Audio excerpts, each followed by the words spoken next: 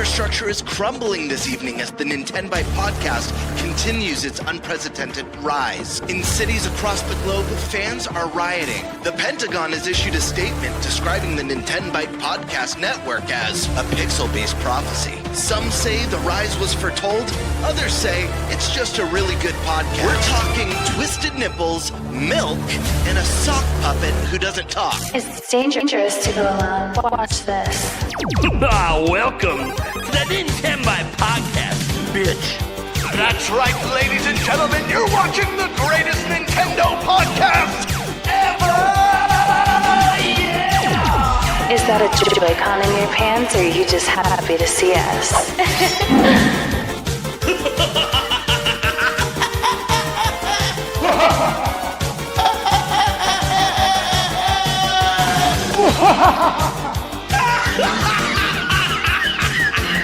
Shut up! Now feel the power. Everyone, do you feel that? Oh my god, I feel it! I feel it too, GameBird. What is it? It's the power of our podcast. I feel it! This is rad, NintenByte. So rad. Power.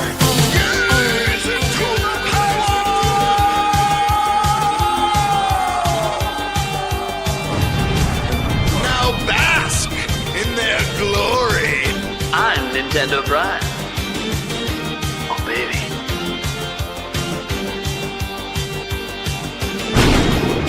I'm ThunderStash.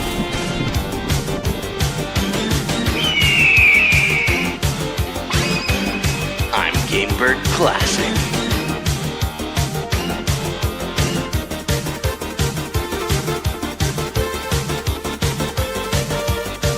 NintenByte rules. Let's rock.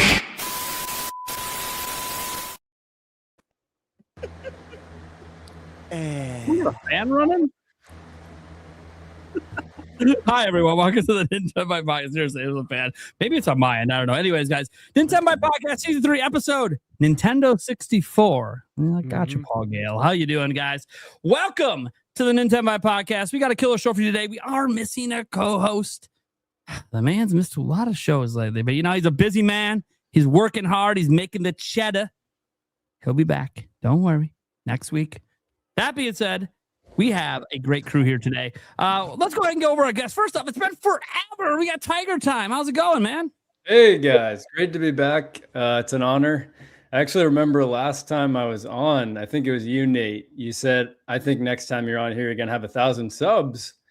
And I appreciate your belief in me because I'm almost at 5K. So, you know, it's cool to be back, guys. I appreciate it. It's an honor. I undersold it. See, look.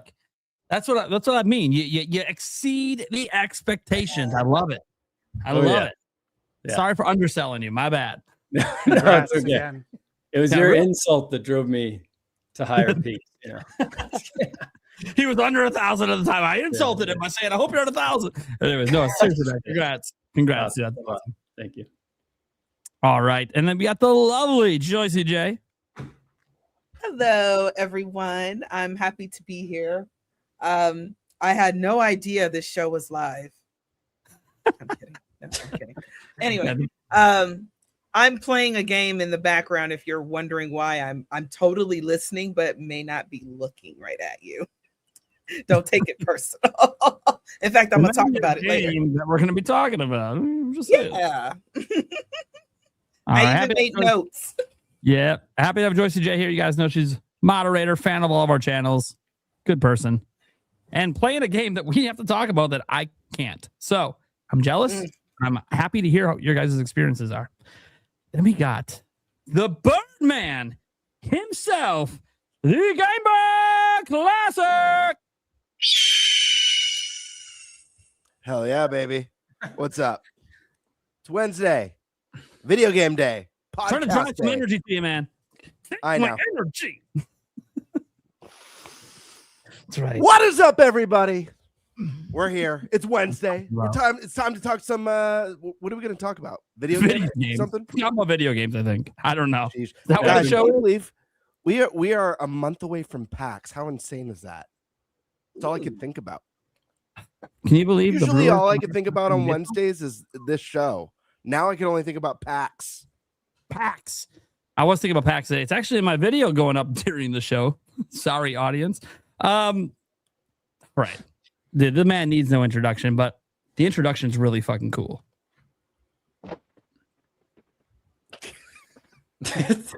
Not again. Now, just imagine he's got the cigar when he got the Switch 2, and then the whole. Anyways, Stash Man, how's it going? Hey, it's great. Hey, for anyone wondering, it was supposed to be a thunderstorm that you were going to hear there. I don't know if anyone heard. I didn't hear it. Did you guys hear it? I did not hear it. There was like a quick crunch and then silence. Then it went away. Okay. Yeah, it's you know what? It's probably Charter's fault. It's summer anyways. Yeah, like it's hot out here. It's not raining. It's fine. Oh, I did have a thunderstorm last week here. It was nice. Yeah, get them in the summer sometimes. We do How's sometimes. How's it going? It's good. You guys know I'm broken record every week. It's really busy. Whenever I look at the calendar and I'm like, okay, I might be able to breathe for like a day or two. Something comes up, which is good.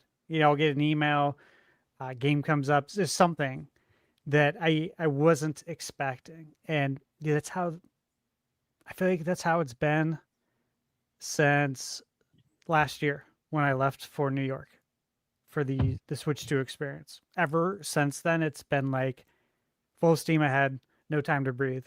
So yeah, very busy, working on a lot of game reviews, a lot of upcoming stuff that's embargoed. So, and again, just trying to clean that slate up a little bit. Yep. Before PAX, because it's going to be busy when I get home to make those videos, and then you guys already know September is insane. It's insanity. I don't know why every publisher, there's still more games coming out. Like there's still stuff today. There's like 3 games today that were announced for September. Yeah, it is weird. I'm like, October's a great one. October's wide open, man. Yeah. It's far enough away from GTA. You're fine. October, but it's okay. I guess hopefully they'll all learn, because we're not all gonna have time to do this. Yep. All right, especially those Trails and Fire Emblem, it's crazy. I screwed up ThunderStash's thing. Does this one work at least?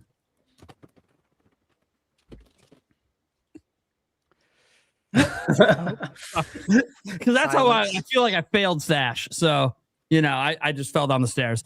How you guys doing? I'm Nintendo Prime. I'm happy to be here. Unfortunately, I'm going to have to walk away right now. But we have some killer topics to get to. We're going to be talking about Splatoon Raiders first. Which one of you guys wants to take that topic? I will. JC's going to take the lead. JC! Do it, what? yeah. Just jump into it, because I got to go be a dad quick. So have fun. Oh, thank God I'm an auntie. I don't have those troubles. First and foremost, have anybody, and also in the chat, who has gotten a Splatoon Raiders or who's had a chance to play it? Any of the podcasts? Yeah, I just recorded my review right before the podcast. Got done recording it at 5:52 Pacific time. Mm-hmm. So, played it. Did everything I needed to do. Going to be publishing the review tomorrow. So yes, I've played it. Okay. Oh, and FYI, I'm not doing any spoilers, and I'm pretty sure Stash isn't doing any spoilers in his review either. Yeah. What about you other two? Have you guys had a chance to play Splatoon Raiders? Does anyone... I'm sorry, TigerTyme. Nate sent me the notes, and I saw Splatoon Raiders on there.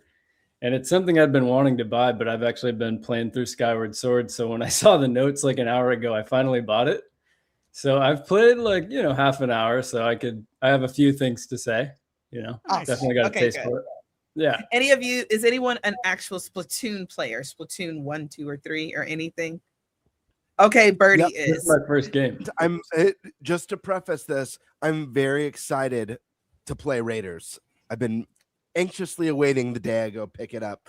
The only reason why I have not played Raiders is because I had about nearly 2 months off vacation from work. So you gotta prioritize. You gotta focus on those bills, the food, the necessities. If you have kids, but that day is coming. So, and it's coming soon. I'll be picking up Splatoon Raiders on Friday. So the weekend I'll get to dive tentacle first into the fun. So yes.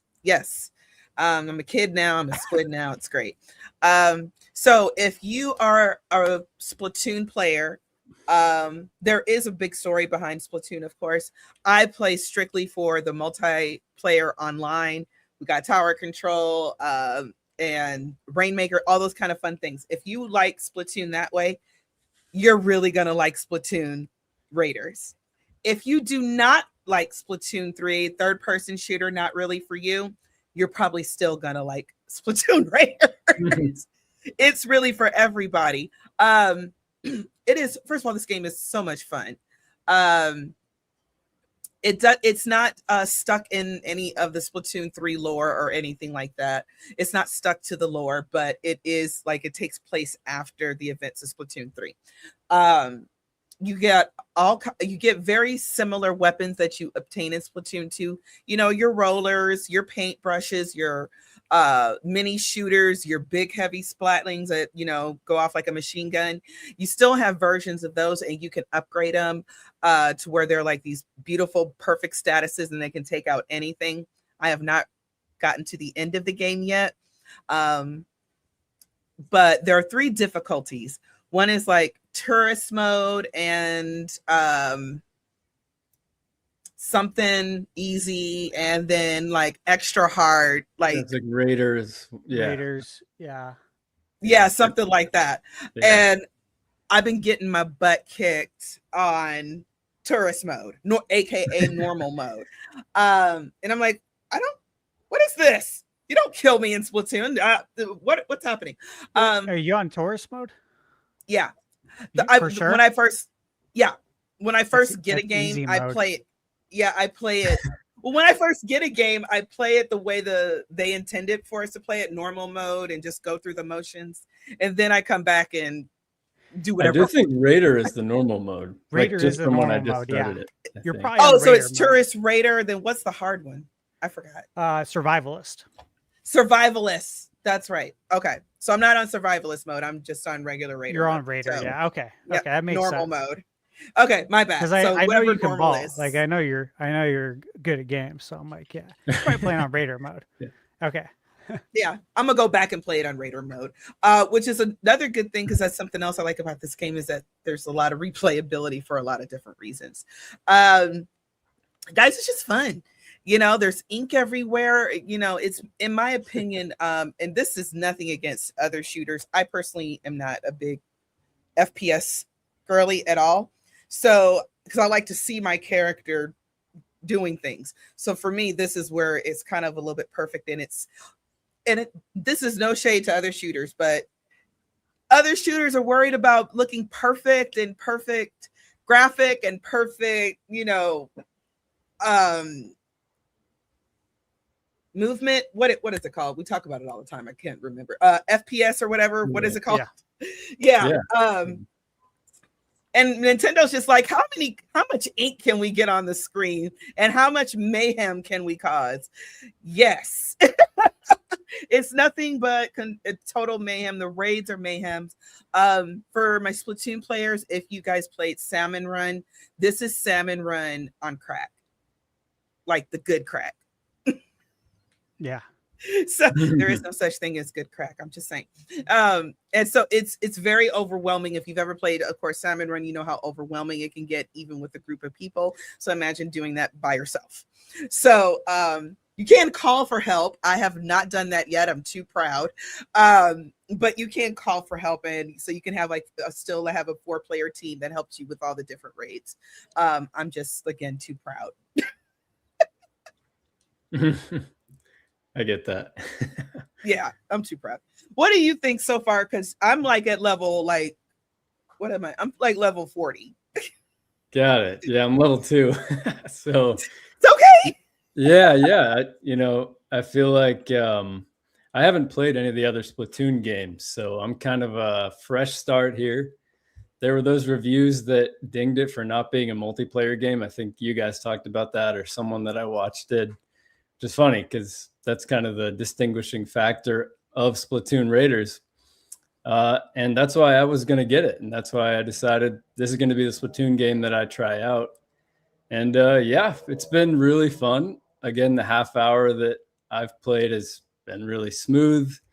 The ink is kind of reminding me of Mario Sunshine in a way, like when I was like cleaning up I don't remember what it's called, but the kind of mud that slows you down. I was like, this feels like that opening scene in Mario Sunshine, kind of mixed with the movement of Ratchet and Clank, almost like the way you're carrying the gun. It feels that same kind of bouncy movement.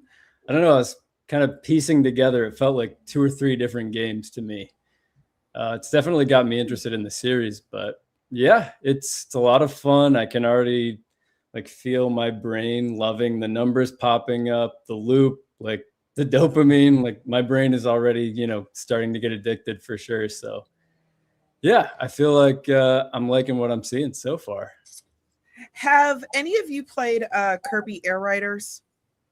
Yeah, I really liked Kirby Air Riders. Yeah. Kirby Air Riders, it wasn't my thing, but this, I meant to look it up, but I didn't have enough time. I wanted to see if all the devs on Kirby Air Riders had anything to do with the Splatoon Raiders, because it's more, see, for me, Kirby Air Riders is just complete chaos, and I'm totally afraid for my life. See, Splatoon Raiders, I'm still afraid for my life, but I have an idea what's going on. So that was my problem with Kirby Air Riders. I just couldn't pick it up. But this is the same. This is very similar chaos in a good way. It's chaos done right. Yeah, that's what I'm feeling too. Like my brain, especially kind of learning the controls and everything, I'm trying to wrap my head around everything, and it's just fun chaos numbers, kind of like Borderlands, I guess, in a way too, where it's just kind of got like numbers popping up everywhere. It's kind of tons of enemies everywhere. Yeah, it seems like it's just a cool mix of a lot of games. It seems like I could easily get myself playing this for hours and hours and hours. And, it's kind of a dangerous game to start before the podcast, I realized, to be honest. I was like, didn't want to stop sort of thing. So, yes, exactly. Yeah. Hey, TigerTyme, since you just played it, you've only played like 30 minutes. What did you think of the onboarding? To start the game off, the training, the onboarding. Yeah, I felt like it got to the point pretty nicely. I felt like, again, I feel like I was probably the perfect example for this because I had no idea what I was doing, but I felt like, it's, some prologues are way too drawn out, but I feel like it got me into the action fast. That's kind of the problem I'd have with prologues like that, is when you're just kind of staring at buttons or screens, but they kind of balanced the prologue with actually playing the game, which I really like. Yeah. Mm-hmm. And they tied the story even into the prologue. Like you were immediately wondering why these characters are here and kind of trying to learn the relationships. At least for me, there might be some, pre-established bond these characters have. I'm not sure, but I was kind of getting a sense of that too throughout the prologue, just with how they're kind of bantering with each other and kind of, giving each other shit in a way. So yeah, I thought it was really good actually looking back on it. Yeah, Nintendo's they figured out a really good way. You notice this, in their games over the, last 10 years, but even the last few years of masking the onboarding. Similar to like games back in the day when they'd mask load times. When you'd enter an elevator or open a door, you get the door opening animation like in Resident Evil back in the day. That's how they would mask the load times. I feel like they've done a really good job of it not feeling like you're going to a training session. Like you're actually playing the game, you're learning stuff, you're progressing, you're figuring things out, the controls. And it's kind of nice, right? Like I appreciate it a lot more now with reviewing games when games do a really good job of making the onboarding smooth, quick, inviting. And usually by the end you can tell if this is going to work for other people who aren't familiar with the game. So I was curious if you thought the same. Sounds like you did. Well, that's a good point too. I feel like, prologues that have you doing something for 30 minutes and then the real game starts can be kind of jarring, but this is just like the game started when the prologue started, from what I can tell. Like everything carries over. I mean, even like you said too, the Star Fox kind of intro to, the prologue, if you want to call it, was really cool and tied into the story in a really cool way with how it ended. It was like, this didn't even feel like training or anything. It was just like, that was epic, Yeah, it really was.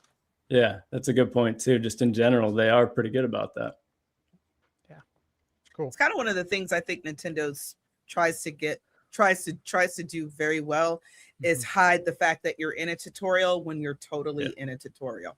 And I think we've all talked it is. I think we've all talked about it to death. Breath of the Wild had probably the best tutorial section. Right. Like ever. Yeah. That's a classic. Yeah. Because you don't realize you're in a tutorial and that's exactly what you're in. But it's just so much fun seeing seeing the way that you can progress, the way the weapons progress with sometimes it's not all about just power. I'm very big on defense, and so I want to be the one in the back with the big gun or whatever, the big splatling, and just mowing people down. That's what I want to do. But one of the other things I love, and I can do that in regular Splatoon, get up on a high mark, get yourself a good charger and take everybody out, or a good splatling and take everybody out. It's a little bit different here because yes, you might be taking out one section, but because one of the things they like to do in TigerTyme, you'll find this out, is they like to slip certain harder salmonoids in your regular treasure hunting. And I don't want to spoil exactly what it is, but you'll notice it. You can't miss it. And you're taking out one side and the other side, they're all like crammed up behind you and they're all trying to get you at the same time. It could be a bit overwhelming, but also fun. The other thing that I kind of like is that since you have different variations of weapons that are in Splatoon, now is a really good time to really try out all the weapons. If you don't like to change out your weapon when you're playing multiplayer because you want to stick with Old Faithful, what works, what's going to help your team win, you don't have to worry about that now. And if you die, so what? You'll come back. It's fine. It's no big deal. No, nothing's riding on you. There's like no pressure. It's just you. So I really like that part too as much. Does this play just like the 1, 2, and 3? Like, is it pretty adaptable what you learned in those games to this one? Yes. Actually, there's a couple extra buttons in this one, but the ZL to shoot and to move forward, of course, the L stick, those certain things are the same. So it didn't feel weird switching to this. Now, there's some things that I do in Splatoon that are habit. When I die, I'm used to saying ouch, because you can, with the up button, you can say ouch, and you do that so your team knows that you're out and they might have to cover you. Where's our fourth person? Oh, they're out. And that's a habit. There's no ouch button in this game. So, but every time I die, I hit the ouch button. So other than that, no, it's very adaptable. Very, cool. Very adaptable. Cool. Yeah. All right. Fabulous. Ash, you got your thoughts on this? You guys have to review yet, right? You're still working on it? I recorded it right before the podcast. Okay. So I know it'll it's go live tomorrow. But yeah, I have a little blurb for you guys. So yes. I like blurbs. Spent what I've been playing it since it came out. I'll say that. One thing you guys will notice, I don't ever rush my reviews for Nintendo games. I play them like as long as I can before I review the game, because a lot of times these are games that we're waiting a long time for. Like, for instance, when Metroid came out, right? I spent my time with it. I didn't try and rush through it. I really try to enjoy things like I would as if I wasn't reviewing games, like there's not a clock running in the background kind of thing.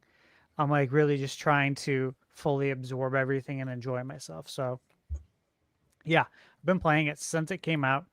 One thing that really stood out to me is how successful it expands Splatoon's formula into like a true single player adventure, right? It still has the fluid movement, has the satisfying ink mechanics the series is of course known for, but the emphasis on exploration, constant progression, collecting loot, crafting, and building your character over time is extremely fun. The gameplay loop, TigerTyme, you mentioned this as well. And for the most part, like you learn the loop pretty early of how this is all going to go down. And for the most part, that's how it plays out. I don't want to say some of the other things because it gets into spoiler territory. Joyce knows what I'm talking about. So, they definitely throw some different things at you that you're able to do later in the game. But the loop itself is incredibly addictive. I mean, you're always finding new gear or like you're unlocking new costumes. If you're into that, there are some cool ones. But abilities, upgrading your equipment with mods has been very fun and strategic because there's so many modifiers in the game for each gun type, and you can only do one modifier within each category. So, if you find like 5 of the same mods, but they're all different, like plus 5% ink, plus 8% ink, plus 15, you can only use one of them. And each one uses up like blocks that you have to unlock basically. So they don't let you get super OP, which is good because that's what maintains the challenge throughout the game. But it definitely adds a lot of strategy and makes you think like, okay, what would go best with a power tank or, the speed tank. And there's the third tank, which is your tactical tank. And it benefits you to spend time with each tank because the more time you spend with it, the more experience points you're getting towards that tank. And I think to get like the first tank unlock for each one is it 500,000? I think so. It's something really easy to obtain. Yeah. Like you'll get it all like by level 10, I think. Yeah.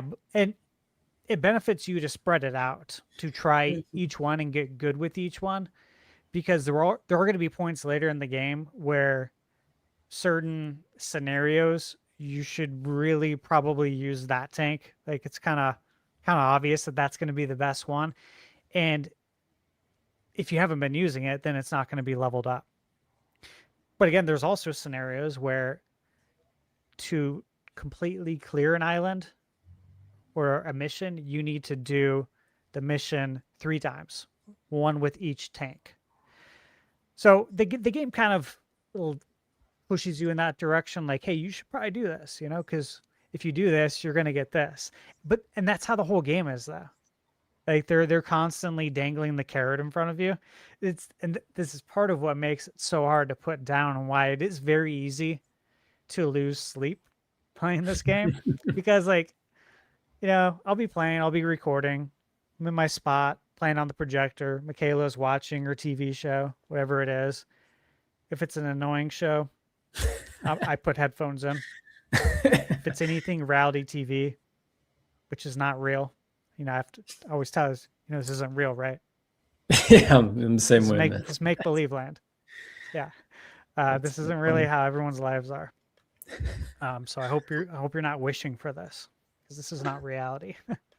But if it's annoying, yeah, I got my headphones on. Otherwise, I'm playing, and at some point, she'll be like, "All right, I'm gonna go to bed." And a lot of times, I'll still stay up, but sometimes, like, "Oh, yeah, I'll go to bed too," and I'll just take the Switch in bed. Play for like 20 minutes, go to sleep. Then, it's late. sometimes I'll see it's like 1, 2 in the morning. I'm like, this is not good. I cannot keep doing this. I got to get up. I got to get up, go to the gym. I got a routine, and it's good to maintain those routines because they can be hard. They can be hard to create, especially when you're someone who wakes up early.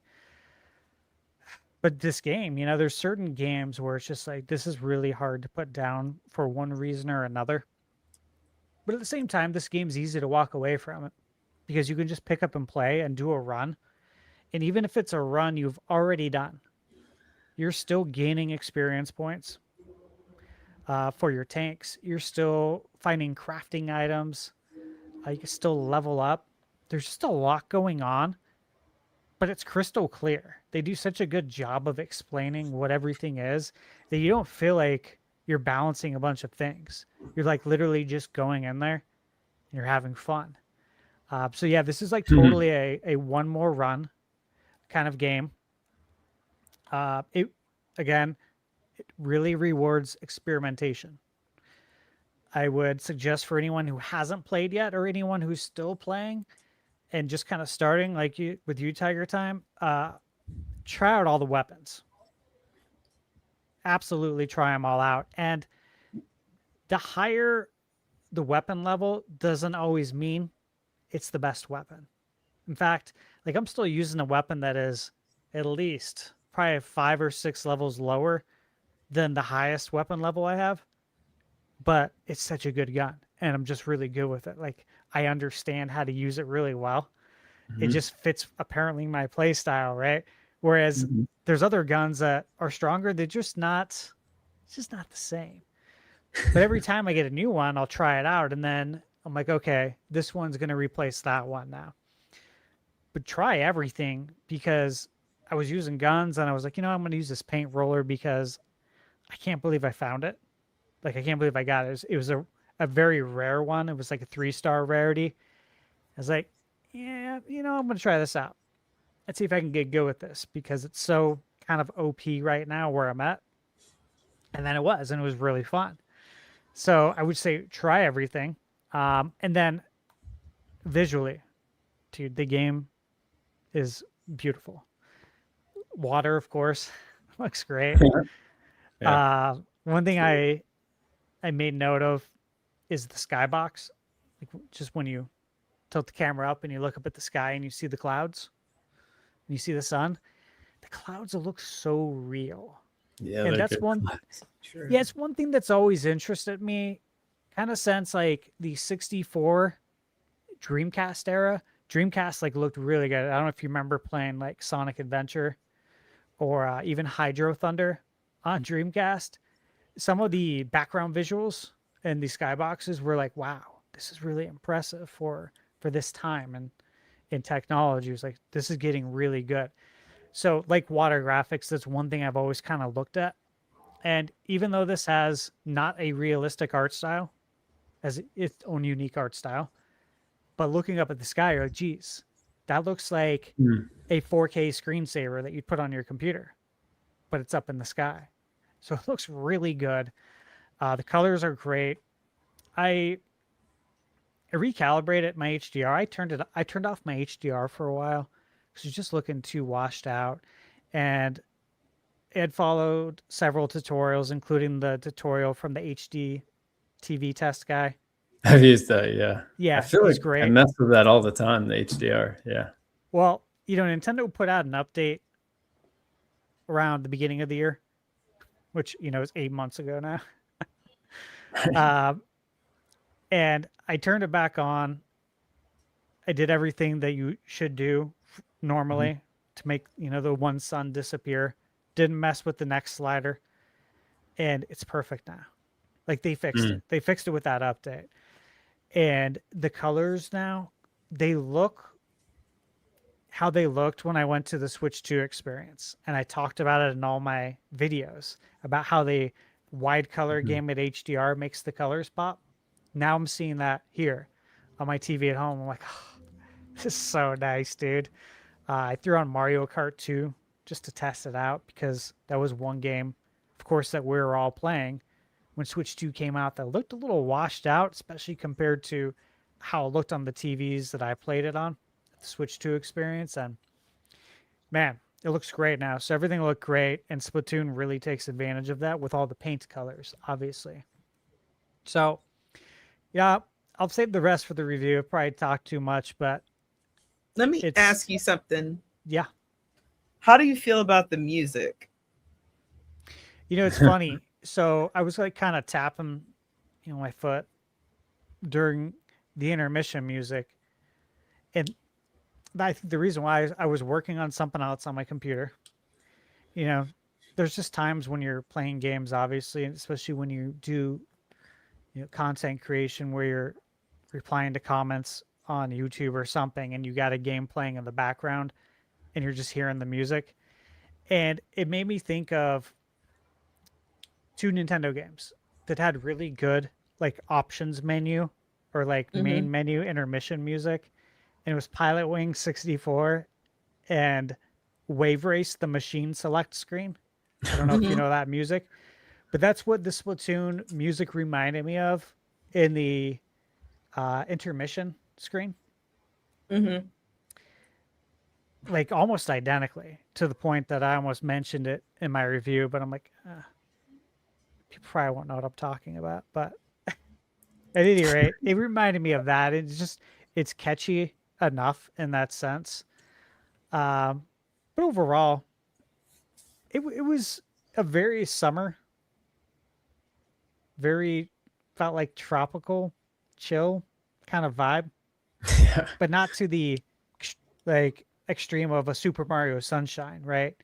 Where you're getting like these full tracks. It was like kind of this interesting, what felt like background music. It's like that ambiance. didn't want to take so center far. stage. I feel like, There is more ambiance music than like bops, but I think it's because I've been playing Splatoon for so long that I expect everything to be a bop, and there's not as many bops in Raiders, which I'm okay with, but I'm not used to that from Splatoon. I'm used to having like some hits, like Rainbow Anarchy. Yes, that's the jam for Splatoon. It comes on during every Splatfest. But anyway, so I was like, but then again, I understand that we're in a different vibe. It's a very different vibe than Splatoon as well. But I was kind of like, okay, I won't be listening to this soundtrack. It's not my favorite. Yeah. No, I won't either. And I will just that one. I think it was an intermission. I don't know if it was if it was when you're on your ship. But there was one bop, and that was actually the word when I was like kind of like started to tap my foot. I'm like, this is a good bop, actually. It's the same exact word I used. And then I started thinking like, it's kind of like the only one. The rest feels like just kind of, it fades into the background. Just feels like tropical, but not invasive in any way. It literally feels like background music in a review that I would do. Like, I don't want the music to take center stage at all. I need you to hear what I'm saying, kind of thing. But you can make it out. For me, it's kind of like if I genuinely lived in Splatsville, this Raiders music would be the elevator music in Splatsville. Yeah, there you go. Like elevator music. Yep. It's very elevator music. But, and I'm not giving anything away, you're going to run into this and you'll understand the purpose of it at that time, anyone who hasn't started playing yet. But some of the people that you've met in the game, they do have their own singing solo at certain parts, and those are good. Like, I think those are cute.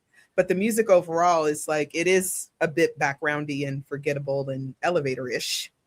Yeah. It's so, chill. And I'm just not used to vibe. that. Chill summer vibe music. A little too chill. Yeah. Nate, you'll probably like that. Because Breath of the Wild. No. That's exactly what I'm talking about. He'll hate it. There's themes in here. That's funny. He'll hate it. There's themes in the game. He doesn't like themes. Oh yeah. Just to be clear, I have no idea what anyone's talking about because I've been ignoring this entire topic because I don't want to be spoiled for the game. because I haven't played it. So. We haven't spoiled anything. We were talking spoiler free. Wild came up and I'm being made fun of, and I'm like, okay, what happened? All right, thanks, GameBird. Thanks for the random shot at me out of nowhere. For a brief moment, I felt bad, but after finding out you weren't even listening, I don't feel bad at all. No, I don't want to be spoiling anything with this game. I've only played this for like the store. So. Actually, still that'll keep me up tonight. I'm like, damn it, it was my one joke tonight. He wasn't even listening. Gosh. I'll never forget it. We're gonna remind them next time we're on. Tiger said. Yep. Yeah, every time. Yeah. I can't believe that you weren't listening to me, Game Birdie. I thought we were BFFs. No, I was listening. You was listening. I was not listening. Oh well, I know you don't be listening to me. I do. Damn. I sent Nate an entire dissertation the other day. What was that about a good 500-page note I sent you? I think it was one of my typical tweets, basically. And Nate was just kind of like, "Oh well, Joycey, like, what? Let me tell you about this whole other thing that's going on," and not respond to anything in your 500-page dissertation. I did read it all. I read it all. I just had nothing else to say. I'm like, all right, whatever. She thought I was gonna be mad. I'm like, I'm not mad. It's whatever. Move on. What else am I gonna say? And see, that's why you frozen like that. Sit in the corner, Nate. Anyway, but yeah, y'all go buy Splatoon Raiders. It's good. I'm teasing Nate. Come back. Say sorry. I feel like. Oh, there I'm he is. sorry. I'm sorry, Nate. No one else I haven't even talked this show. No one's got to apologize to me. I didn't do anything. I'll get you a new hamster for Christmas. No, a life-size. No more hamsters, dude. Fun story. Yulia today was like, "Hey, maybe we should get a hamster for the kids." I'm like, "Fuck." I had a reminder of the last hamsters that she bought for the kids and how I said I'm not taking care of them and what happened to them. And I'm like, remember how I said you probably shouldn't get any pets I'm not willing to take care of because no one else in the house seems to be willing to take care of it. So dude, I just heard again. You won't even take care of the fake one I got you. I just heard a really. It just sits here. He never talks. Well, no, because it just repeats what I say. Exactly. He's a talking hamster. So why don't you let him talk? Dude, I already got to hear me once back through my headphones. You want to hear me twice through my no. I heard something really, really terrible. But I can't recall if it was about hamsters or guinea pigs or gerbils. One of those similar household. It could pets. be all of the above. It could be all of the above. Apparently, one of them enters a hibernation phase that's not seasonal, and they look dead. And this is like a recent discovery. Really? And many of one of these animals has been either flushed or buried, but wasn't dead and was just in that hibernation phase. Oh, that's messed Dude, up. I don't know if this is true, but it is something that someone like, oh, did you hear they just discovered? They could have totally been messing with me. I've had a lot on my plate. I'd have time to go like fact check this. I was like, wow, that's really dark. And then I thought about like people I've known. Yeah, I literally instantly thought about people I've known or kids I've known who are really sad that their hamster was unresponsive and got flushed or buried. And I'm like, that poor thing, I hope was not buried alive. It woke up from its hibernation, like, what the fuck? You know? That's and crazy. you know, and that same kind of rodent / pet probably said, I ain't like them people, no way. See, dogs actually like you. They are happy they are at home with you. They don't want to leave home. They might roam, but they don't want to necessarily leave home. Versus rodents, they don't care. Just leave the door open, they'll just leave. Bye. Oh yeah, I don't want to be there. Well, the point of me sharing this story about hamsters is I was hoping that maybe it might give you some peace, Nate. Knowing that hundreds of thousands of potentially millions of hamsters are being flushed alive or buried alive every year. Just because I hate hamsters doesn't mean I want them to die. I'm not cruel. Actually, Tell that to some of Gino. Oh, exactly. Oh, Did I want Gino to die? Just 'cause I don't like something, guys. Me not liking something doesn't mean I think it has to not exist. Like, it's okay for me to not like something that you guys like. It's not a big deal. I don't put pressure on people to think like me. How can we even trust you? You don't even remember the ending to Ocarina of Time. there it is. That's a good point. All right. Well, as Joycey's leaving the show soon, I guess I am as well. Guys, I've got a question about Splatoon Raiders. Oh yeah, we were talking about video games. I'm curious. I knew before we got to the end of the hour it was going to turn on me at some point. I knew it was going to happen. And of course, it happened when I wasn't paying attention. That was the best. And it was GameBird who did it. So I thought I was expecting Joycey. I didn't turn on you. Oh, That's not turning. That's a bit of a. I just know it was supposed to be an insult. I got to go back and listen to it now because I'm curious. It was very tame. Let's just put it that way. Anywho, I do have a Raiders question.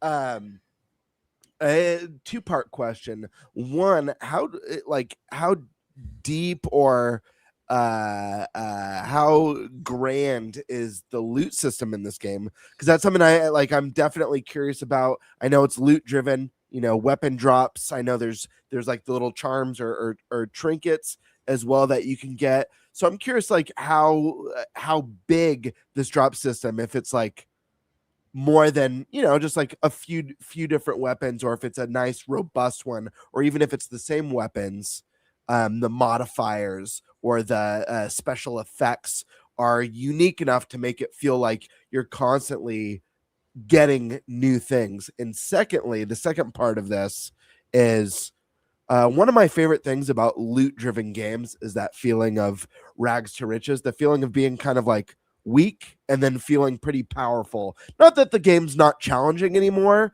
but knowing that you have like a full arsenal and can kick ass. So does this game deliver that kind of rags to riches feeling, and how grand is the loot system in it? So first of all, the loot system, in my opinion, is great. Stash will probably be able to break down percentages and points and everything. I don't know how to do all that. But I like it because you do get a multitude of different things. You get things to upgrade your weapon, upgrade your gadgets, upgrade your bot buddy. I don't know if that's too far into spoiler territory, but maybe it's not, because it's a mechanic in the game. Can we talk about that? Yeah, it's fine. I did in my review too. Oh, okay. Bot buddies. You meet some characters in the game. You meet Deep Cut, the band. Yeah. And we all already know who Shiver, Fry, and Big Man are. TigerTyme, I know you don't know exactly who they are, but I've met them. You're but gonna I don't know. You're gonna be BFFs. Yeah, you're gonna be BFFs with them after so Nice. many levels. It's great. You don't have to babysit your bot buddy, and it helps you. It's not perfect because you're the star of your own game, but it helps you during these raids, so you get even more loot, even more power eggs. You might get 10 of the same weapon, but they're but like Stash had mentioned before, they're different variations. One might be good on ink, so you don't use you use 10 or 15% less ink. One might have a little explosion that happens after you shoot or something of that nature. There's all these little things, and so you get that, and then there's like the relic system that helps your tanks. That's really you get a lot of stuff for loot with that. Okay. As far as feeling rags to riches, I personally didn't really.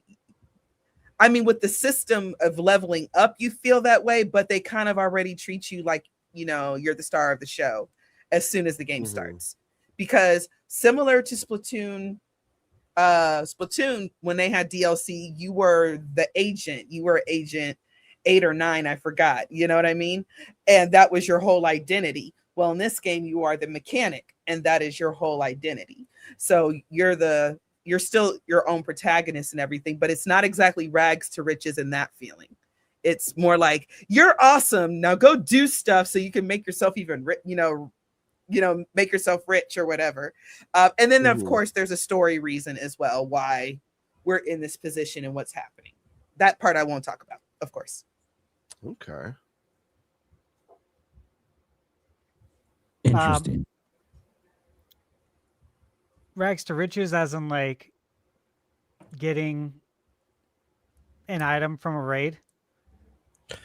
It's like OP sure, but also that feeling of like, yes, like feeling like you've filled out this arsenal of just like epic, badass gear, and that feeling of being a lot more powerful. Not necessarily that the game's, because like Diablo, for example, the Diablo series. That game, when you're like high level and you have great gear, you're just steamrolling stuff. It's part of the game design. I don't necessarily mean you're steamrolling the game, but you do feel like you get to that point where you feel like a badass. You know what I mean? Like the Breath of the Wild and Tears of the Kingdom do this really well, where everything feels so dangerous in the beginning, but once you've advanced and you've got a fat arsenal of stuff, you feel like a badass. You've got your hearts built out. Lionel's will still give you a challenge, but okay. So as you play the game, you will build up a very nice arsenal of weapons. The weapons are all unique. They all shoot differently.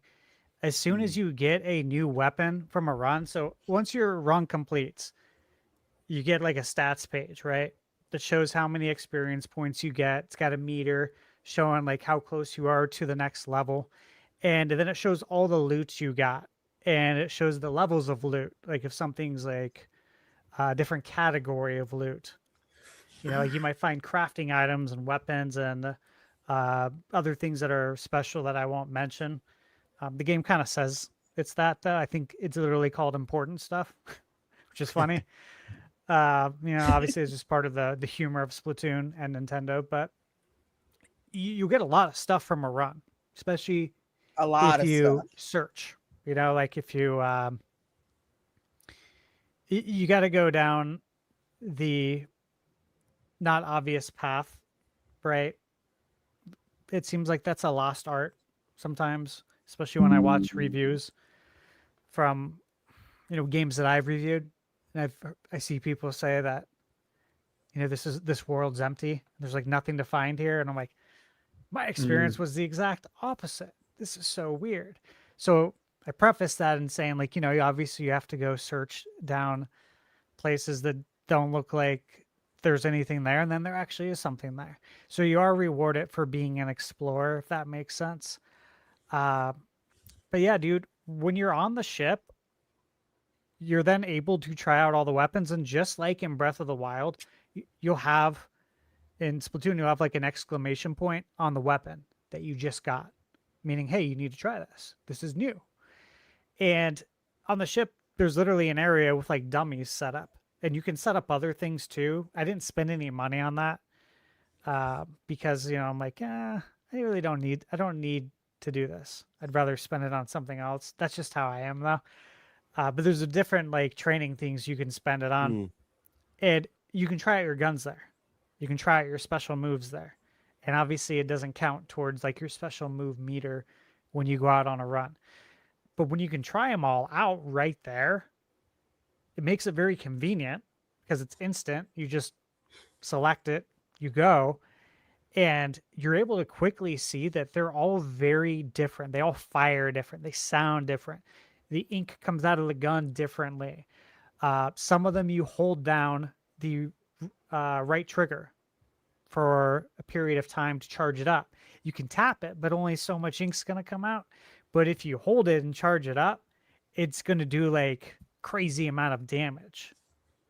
And so, that all obviously goes into your play style as well. Because when you have Salmonoids running at you from every direction, do you want a gun that's going to fire faster? It's more rapid fire? Or do you want to be more strategic and hold down that right trigger and get them with one hit, the one-hitter quitters, which is what I like to do. So yeah, dude, there's so much variety in the weapons. And again, when you go out for each run, you're finding mods. So That's what they're called in the game. And you're able to attach those to your gadgets, like modifiers. And there's so many. I don't even know how many there is. I didn't stop to count, but there's a ton. If you get a duplicate, it automatically converts them into the game's currency, which is nice. You don't even have to trade it in. Like, you don't have to manage an inventory, basically. It's going to do it for you, which is, again, one way that the developers are respecting your time as a gamer. Don't make, if I don't have to do this and it doesn't add to the gameplay, like, does trading shit in add to the gameplay? No. If you do it for me and you get rid of all my duplicates, I appreciate that, because now I can spend more time playing the game, right? And not doing monotonous task. Like, I'm dealing with an Excel file or something. The game is really good at babysitting itself, if that makes sense. Kind of like with the bot buddy. I said that. Oh, good. Review. Yeah. It really is. Like, so that's funny you said that. I would say go in and look at your inventory every once in a while to make sure you don't get rid of it. Doesn't get rid of any weapons that you do want. But the good news is you get so many, you could sell it for more currency and get extra stuff. It's so good. And you just don't have to, you can just get to the task at hand. You're too busy saving the world to worry about mundane things. Yeah, and you can I love that. You level up your character too. Mm-hmm. So you can level up HP, weapon damage, and what was it? The third one's gadget power. Your health, your gadgets, and your health. Yeah, HP, weapon damage, gadget power, and what's the hideout, I think. Yeah, they have limiters on it. Mm-hmm. So you have to advance the story to a certain point, basically, without getting into details, in order for the limiter to actually break to where you can't basically go, okay, every time I level up, I'm going to spend all of it on weapon damage, because you're going to hit a limiter and you're going to have to spend your level up. I forget what it is, the coin or whatever. You're going to have to spend that somewhere else. So you're going to have to spend it on HP or gadget power until you reach the limiter, and they tell you what it is. Because, like, for me, I'm spending all my level up stuff on weapon damage. Like, I don't even really need to use my gadget stuff very often. I should use it more. I should have used it more. I just didn't. I didn't feel the need to. So I didn't really spend money on that, or my level up on that. I just went real hardcore on the weapon damage. But again, you can only go so hard because you reach a limit, that's good, because that's how the game manages the actual difficulty and allows it to not feel like you're super OP. But yeah, Bird, like, once you get good at the game, yeah, you'll feel pretty OG at it, Once you get the controls down and you get everything down, you get into a good flow. Like I was talking about with the gun that I've been using. Then you feel like you could take on anyone. And like, even though this is a way higher level than what you're at right now, I feel like I could go in there and F them must stuff up. Yeah. Yeah. That's one thing I liked. I'll say this about a different game, about Assassin's Creed, is once you get like some really good equipment, I love how you can go onto the map and it'll be like, this is level, 20. You're only like level 10 right now. It's going to be all being red. So you probably shouldn't go there. And me, I'm like, I want to go there. Yeah. I want to see what I can get, because there's going to be some good loot there, right?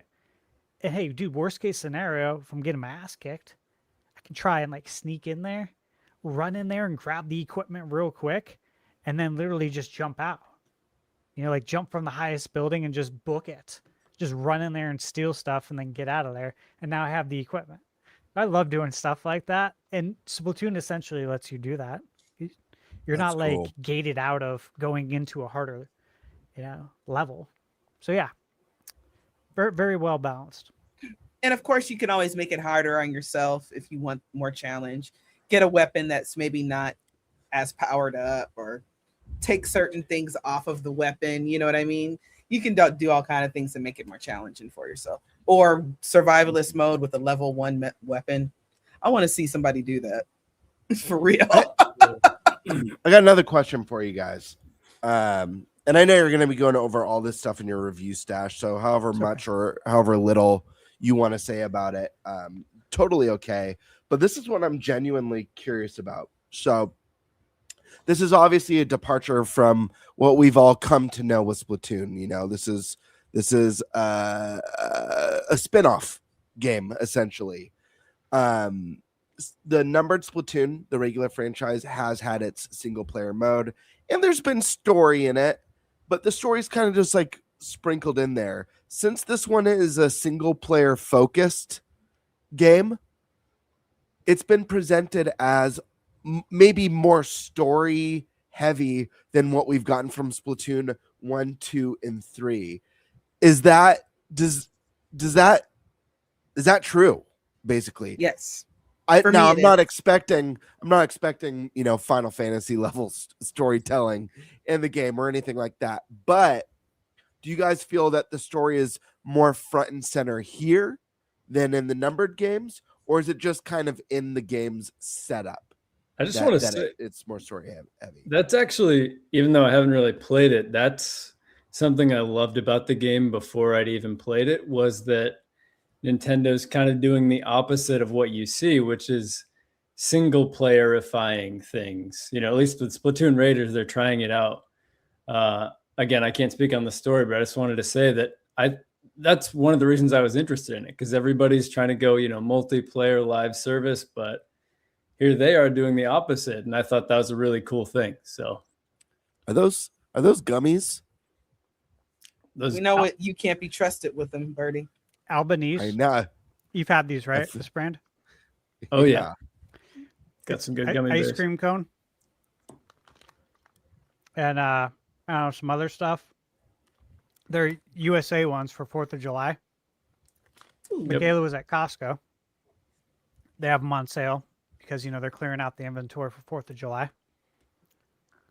$3.98 for 40 ounces. Damn. That's dangerous. 2.5 You know anything pounds, about guys. me? That's dangerous. Yeah, so we have one. Don't tempt me with a good time. I got one I'm keeping factory sealed for PAX. Oh, yeah. With us. Oh wow! Birdie can't have any because of reasons. Yeah, great. I know that story. I watched your stream when you told that story. I'm so happy you were there for that. No, I wasn't there live, but I went back and I watched because I couldn't watch that night, and I heard that story, and I was like, such a brave man. Just yeah. brave. Listen, I stashed, just for clarity, I used to have a major gummy addiction growing up. It was a problem. Like I just couldn't stop eating gummies. I love them. I still love them. Cheez-Its once too. Yeah, I love Cheez-Its too. Cheez-Its are good.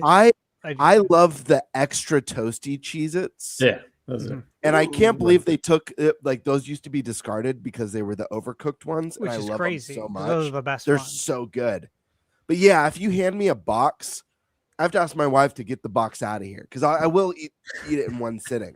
There won't be like, oh, I'm gonna have a couple handfuls and I'm done. So gummies are like handfuls. I see, it's a problem. Yeah, me too. But to answer your question though, it's not that it's story driven, but there is a good story in there. I can't speak too much on it because I'm not sure. I haven't figured out where it's going yet, which is kind of good. But it's, if it makes sense, it's the right amount of story for a game like this. So you're not sidelined with this long ago in the ancient Splatlings. You know, we had an ink drop from a ceiling. I don't know, some shit. You know, we don't have anything like that, but there is a story and it is interesting. And I am interested in seeing how this all plays out. So if that makes it, does that make sense? It doesn't overtake all the raiding and the shooting and all the fun stuff you want to do. Yeah, I completely concur. That's exactly what I would say. It's the right amount. And especially for this type of game, the right amount. But yeah, the real story is the gameplay. It's just, you know, It's king, man. That's the story of Splatoon, in my opinion, because Splatoon, not that the lore isn't great, not that the details that the devs put in aren't great, but you play for the multiplayer. You know, it's fun, it's exciting. The matches are kind of 3 to 4 minutes, so you don't have to be playing Splatoon all day. But Raiders, it sucks you in. It keeps you there. Yeah, it really does. You lose time with it. Yes. A lot of time. That's awesome. And actually, I'm at level 50. I thought I was at level 40. I'm at level. See, I don't know when I got to level 50, but it happened. Oh man. Man. So you're telling me this was news almost 10 years ago? Wait, yeah, that's crazy. Oh my How goodness. crazy is that? Yeah. A lot of people who Wow. are going to read this article and feel devastated that they didn't check to see if their hamster was sleeping. Nice. So, Nice. It's true. rest Wow. in peace. Wow. I have nothing to say. Rest in pieces. Sleeping pieces. Jeez. Oh my gosh! All right. That was Well, if you flush it, it might have lost a limb or something. All right. Are we ready to move on to the next topic? This is getting weird. Yeah, it's getting morbid. Oh my god. It's Getting real weird. It's been weird. Well, I wouldn't know because I wasn't listening. You don't be listening to me. I was listening while I was away for a moment there. Yes, but I mean, But you just at said that you point, weren't I was listening. part of the crowd. I was just part of the crowd at that point. All right, guys. We don't even know who's doing all the topics because we never really got to that at the beginning. We got some other topics, guys. Obviously, we got to go over the Fortunes We Direct, right? That's got to be a thing. That was the big Nintendo event this week. We also got to go over the state of the industry. There's some interesting developments happening in the hardware space. And also, a story actually broke. I guess it's semi-related. Not really. It's about the physical game stuff again. Sony's now putting labels on the PS5 box, telling everyone we're done with physical games in January 2028. Oh boy. That might be just to avoid lawsuits or something. That's what I'm assuming. Totally to avoid lawsuits. And yeah, obviously, we're gonna talk a little bit about NSO stuff. So, Joyce, are you heading out? Or are you sticking around? I am gonna head out. I have to go to work because they pay me. Damn it. Nobody pays Sorry, me I don't for pay just you. being My bad. fabulous. No, but you will. We've had this discussion. Once you get in the multi-millions of subscribers and you start rolling in the big YouTube money, I already told you how much my salary is going to be. We've had this discussion already. I know. Look, everyone likes to okay. I'm just trying to get to like 200,000, and she's like multiple millions, and you're like a millionaire, and yeah, okay. Well, Yeah, like because if you putting up Mr. Beast numbers, the least you could do for the rest of for your entire mod team is pay us to mod. Dude, if I had Mr. Beast numbers, I'd be paying a lot of people.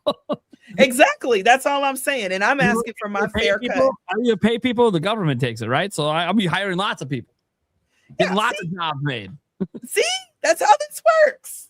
I believe, brother. I believe. Okay, let me get off of here. Everybody, if you want to follow me on the app formerly known as Twitter, because I won't call it anything else, I am at DJ Joycey. And when you do see me on here, even though it's rare, I am a big Zelda fan. Everything Zelda, all Zelda, everything, all day. Just Zelda, Zelda, Zelda. Please feel free. If you are playing any Zelda game, if you are stuck, reach out to your girl. I will help you. Okay? All right. Eat your vegetables, take your vitamins, drink water, and deep condition your hair, y'all. I'll talk to y'all later. Amen. Good night. Joycey. Birdman, you want to pick a topic and go? Let's do it. Let's see what we got. Let's look at this roulette wheel. Let's do Fire Emblem. Hell yeah. That's an exciting topic. All right. That is. We had a big direct.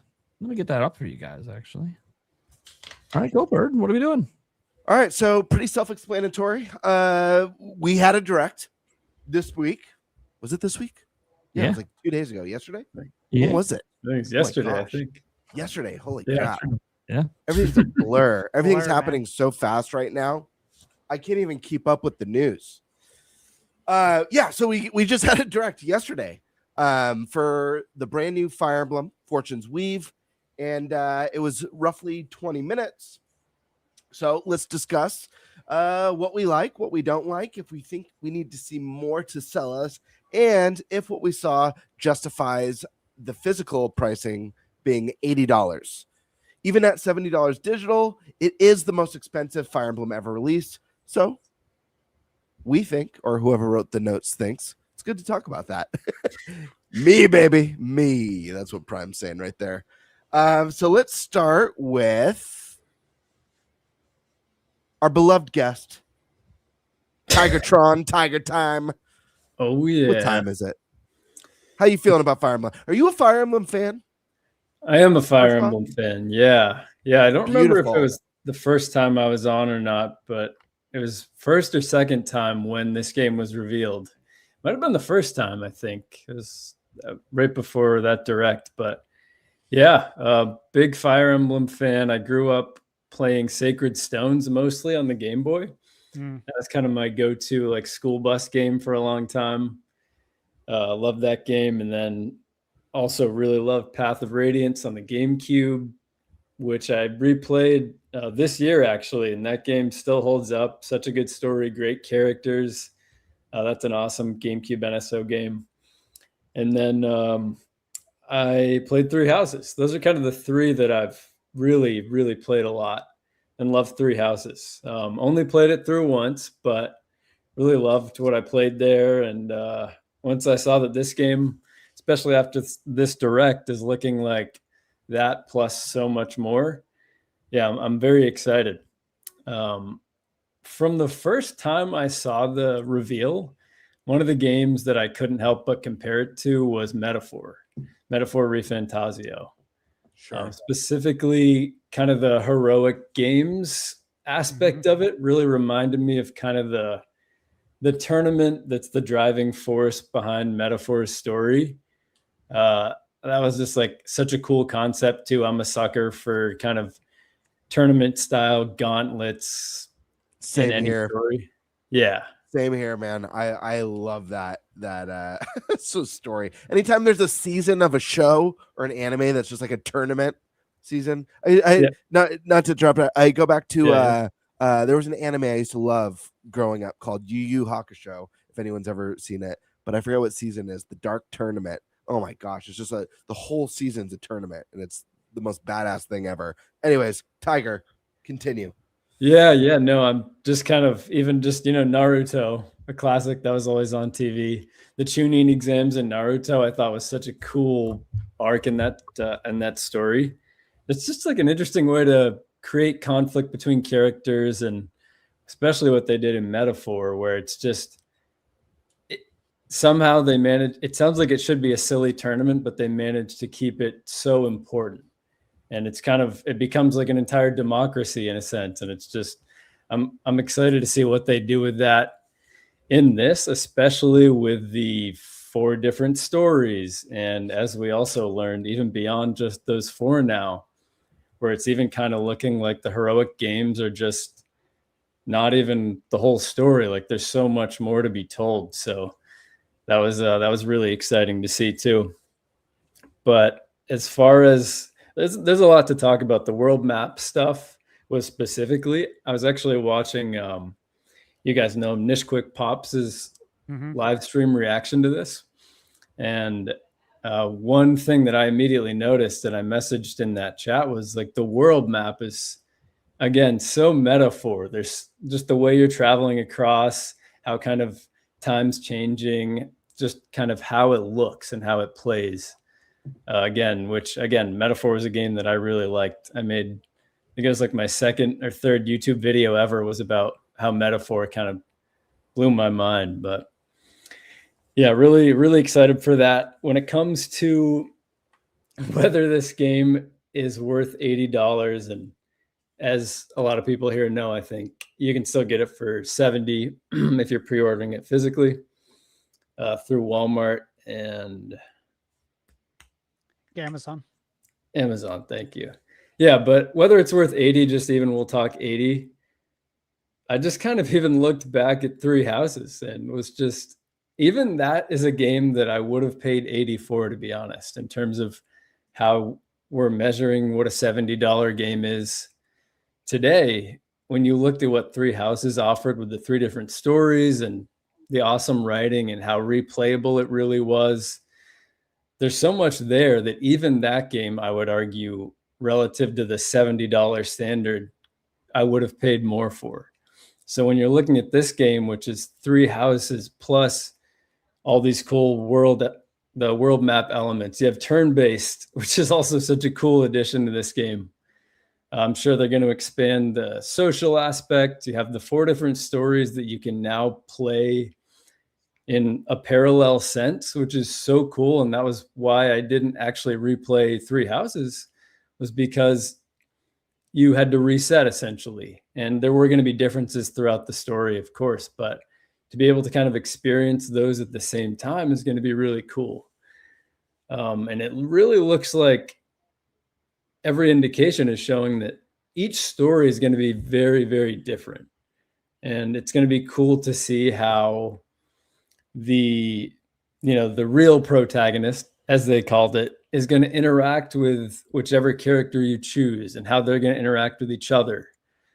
There's a lot there. And in terms of how they're kind of framing it, it seems like it's max replayability, which if I'm ever going to quantify a game for whether it's worth a price, that's one thing I'd look at. Is this a game that I feel like is going to be fun to replay if that's the purpose of the game, which in this case with the 4 stories, it definitely is. So even just the 4 stories alone, if it's anything like Three Houses, even just the 1 story is going to be awesome. Just playing it through once is probably even going to be worth that $80 experience. So yeah, I'd say definitely, one question kind of going into this was, is this going to be the game that kind of breaks through to, non-Fire Emblem fans? Is this going to kind of turn them on to it? Kind of like Splatoon Raiders did for me, really.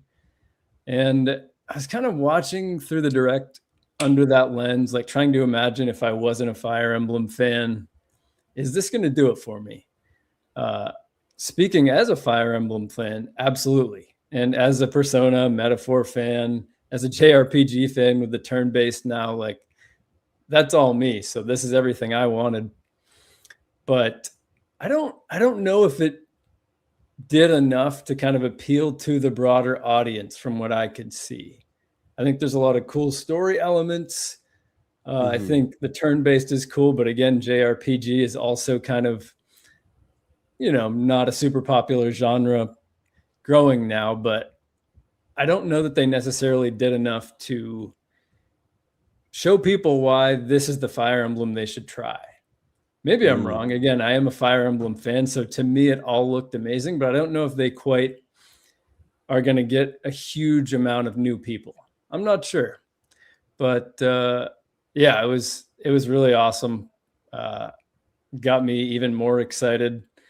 And just from watching, again, Nishquick's stream, he's really good at knowing the characters and the lore. And I've forgotten a lot of that stuff. And so many things that he was seeing, there are a lot of cool callbacks to Three Houses and Fodlan and kind of tying all that together too. So I think there's a lot of cool Easter eggs in there for people that can remember stuff like that. And I probably would be able to if it hadn't been 5 years or whatever since I played Three Houses. But I love that kind of stuff too when they tie that in. But yeah, the one thing I'm curious about too from you guys is I was seeing online that people had kind of wished they didn't, spoil it, if you want to call it, when they had the kind of reveal that here's the real protagonist, and maybe just keeping it at the fore without knowing that there's kind of a different story arc to be had. Me personally, I think that, it's kind of the double-edged sword of watching trailers and directs like this is you're getting the info, but that's kind of the sacrifice too, is you might learn too much. And I don't think that they necessarily gave us too much. I think that it might even be an attempt to try to reach a broader audience and to try to show, wow, there's a lot of cool twists and turns in this story. Because they know that they have to kind of, reach more of an audience, especially with the higher price. Like they do have to work harder to kind of justify this. So I can see why they're wanting to, to give more details. But personally, yeah, that didn't really offend me. I think it actually made me more interested to see how they tie it in and how we're kind of bouncing between. That's another device that I love, like bouncing between timelines and kind of going back and forth and seeing how that plays out. So yeah, I thought it was really cool. I feel like they've been totally just nailing pretty much all of these single game directs. This is a really cool thing that I've loved this year to see. And even last year, DK Bonanza. I feel like just keep these coming too is my other takeaway. Just these are always awesome. They pretty much only built up hype. Even if I was already hyped going in, seeing this, I'm even more excited. All the cool classes, there's so much more going on with that. Animations look great. I'm just, I'm loving everything I'm seeing over here.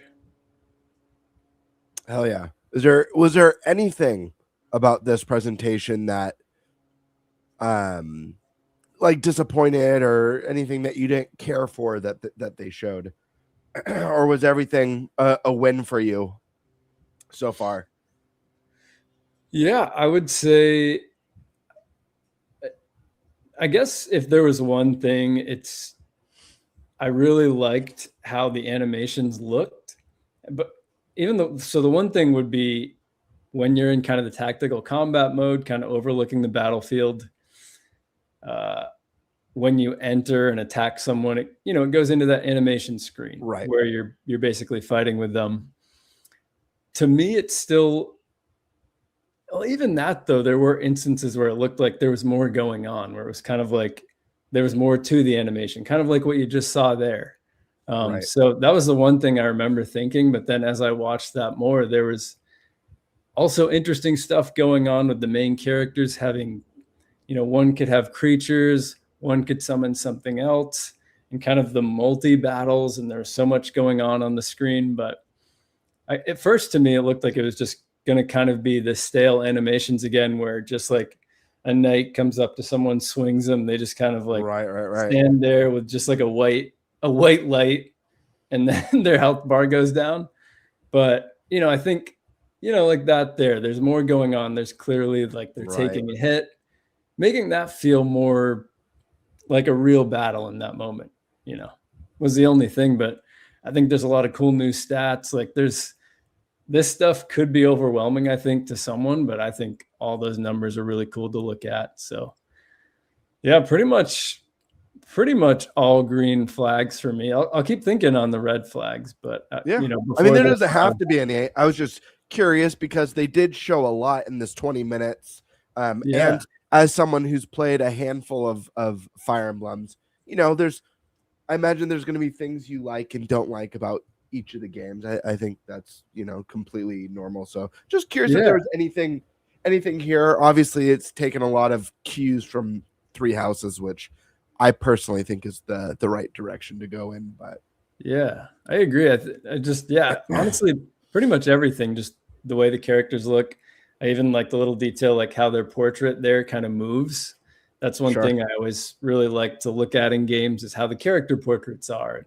They even kind of make cool animations and talk as they're talking. So yeah, if I think of anything, I'll bring it up, but all good here for sure. Stash Man. I know Stash isn't going to say it, but there's a chance Stash has already played this. I have no idea. And we joke on the show about Stash knowing things, but Stash is a very professional dude. And if Stash has to be hush-hush on something, he's going to be hush-hush on it. So you better believe there's stuff, even though we're friends in a podcast crew, that we don't know about. So I know Stash won't be able to say whether or not he's been playing Fire Emblem, but can you tell us a little bit, at least, of your thoughts on this presentation? Things you liked, if there was anything you don't like, the $80, like mentioned in the topic, if you think that's a fair price now with everything that we've seen. Overall thoughts, man. I mean, what we're seeing on screen right now, play all 4 stories. I think that goes right into pricing and the amount of content. For anyone who's watched my reviews, I have the same structure for all my reviews. Every review, I talk about the content, the amount of content that's in the game, and the replay value. That's just one of the things that I hit on in every review. And when I was watching this direct, I was actually talking with Blake, who watches the podcast too. I was talking with him on X, and we were just chatting back and forth about it. And one of the things I said, I was like, dude, like, this looks like there's so much to do in this game, like an insane amount of content. Like, if you're like me and you want to see and do everything, now I can't do that in every game because I review games, and I'll never, I'd get a fraction of the reviews out that I do, right? However, there are certain games where I have to throw that out the window, because if it's that good, I gotta see everything. And if it's something that means a lot to me, I gotta see everything, right? Like a Super Mario Odyssey, a Breath of the Wild, a DK Bonanza. There's certain games I just need to see everything. And this is probably going to be one of them. Like, I'll probably have my review out for it, and I'll still have several hours to go to 100% everything, which is fine. But that's what got me most excited, is that, dude, there's so many things going on here now. It's insane. Yeah. Yeah. And as I mentioned earlier about like the onboarding with Splatoon, mentioned in my Star Fox review as well.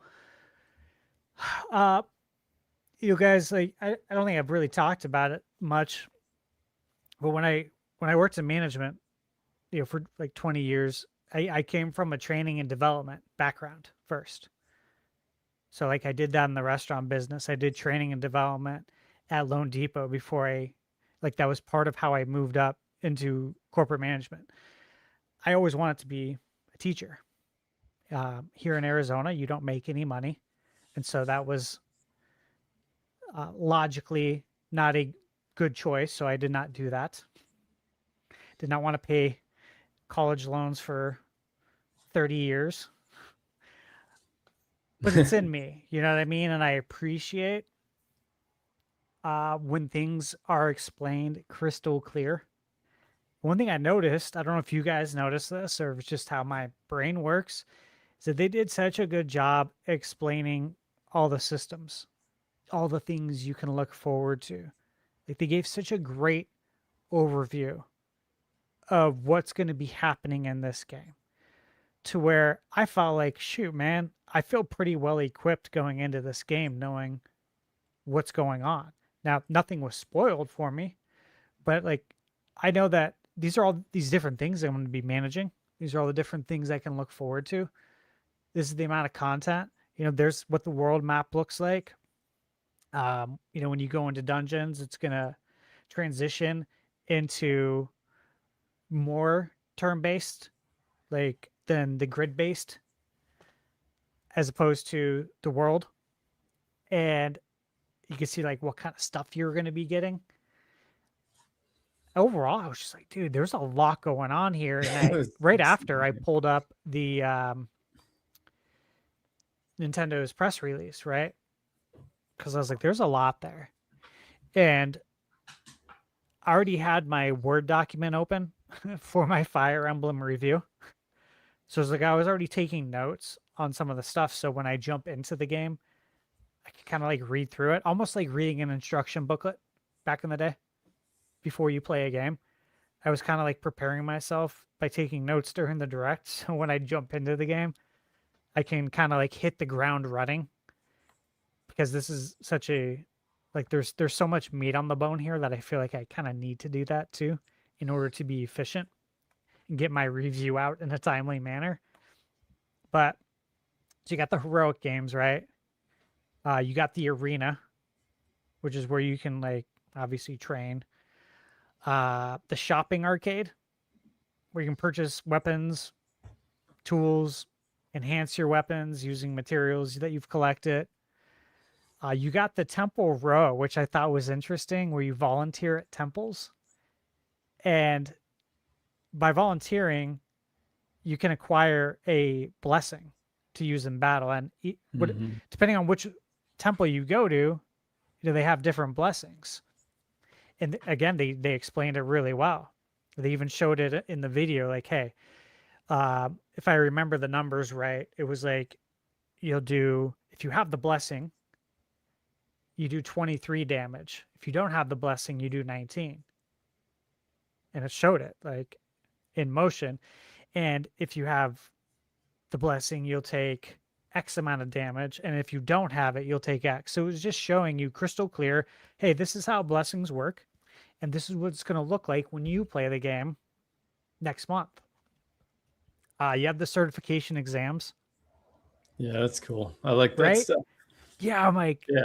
And they just kept going. It's like, Yes, we have Quest. And then you can add, I forget the character's name, but it was the gal. And she's like especially good at recruiting warriors, right? If she's in your party. Yeah, I think that's Theodora.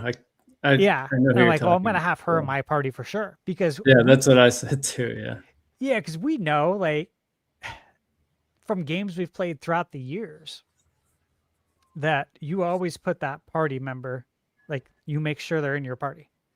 Suikoden. Suikoden's a great example, right? I mean, that's what you're doing in the game is you're recruiting warriors from all over, right? And you want to make sure you have the right people in your party to speak to those warriors, because if you don't, they're going to tell you to F off and they're not going to join you, right?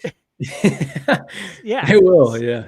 They will. So immediately I'm like, oh, she's going to be in my party because I guarantee you there's going to be one super badass warrior that only she can get. That's why they said that in the overview. That's why they made a point to say she's really good at recruiting. Yeah. You know, like they just spell it out for you if you're paying attention. So yeah, all that stuff. You know, you have the normal things we know about. Seeing the world map. It's like, yeah, it looks big. Looks like, again, looks like there's a lot of meat on the bone. The dungeon stuff looks like a ton of fun. You know, you got the classes to manage.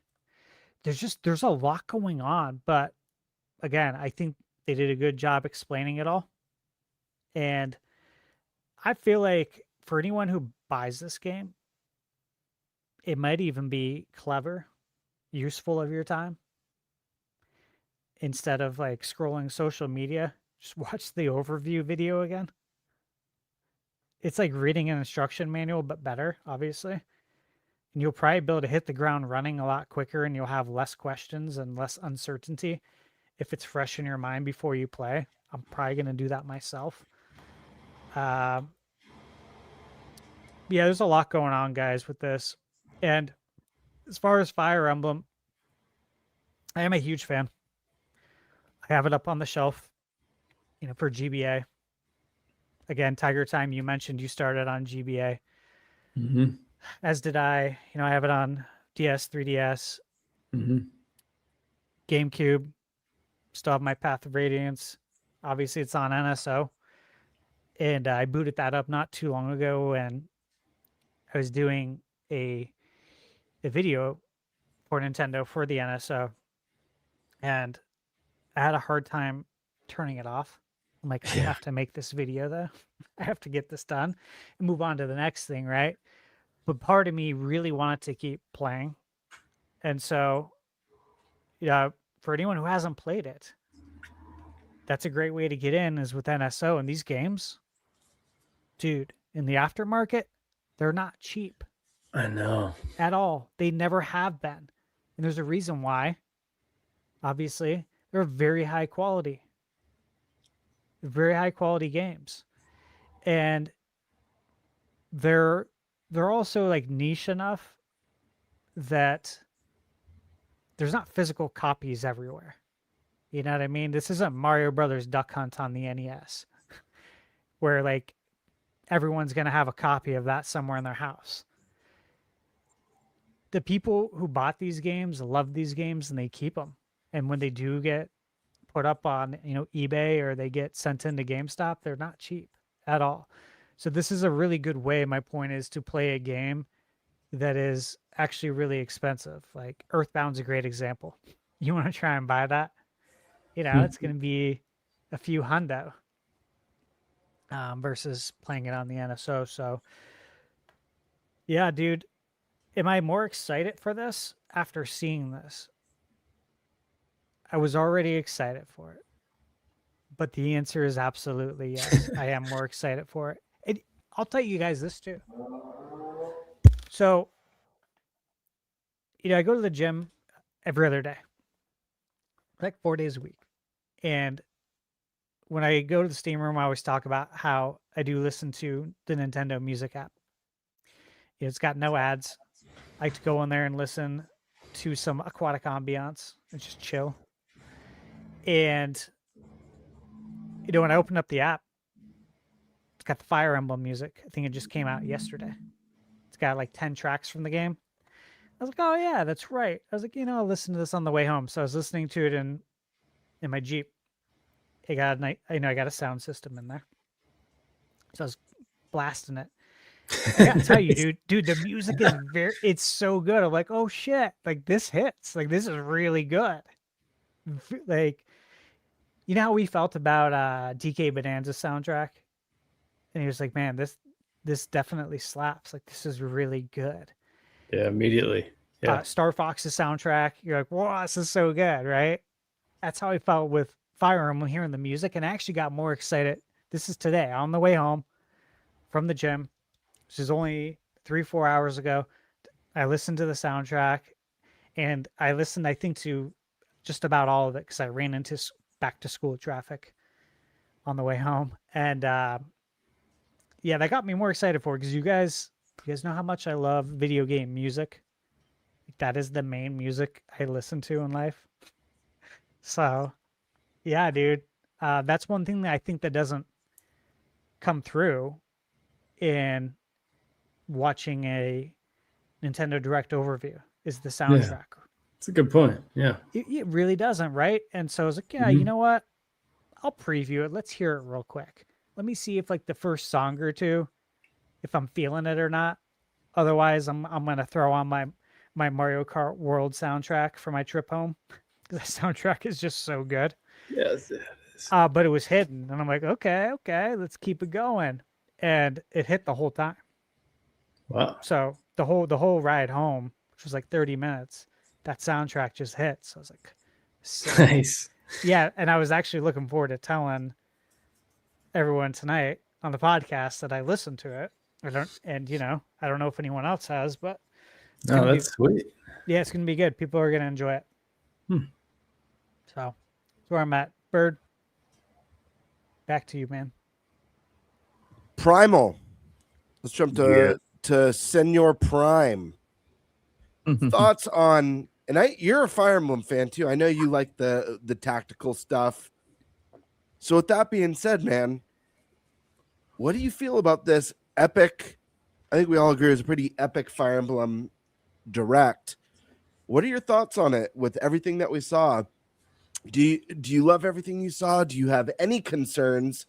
And kind of like gauge where your hype level is now that you've seen all this stuff. And lastly, how are you feeling about the price based off of everything we saw? Zero concerns. This is the most hyped I've ever been for Fire Emblem. I'm just gonna be straight up and honest. I wasn't even that hyped for Three Houses. I'm like kind of done with school setting crap. Happens in RPGs all the time, literally all the time. But then obviously I was still gonna play it because I like Fire Emblem, and yeah, it was good. It was great even. Did some things I didn't expect that were a lot different than other games who have done the school concept before. Obviously the 3 stories and all that, and this game is doing some crazy shit Fire Emblem's never done. That's what I like to see. They're not resting on their laurels. They could have just made like Three Houses 2, right? Like it wouldn't necessarily be it had to be a college setting or whatever they're doing, but it could just be more of the same because people love it so much, and it was the best-selling Fire Emblem game ever. And they said, you know what? No, we're going to do something different. First off, we got 4 different stories for the first half of the game, and yeah, you can play them each individually, or hey, let's do something that people wanted in 3 houses. How about in parallel? Yeah, that's actually pretty badass. So I don't have to like replay the game 4 times. That's actually pretty cool. Oh, and then the second half, they have some crazy demon shit going on. Skip, and next thing you know, hey, we meet the real protagonist of the game. And that's still not just one direction. There's still 2 directions you can go from there. So like, this is wild to me. The dungeons, you know, you got your live action part of the dungeons, which is cool, where you're opening chests and you're getting crystals, collecting materials. But then you have like a turn-based, you know, JRPG style combat going on, which, look, if we're completely honest, it's not really completely different than, say, what Fire Emblem is anyway, the rock, paper, scissors and all that, except that you're not moving and trying to gain advantages in that way. You are literally doing a classic JRPG style fight in there. And apparently there's going to be some potential mini bosses and stuff in there. So I'm like, dude, this is awesome.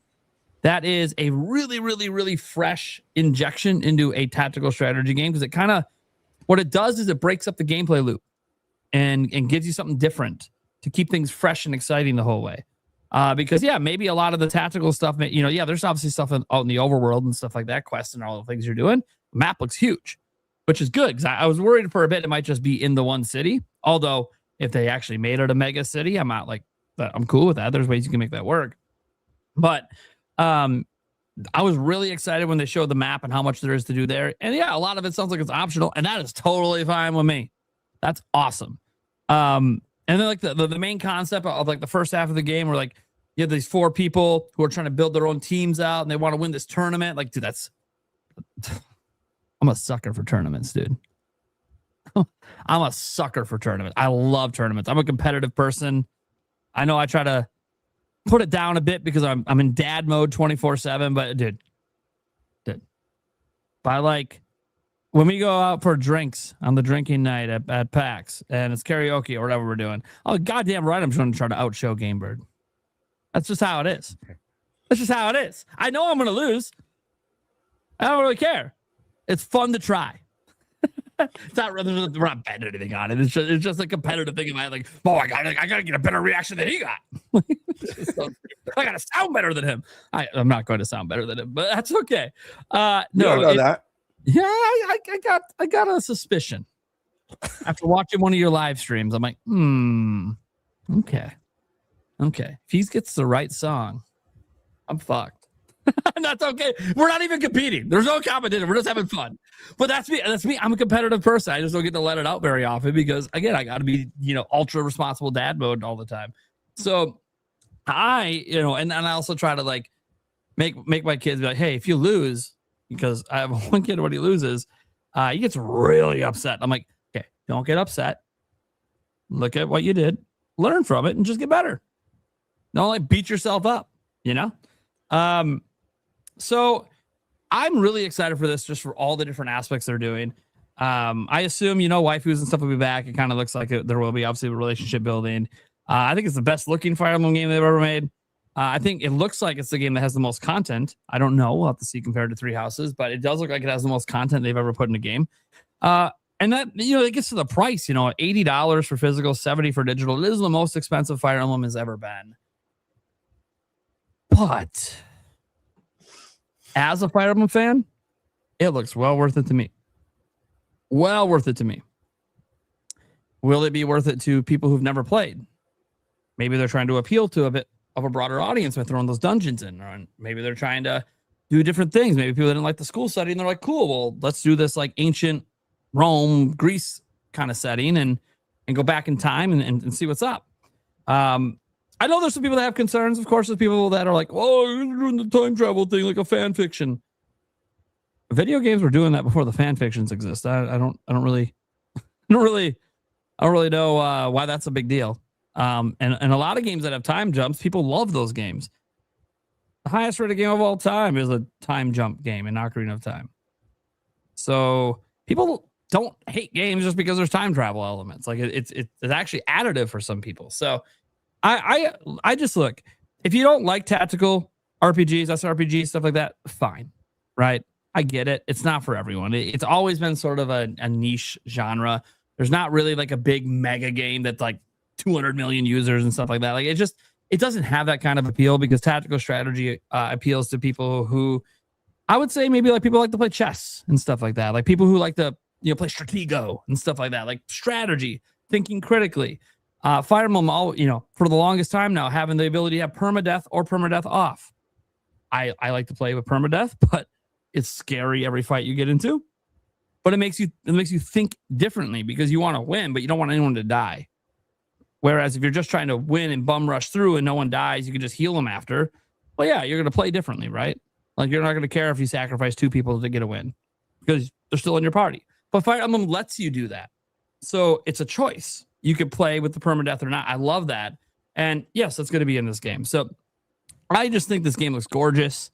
I think there's going to be people that, as this game is getting really high reviews, because I double checked, Fire Emblem games seem to always review really well, except for Engage. Like everything else is reviewed like super high.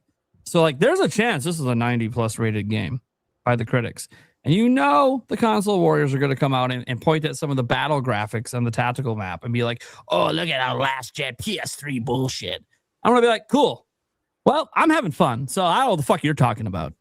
Like, haven't we learned the graphics and everything? Didn't we just learn that with Switch dominating the market for the last 8 years? Switch 2, now almost dominating by default, but not their fault. And also doesn't have the greatest graphics compared to other platforms out there. Like, haven't we learned this lesson that most consumers don't give a shit about that stuff? They just want a game that's really fun and addictive. Why is the largest IP in the world Pokemon? Is that a visual feast? Fuck no. The most popular game in the world is what, like Minecraft, Roblox? Are those like the greatest, biggest visual feast games? No. GTA 5 is huge forever, and that shit was a 360 game. People don't realize how low graphics are on the totem pole, and this is a reason why you'll have a game like Balatro that has like 4 or 5 nominations and is a Game of the Year contender.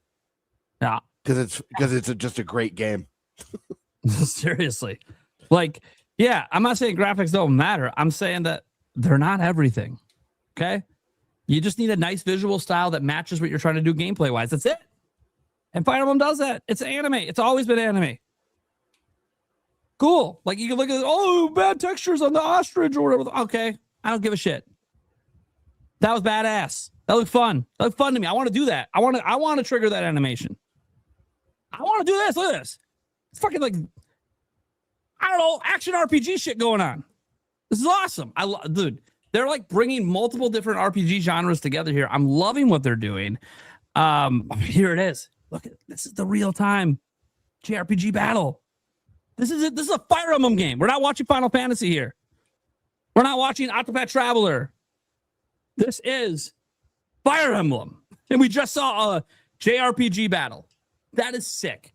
This game to me so far, and maybe it lets me down once I play it. Maybe the story sucks. What the fuck? I don't know what that was. Okay. Maybe the story sucks. Maybe the gameplay ends up getting boring to me. Maybe the JRPG battles are kind of tacked on and they're not really fleshed out hardly at all. And it's just a checkbox, right? It's not really something that matters. Yeah, the music. I listened to the soundtrack, at least what they put out. I'm sure there's more songs than that. I loved it. But what if the rest of the songs suck and those are all the good ones? I don't know. Maybe. Look, I don't know. I haven't played the game, right? Haven't gone hands-on. Haven't played it. Don't know. Do suspect we'll get to play it at PAX before it comes out. I do suspect that's going to happen, but we'll see. We'll see. It might be at the private, might not be public. I don't know. They announced the Gamescom lineup. I don't know if people saw that. Call of Duty, the first time playable, will be at Gamescom for Switch 2. That's like probably the biggest thing you see on that list. That's like, whoa, people didn't expect that at Gamescom. It's kind of neat. But just to be clear, what they demo at Gamescom isn't always exactly what they demo at PAX. It's different decisions for different, people. So, and who else? I'll probably get to play Call of Duty at PAX. I'm sure they're going to bring that there. Does everyone know that the Call of Duty open beta is on August 28th through September 1st and it's on Switch 2? on Switch too. Yeah. So Everyone you don't even should have play to go to that. these events. Yeah. You don't even have to go to these events. You can just play it. I mean, Yeah, we might play some different parts of the game, but you know, That's what I'm hoping for because I'm gonna play it. some campaign maybe might be fun. That's what I was hoping for. I'm like, you know what? I'm sure it's gonna be there at PAX. I'm still gonna play in the open beta, but I'm hoping that it's like just a different part. Which Yeah, I'm hoping the open beta is like multiplayer, and then it's a single player demo at these places. That would be great. That would be great. Cool. Because again, why do they do these open betas? It's like test fires, right? So it's probably multiplayer because they're looking for all the online bugs. Mm-hmm. So single player could possibly. They might even have two different demos. Sometimes you see this at these events where there's a single player and a multiplayer demo for different games.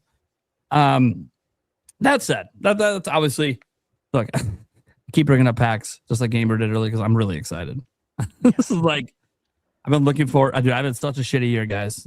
This is like I need this. I need to play some games. Hang with the friends. But no, the only thing that makes me mad about Fire Emblem Fortune's Weave is I won't be able to play it this year. That's it. It's not because of you guys. I'm on a game buying freeze. I haven't bought a single game all year. Sucks. Doesn't mean I haven't played some. Some companies have reached out and be like, "Hey, we're sorry, man. Would you like a code?" I'm like, "Cool, yeah." But that's okay. This isn't like a what was me buy. No, this is being a smart financial decision. I will purchase it later. And who knows? Maybe at that point I can get a used physical copy for even cheaper. Because I'm going to open it. I don't care about it being sealed because I'm going to fucking play it. So, I mean, I do want the box to not be completely beat up. So there is that. But even if it is, whatever. The game's what matters to me. I am just really excited in general. When I look at the overall lineup for Nintendo in this year in particular, I actually think it's been really fucking good. And this is just another probably banger dropping next month.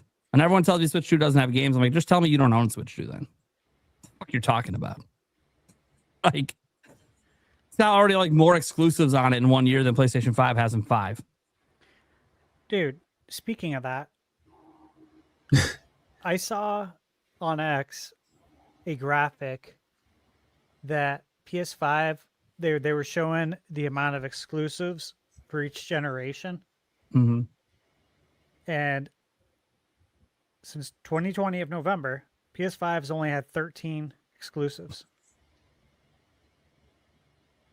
PS4 was like 48 or 58. PS3 was 100 and something, and PS2 was like 200 and I think 60. Yeah, no. To give them some credit, they did say that we're gonna start making more of our games back to being exclusive. But it's like, okay, yeah, but also it's just the sheer volume of output. Forget, you're still gonna be waiting. You're still gonna be waiting 6, 7, 8 years between. I mean, dude, we're almost at the end of the PS5 generation, and we don't have a Naughty Dog game. I was just shocked by the number. I'm like, 13? There's gonna be like 8 on the PS6. It didn't feel like that. Yeah. It's crazy. So, and I know AAA development side, we're going to get into this on a different topic. There's some stuff going on in the industry that's just not great right now. But yeah, no, look, Fire Emblem to me, this is like a home run. I get that people don't like the $80 thing. Even though you can get it 70 digital, I get it. People also don't like that because I think it's pushing digital. So I get it. And I understand. We have 2 retailers, at least in the US, you can pre-order and get it for 70, get the same price as digital. Shout out to Walmart and Amazon. They just keep going head to head to keep those prices the same as digital for pre-orders, not post-launch. But I just want this game to perform sales-wise like Three Houses because I want Nintendo to just keep bringing out bangers like that. I want Intelligent Systems to see what Three Houses did, see what this game might do, and go, yeah, we got something special here with a growing franchise. Because I would love to see a Fire Emblem hit 10 million sales one day. Because I think it's that good. And people just don't give it a chance. Because it's tactical RPG, and they look at it and they're like, whatever. Like, dude, you bought Mario plus Rabbids, sold 8 million copies of that. Why can't we sell 8 million Fire Emblem? What are we doing? Well, a lot of people can't read anymore either. And it's true. Hey, there's a lot of voice acting in here, though. You laugh. A lot of voice acting. There's actually like a lot of the lines are voice acted. I'm just saying 40% of young people can't read. Terrible. Well, to be fair, not even joking. They'll just get past it and go to the action anyways, right? Yeah, that's true. So, I know my son does that. I'm like, hey. Then he's like, Dad, how do I get past this? Well, maybe if you didn't skip all the text. Yeah. There was a clue in there, buddy, that would have helped you out. That's so funny. And then they'll sit there and like read social media. It's like, oh, okay, you'll read that, but not the game. Come on. He doesn't do that. To be fair, he did read all the stuff in Bonanza. I'll give him that much credit. He did, but he really likes platformer games a lot. So I get it. He's more invested in that. It's fine. Platformers are a great genre to be into. So yeah, it's Fire Emblem Fortune's Weave looks like just an absolute home run to me. An absolute home run, like the best. The best. I didn't know that. There's going to be a video tomorrow or a tweet. Nintendo Prime says on his podcast that gamers can't read. Probably. There's going to be some sort of, even though you didn't say anything about it, there's going to be some video, some post, some article. It happens every time, guys. Every time GameBird or Stash say something that's like, it's not wild, but it's kind of wild. Like it's out of left field. It was like it almost uncalled for in the moment of the conversation. I'm the one that like the next day there's someone talking shit about me saying it, and I'm like, what the fuck did I do? Like, if you look, there are some people that are convinced this is just my show, so I get it. But it's like, but I'm not responsible for what anyone fucking says. They're their own person. Well, you're platforming them. What the fuck? No, dude, Stash the channel. Shut the fuck up. That's so funny. That's funny. Yeah, I get blamed for everything bad that happens on the show. And the thing is, it's not even bad. What's wild is that GameBird and Stash get no blowback. Ever. I love it, though. I love it. Keep it coming. I'll take all the flack for the show, guys. It's okay. I'm kind of used to it, so maybe that's why they keep doing it. I don't know. Occasionally, I get some blowback. Yeah, on the comments on your end. Yeah, or like the one you had told me about. Oh yeah. We'll keep that. You don't have to go and I didn't get any reply back. Of course not. Clearly, I shut his shit down. Nice. Yeah, there was a pretty interesting one, guy. I don't want to give this too much attention to it, but Stash had a really good response, and the guy just fucking vanished. Yeah.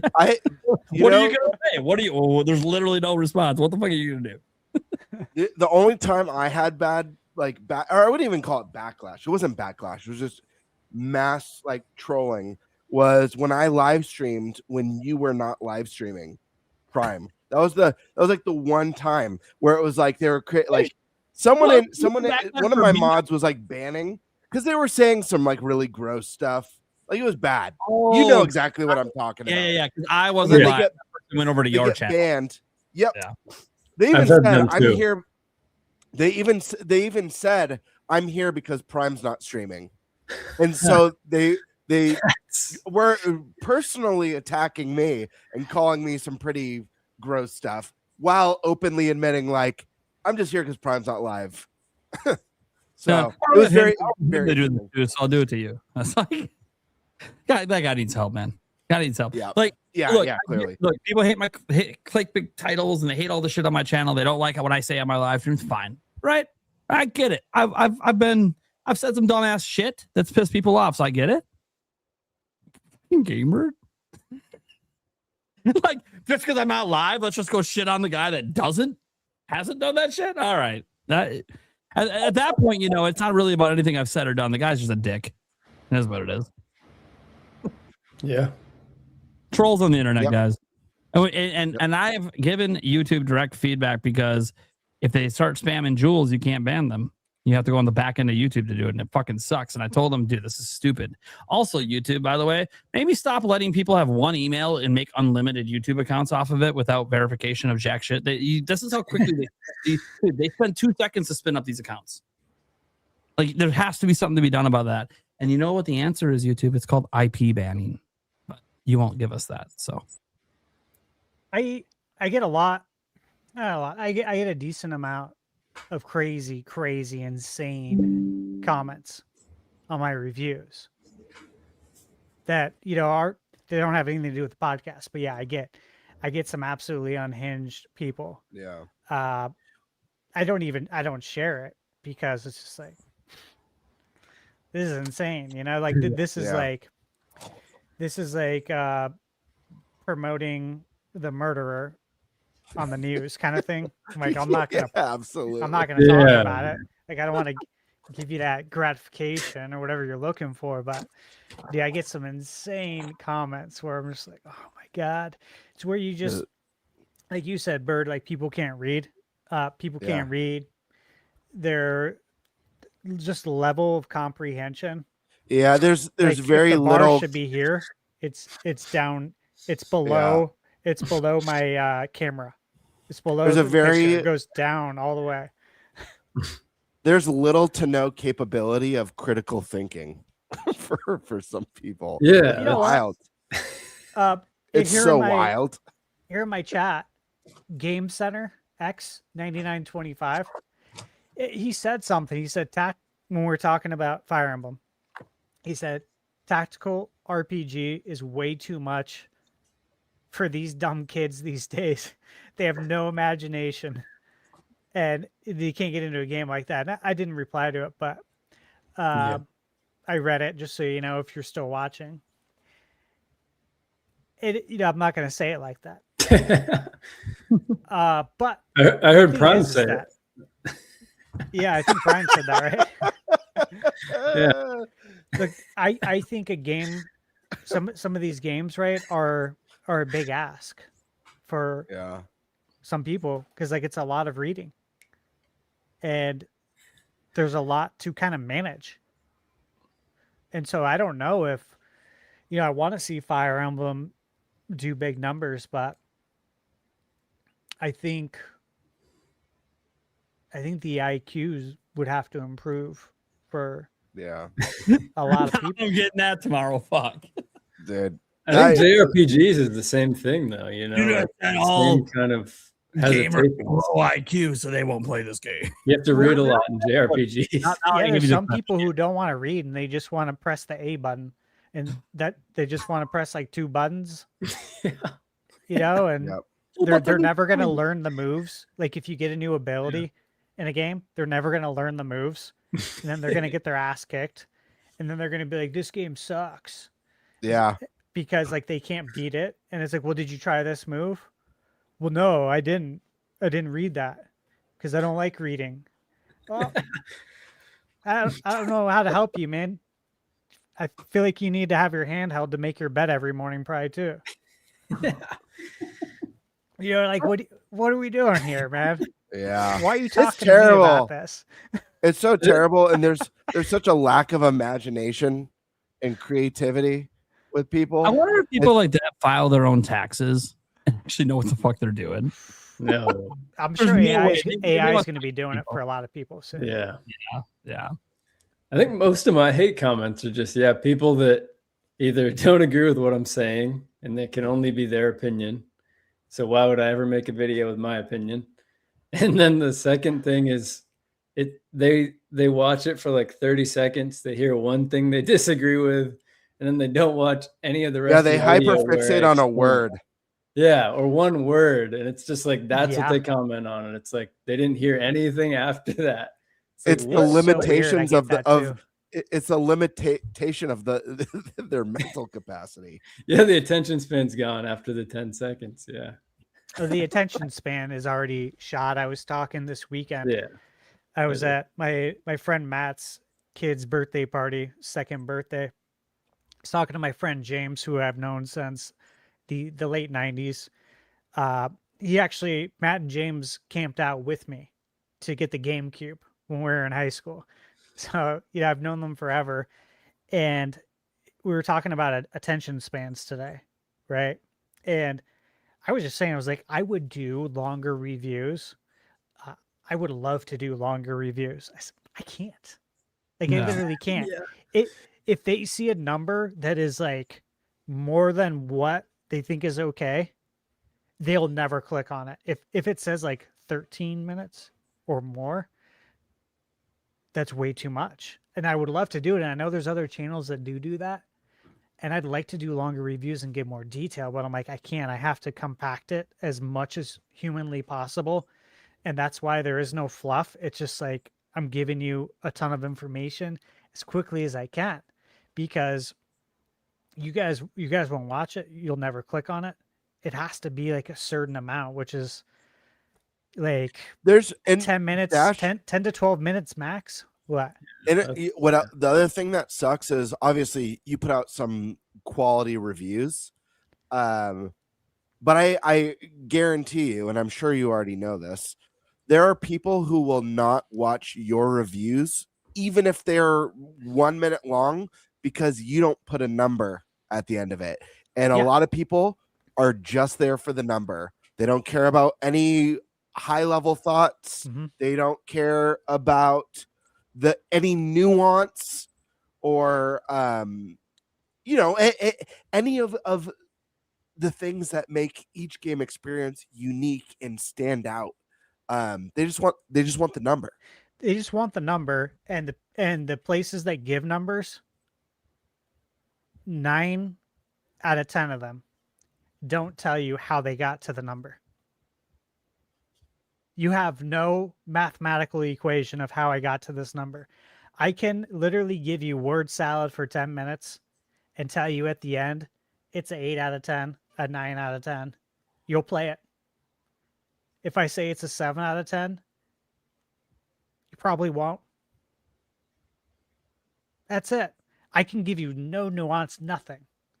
I can literally say 50 times in the review. You'll still watch it, right? And I'm not saying for my channel, but as long as you give a number, people will walk away and then make a decision having learned nothing from watching the review, though. They learned nothing, but you gave a number, and now they feel like, okay, I got an 8. That's good enough for me. I was hoping it would at least get an 8. I'll take it. I'll buy it now. But if I were to ask you, what did you just learn from this review? You have no clue. Now, someone in chat, I just want to say this, because this is, when I said 9 out of 10, I said it for a reason. Because one website I really like, SwitchUp, they tell you how they get to that number. And I love that they do that. And so if I were to ever do a number system, I would do it exactly like SwitchUp. Because they literally have like, it's out of 20, that is true. Out of 20 points for each like category they do to get to the 100. And they tell you where it's at, and they explain crystal clear why, which is why I like watching them. But again, I won't name names, but people are giving numbers off of vibes, dude. That ain't right. That ain't right, man. To be clear, though, with the youth, the vibes are what they care about. I know, and I can't do that, right? We're just catering to the younger audience, but I think we've just outgrown. We're old. We just got to kind of accept we're now starting to be far enough away from the youth where they want different things than we do. Oh, and here's the other funny part. So my cousin was there too, Jim, and he was saying, I love your reviews. They're just too long. And I'm like, you're part of the problem, Jim. Right. Your attention span, man. And he's like, I just wish your reviews could be like, like 2 or 3 minutes. I'm like, Jim, you can't run ads on 2 or 3 minute videos. Okay. I would literally make $0. Nothing. Have you told him he could just play your video at 2x speed? Right. It's an option. You know what I mean? Talk slow enough that 2x is fine. He's like, I didn't know that. Like, I didn't know it had to be like a certain length. I'm like, yeah. 8 and minutes. I said, and I would talk more if I felt like it wouldn't remove me out of everyone's filter, basically. Yeah, when I see those reviews that are like hours long that do well, you gotta understand, guys, those aren't people that are reviewing a shitload of games. No, they like when Arlo does it. It's one massive review, and that's like the only one he's doing on the year. And he does it like years after the game came out. So it'll almost be like a Zelda review. Like a Zelda one. It was years after the game came out, and it's like, well, why do we need to watch it? Because now when you watch it years later, now it almost feels retrospective. while he's reviewing it. So it's like a really different kind of review, and people love it. Just like this show. This show is counterintuitive to short attention spans. We are probably the longest Nintendo podcast in terms of show run length on average. I'm proud of that. And we are the longest in the top 10 for sure. But if you just look at all of them, there are a couple other long shows that go like 2.5 hours, 3 hours. Dude, we're consistently 4 to 5. And we love it. Our audience loves it. Well, the youth. I'm not so sure we're hitting with the youth. And yeah, there's ways we could do that.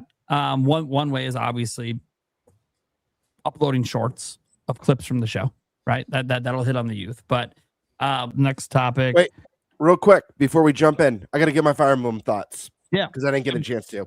And I'll make it quick because I think everyone said, everyone had great points on it. I just want to say, I think this looks objectively like the biggest, most dense and substantial Fire Emblem release to date. Not even close. This game is jam-packed. I mean, you guys all explained it. Outside of the city, all the different exploration, the turn-based battles, a lot of the new classes that they've added, the elephant riders, which look absolutely rad. Yeah, that's super stoked. Took me back to the Lord of the Rings days. That was awesome. Really excited about that. I think it's awesome that you start with 4 unique characters this time instead of 3.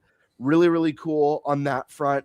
And the music's fantastic. It's the sharpest, the crispest, and the best looking Fire Emblem to date. There's a lot to be excited. Great gameplay. You're going to get great writing, great storytelling, world building. All the epic pieces that you want in a video game are going to be here. So definitely recommend for anyone who's Fire Emblem curious. I love the new Roman Empire theming of this one. With the Colosseum and the kind of gladiator tournament like TigerTyme was talking about. I think that's a very exciting setting. I think the main protagonists look really cool in this one. I like to see that they've taken a lot of the things that we know and love from Three Houses and just built upon it with this one, expanded on those systems. That's really exciting.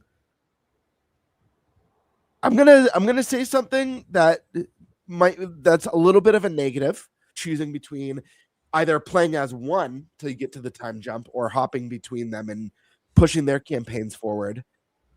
But when you get to that time jump, is there only going to be 2 possible endings you're playing as or working with affects the outcome of everything? I want to see that big branching path ending, but I am so excited.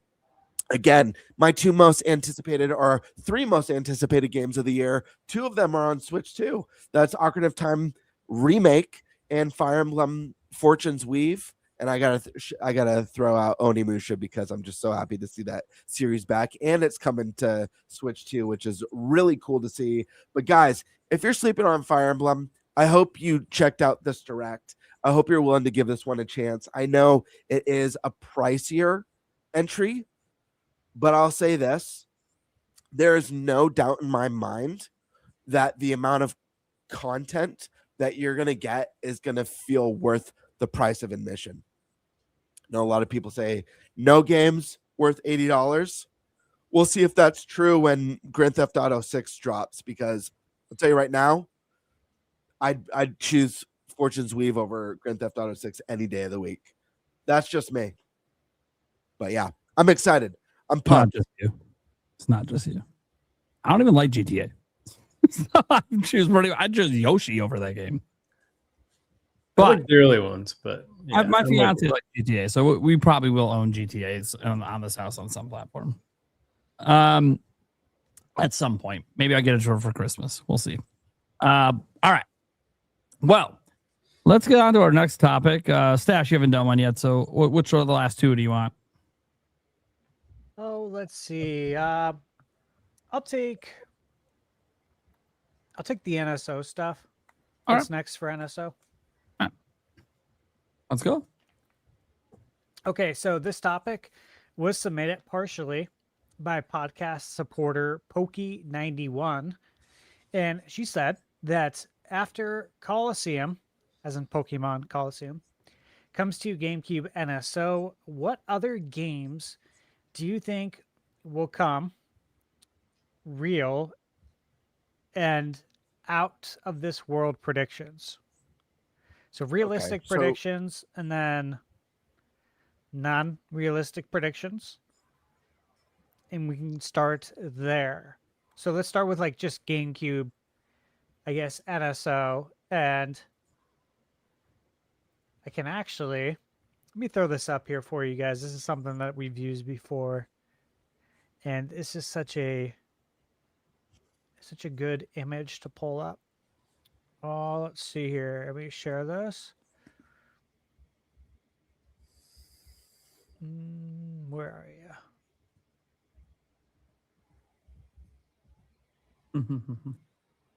There it is. Okay. So here's GameCube games.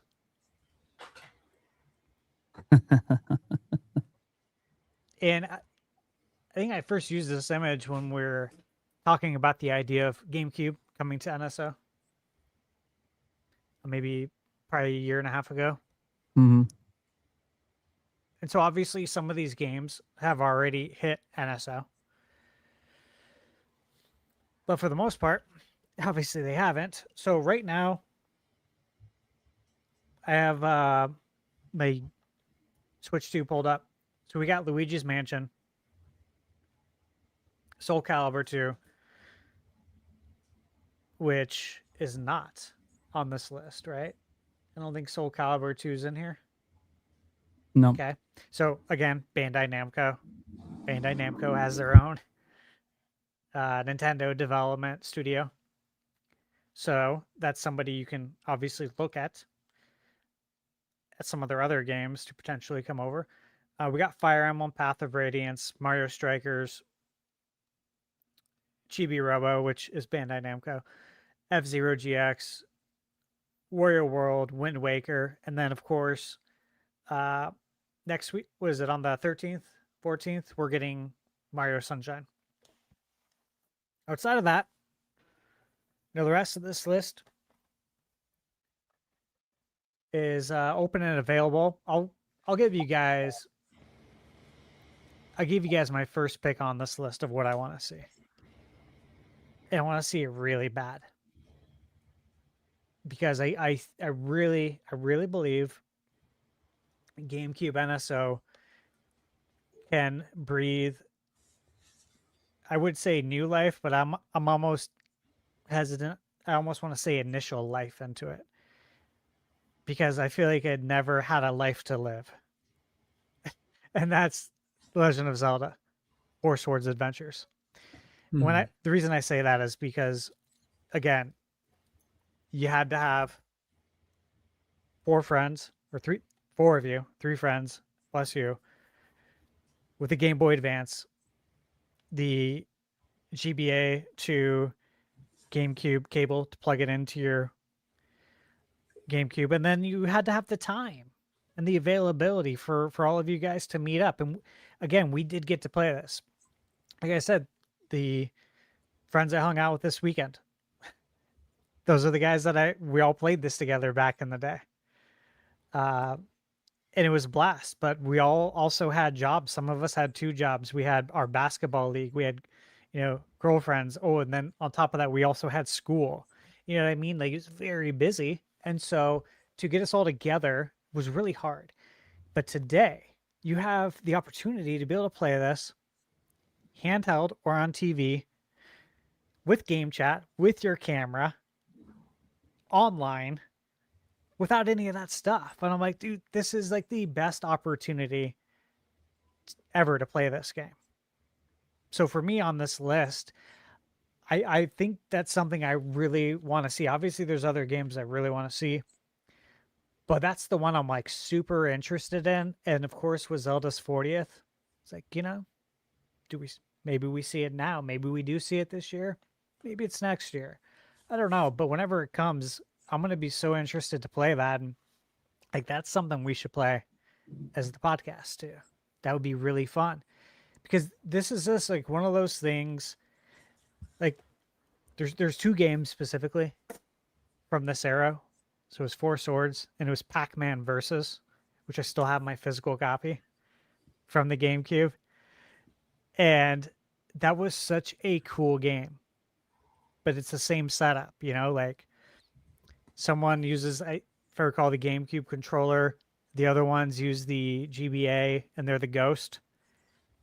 And it was a really fun game. But again, it was just very hard to do. So to be able to play that online would be a blast. So that'd be my first pick. What I'd like to see. TigerTyme. But in terms of what I'd choose and what I really would like to see would be Prime Echoes, Metroid Prime Echoes. Because that's one that I think I also said when I was on here before. That's one that I missed. And I think even I was a guest with someone else on that episode, and they said the same thing, that they also hadn't played that game. I would obviously take a remaster like what they did with Prime over that. But if they're not going to do that, what's that? That's what I want to. I'm with yeah, that's what I'd prefer. Yeah. But if they aren't going to do that, I would love to play Echoes and try that out. Because again, that one just kind of flew under my radar. And, when people talk about it, they don't always talk about it as, their favorite in the series. So that makes me more intrigued to see, okay, let me see what my opinion of this is. And like I said, I know that there's a few people out there who kind of missed that, and now it's, sort of trapped there in a way. So yeah, I'd love to see Echoes on there. Would prefer the remaster, but if they're not going to do that, I'm ready. I think there's a reason we don't have it yet. Yeah, I hope so too. That's what I'm hoping for. Yeah, same here, man. And they have no way to give us part 3 because it's on the Wii. Right. Unless you give us the Wii NSO, which is a whole nother can of worms. Yeah, right. So, I think we win either way, don't you? Because if they want to give us all, you either got to remaster it or you got to give us add the Wii NSO. Yep. We got them right where we want them. I think so, actually. Yeah. No, I agree. All right. Prime, what do you want on here? Well, look, the game I want to say I'm not 100% confident. I'll save that one for the more crazy out there ones. We'll stick realistic here. It's Zelda's 40th, Twilight Princess. Pretty easy. Makes so much fucking sense to draw. Look, if you're never gonna bring the especially if you're not gonna bring Wind Waker and Twilight Princess HD because you actually are scrap that and plan to maybe do like mega remakes down the line like you're doing with Ocarina of Time. Okay, that might just be like the long-term plan. And that might be like a Switch 3 thing at that point. Cool. Well, hey, then let's get this on NSO. Why not? It is a GameCube game. I know it also launched on Wii. Technically on Wii before GameCube for like a month. But why not? Why not put it on there? Let people play it. It's only ever been on GameCube, Wii, and then Wii U. We haven't, obviously had it since. And look, it's Zelda's 40th this year. It's a way to throw people a bone who might not be able to afford Ocarina of Time this holiday. Give them something else to play. Let's do it. It makes a lot of sense. Get the Zelda games on there. Why wouldn't you? Pretty simple. Yeah. I'm hoping for it to not come to NSO. I know why. Yeah, I want. You know what it means if it doesn't. It's like same as Echoes. Yeah. Yeah, I want them to feed Nintendo Switch owners. Yeah. Since they can't access GameCube NSO, they say, "Okay, we're going to give you Twilight Princess HD, and then we'll get to play it too, and it'll be better for us, just like they did with Mario Galaxy 1 and 2." Where we just get a resolution bump or something. I would like that.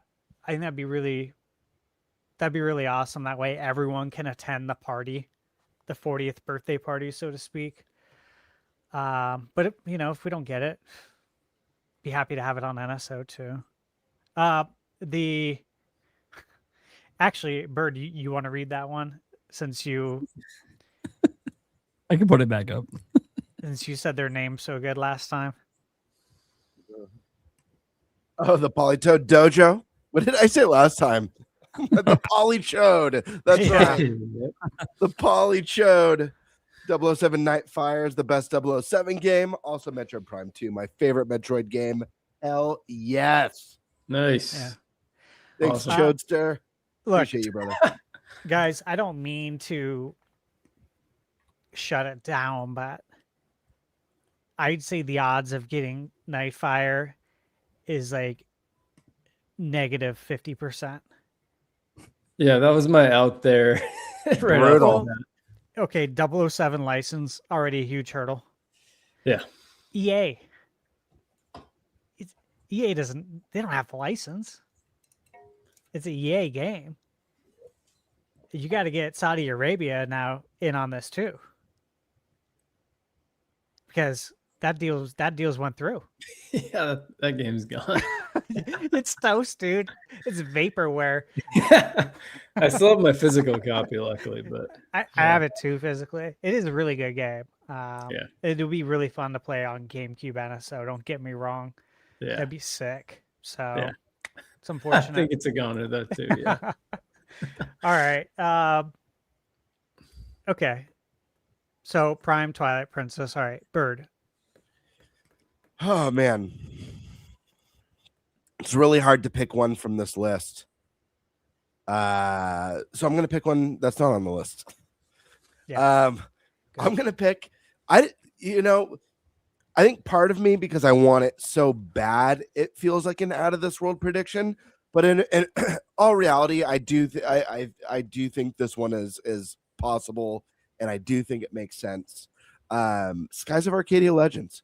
Skies of Arcadia is my favorite RPG of all time.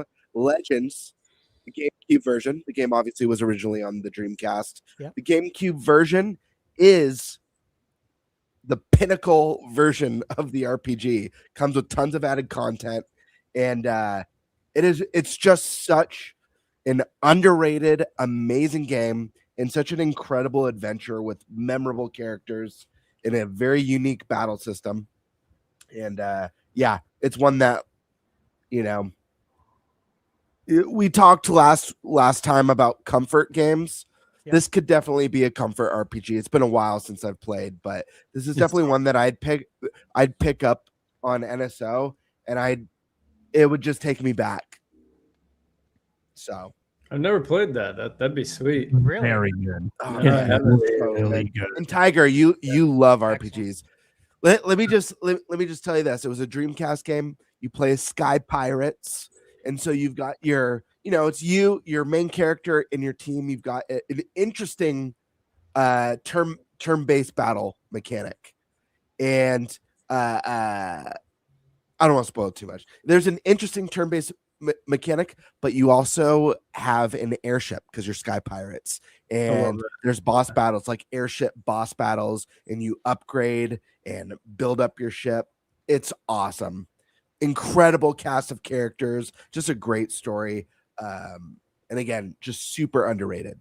And not only am I sad that we've never gotten a Skies of Arcadia remake or sequel, there's really no, I don't know, there's nothing quite like it to me. I mean, I know we've had stuff with Sky Pirates, but there's really no game that feels like, oh man, this feels like Skies of Arcadia again. I love that. Kind of like how we don't have like a modern version of Wild Arms, You're never gonna play something today like, oh yeah, this is like, this cool turn-based Western RPG that's kind of fantasy and sci-fi. Yeah. So Yeah, Sky Pirates is such a silly, cool idea. It's a It's really awesome. cool game, man. I remember when I got it on Dreamcast, and I was really looking forward to. I don't know if you guys remember the Dreamcast magazine back in the day. Yeah. Yep. Yeah, I remember looking at screenshots of Skies of Arcadia. I was like, yeah, just staring at them like, man, this game looks so good. I can't believe this is like actual in-game gameplay. It's not a cutscene. These are action screenshots. And the game 100%, I mean, for me, it surpassed my excitement. And then when it came to GameCube, I'm like, oh yeah, well, I definitely want to own this physically. So amazing game. I don't think Skies of Arcadia is dead, by the way. So Dude, I can't say anything else. Playing with my heart. I hate that. I can't say anything else. Trust me. Just a cryptic comment. Oh man. I will say, since you mentioned looking at the game in Dreamcast magazine, something about the look of that game, because I think the last time I played Legends, I want to say was 3 or 4 years ago. The game looks nice still. Something about just the way that game looks that holds up for an old RPG. It still looks nice. Very clean. It's a very clean looking game. Yeah. Like in its character design and stuff. All right, I'm going to give you a game that's not on this list. I think it's realistic. I think it makes a ton of sense, and I've brought it up before. It's Phantasy Star Online. It's perfect for this. It's obviously it's an online game. You need NSO to play it anyways. GameCube NSO with game chat, camera on or off, however you like it. But to be able to play this with that type of community, what's wild is the Phantasy Star community is still going. There is still an open server on Dreamcast that's being managed today. Still in 2026, which is just absolutely amazing. Mad respect to whoever is running that. I think that is so cool. But dude, this was the first game like my cousin and I played online that wasn't like we played 2K and NBA 2K, NFL 2K when that came out on Dreamcast. But it's like the first game that's like not a sports game that we played online. And I still remember perfectly going to the lobby in the game, making a trade with someone. My cousin was doing this, and you have to drop your item so the other person can pick it up, and you're supposed to drop the items at the same time, right? And they dropped the item first without like my cousin Jim dropping it, and he grabbed the item, and it was a weapon, it was a sword that was like crazy level that would have taken so much time to grind for, especially when we didn't have a dedicated line for internet back then. So, we had to play at night when no one's calling, when we're supposed to be sleeping. He grabbed that sword and booked it out of the lobby. And I'll never forget, that was my first experience with playing online. I'm like, this is hilarious. You can do that online. You could like totally screw someone over like that. And I thought that was so cool. To this day, I think it's hilarious. And I'm sure that person was livid. Was like, what are you going to do? You can't do anything, right? So in my mind, I'm like, how much fun would that be to do that today with cameras on? Oh, so just laugh at them and just book it out of there. Like, oh my God, the amount of mischief you can get into. But seriously, though, this game is very fun. It's got a really addictive gameplay loop. It does have tons of cool weapons and, armor and items you find. It was on Dreamcast, ported to GameCube, and then I think it was ported to PS2. Blast of a game. I just feel like it's a perfect fit for GameCube NSO. And, Sega's not doing anything with it. They're not going to release a Dreamcast Mini. Pretty sure they were like pretty clear on it that they're not interested in doing that stuff. So this is the next best thing, right? I mean, arguably, I think this is better because we can play online and on the go. All right, TigerTyme, what do you got? Yeah, so I feel like the cool part about NSO for me is being able to play games that I missed, just like I was talking about with Echoes and stuff. And usually if there's a game like, Wind Waker, Path of Radiance, it was cool to replay that. But I find that what's really cool is to go back and play like games on the SNES that I just didn't have for whatever reason. And another one of those games on GameCube for me is Eternal Darkness. And that's another one that feels like it's just like everyone talks about it like it's, hallowed ground, and it's this awesome, crazy. Yeah, like exactly. Like it's this crazy, trippy experience that, again, that's one that I missed. And so again, I don't know if it's, there's been rumors from what's their name? The team that's working on a game that people are theorizing might be in a similar vein. What is it? Bloober team. Yeah, thank you. Yeah. Mm-hmm. So, again, obviously, whatever that's going to be, if that's an Eternal Darkness remake or whatever that is, I'd prefer that. But I'd love it if that's not the case, for this game to be something I can check out and see what all the trippy's about, So, yeah, I'd like people to be able to experience this one, for sure. Yeah, it's a special game, and the N64, they got the mature app, so GameCube can get a mature app as well and put it on there. Okay, Nate, what do you got? All right. I don't know if I saw this on the list here, but it's Bandai Namco, and we know they're tight. Yep. Tales of Symphonia. Oh yeah, that's a good one. Come on. Yeah, that's a. I haven't thought about that in a while. Wow. People didn't love the remaster that came out a few years ago. No, the remaster. I was disappointed in it, just like with Final Fantasy Crystal Chronicles. Or like The Secret of Mana.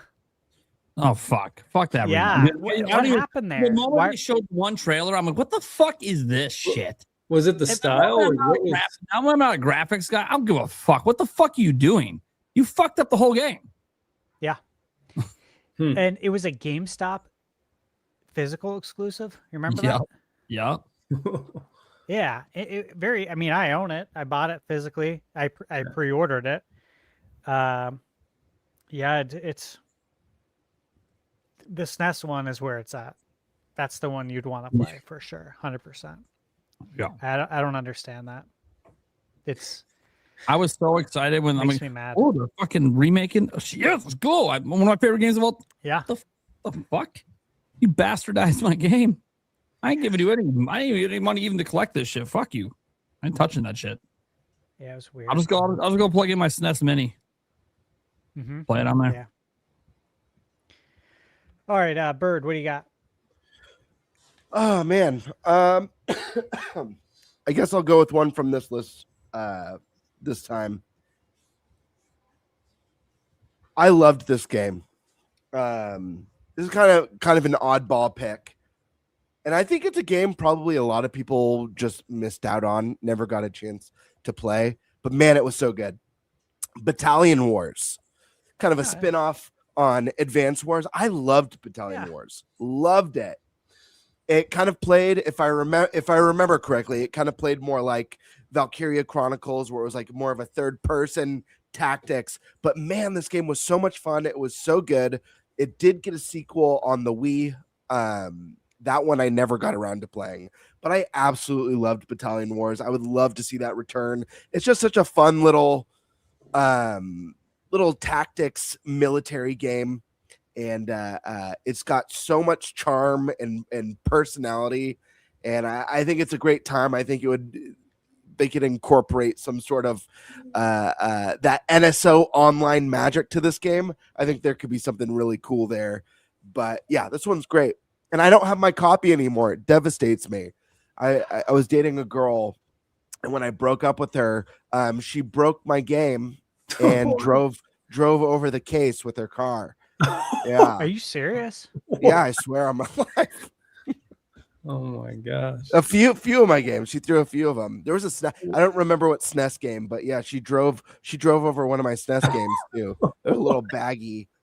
Yeah. That's insane, man.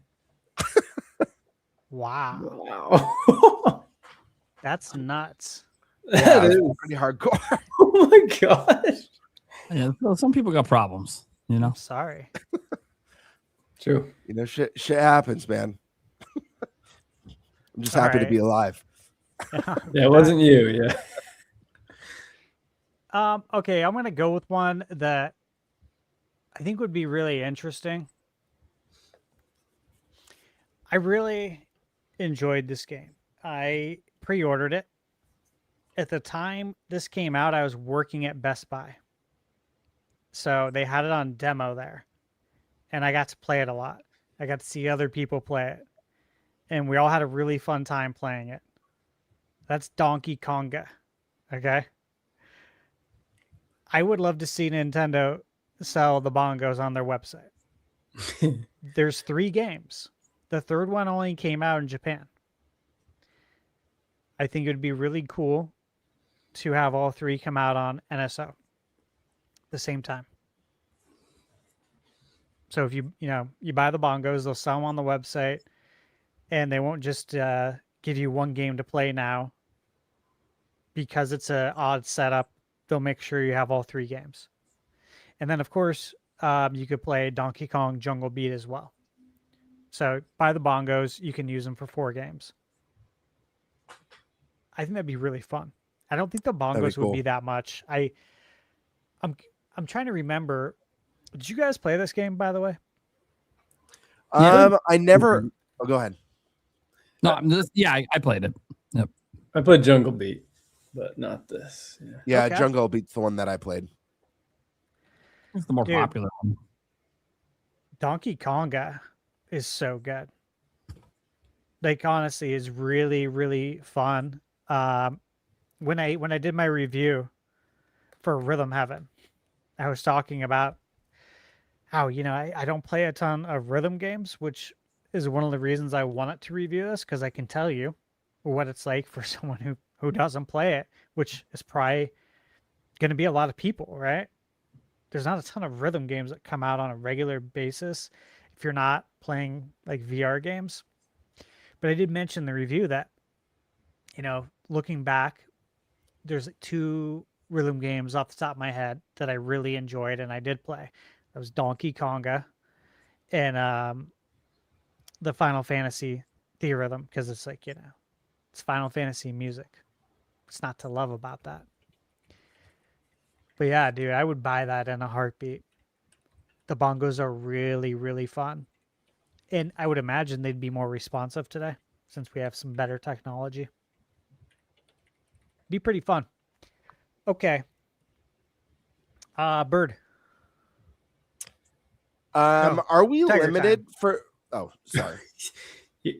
Sorry, I forgot the order. Well, let me ask this question before Yeah. Tiger goes, just in case. Yeah, You please. never know, it might change people's answers. Are we limited to just GameCube predictions, or are we allowed to guess outside of GameCube? We're allowed to guess outside of GameCube. Okay. GameCube's Just wanna on the make sure. forefront, obviously, of most people's Sure. minds, but there's still games that need to come out. Yep. Cool. Yeah, I got another GameCube game. I think the cool thing about GameCube NSO is it's cool that you can take these on the go now, which obviously you couldn't really do back then. So thinking about, there's some cool games on here, like being able to bring sluggers on the go. Like I would probably still play that to this day, just on a flight or something. Playing sluggers would be epic. Yeah, there's Double Dash, but there's a game on here that's not on this list that I'm thinking about. And this was a game that it's one of those games that I played with my cousin, and there's just like a specific smell, like a memory attached to it because of how strange his house smelled. And whenever I think about this game, that's the time I think of. And this would be such a great game to take on the go because it's very digestible. It's got kind of an addictive, challenging loop to it. And that is Super Monkey Ball. I think that would be just so sweet to have for this. I used to just like, that game was like the most replayable game to me as a kid. I just restarted just to go through the levels again. And I just think that game holds up really well too. I think it'd be still a blast to this day. I'd love to see that on GameCube. So Oh yeah. I had Monkey Ball pre-ordered. I was following all the coverage back in the day on IGN and Planet GameCube. I was very excited for it. And again, the guys I was hanging out with this weekend, I remember bringing it over to my friend Brandon's house, and we all went over there and played Super Monkey Ball. And it was like one of the most fun times ever playing a multiplayer game. Yeah, It's it's an so absolute good. blast. Yeah, the replay value, especially when you get to the really hard stuff, is insane.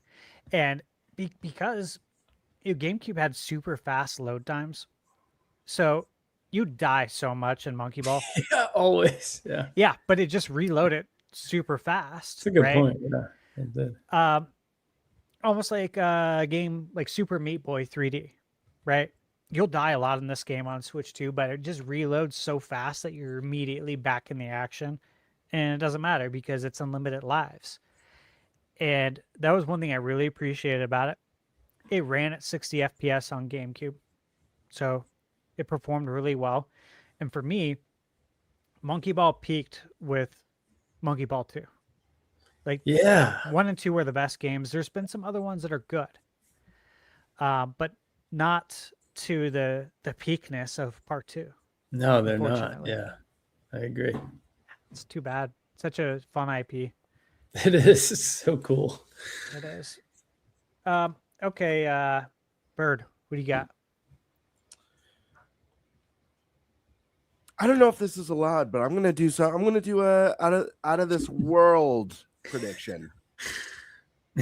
Really out of this world, but maybe not so much.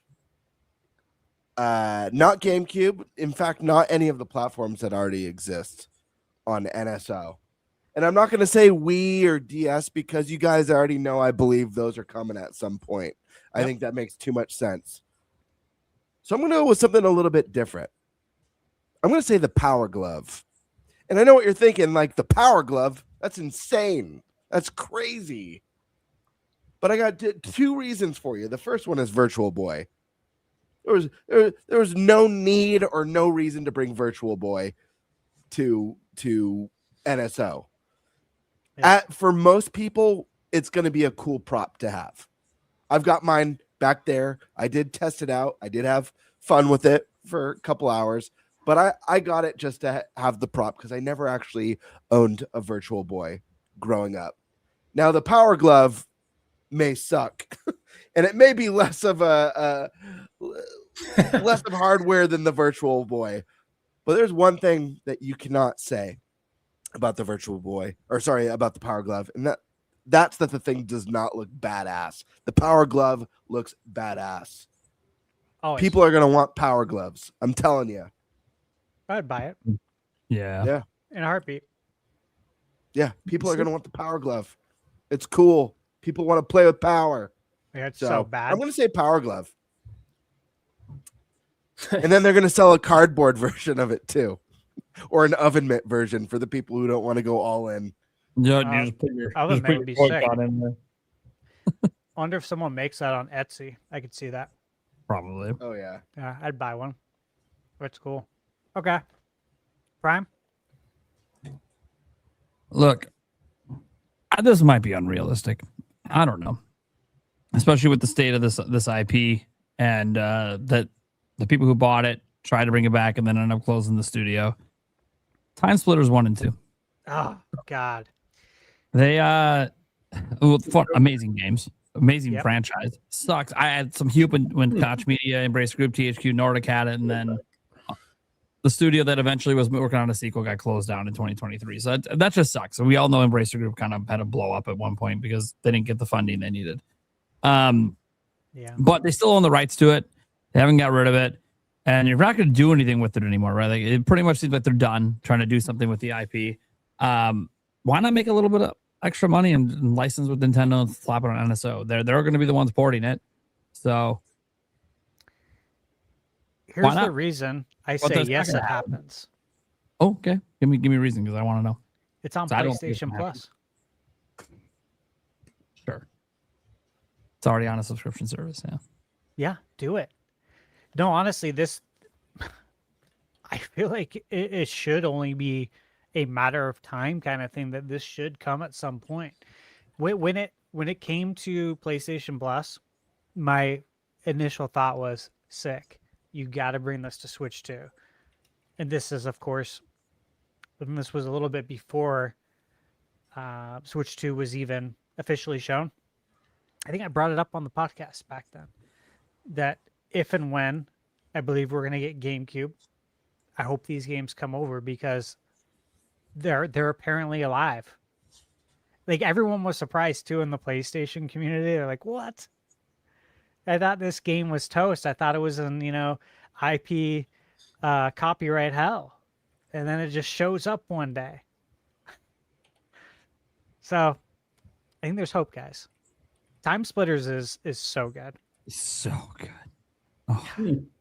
Dude, if we get Future Perfect, best in the series, let's go.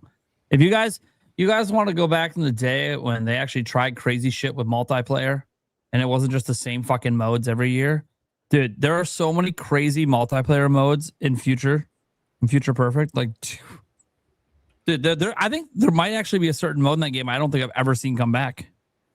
I'm thinking about it. And it's really fucking fun. So good. Yeah. Three Time Splitters games. And the third one was peak. All three of them are great, but yeah, they're all great. Yeah. You don't see that too often, right? But the third one was absolutely peak. Usually by the time you get to the third one, you've ran out of ideas. Look at Donkey Kong Country 1 through 3. Part 3 is good. It's not peak, though. We've seen it with movies all the time, too. Godfather. Most people hate the third one. 2 was peak. There's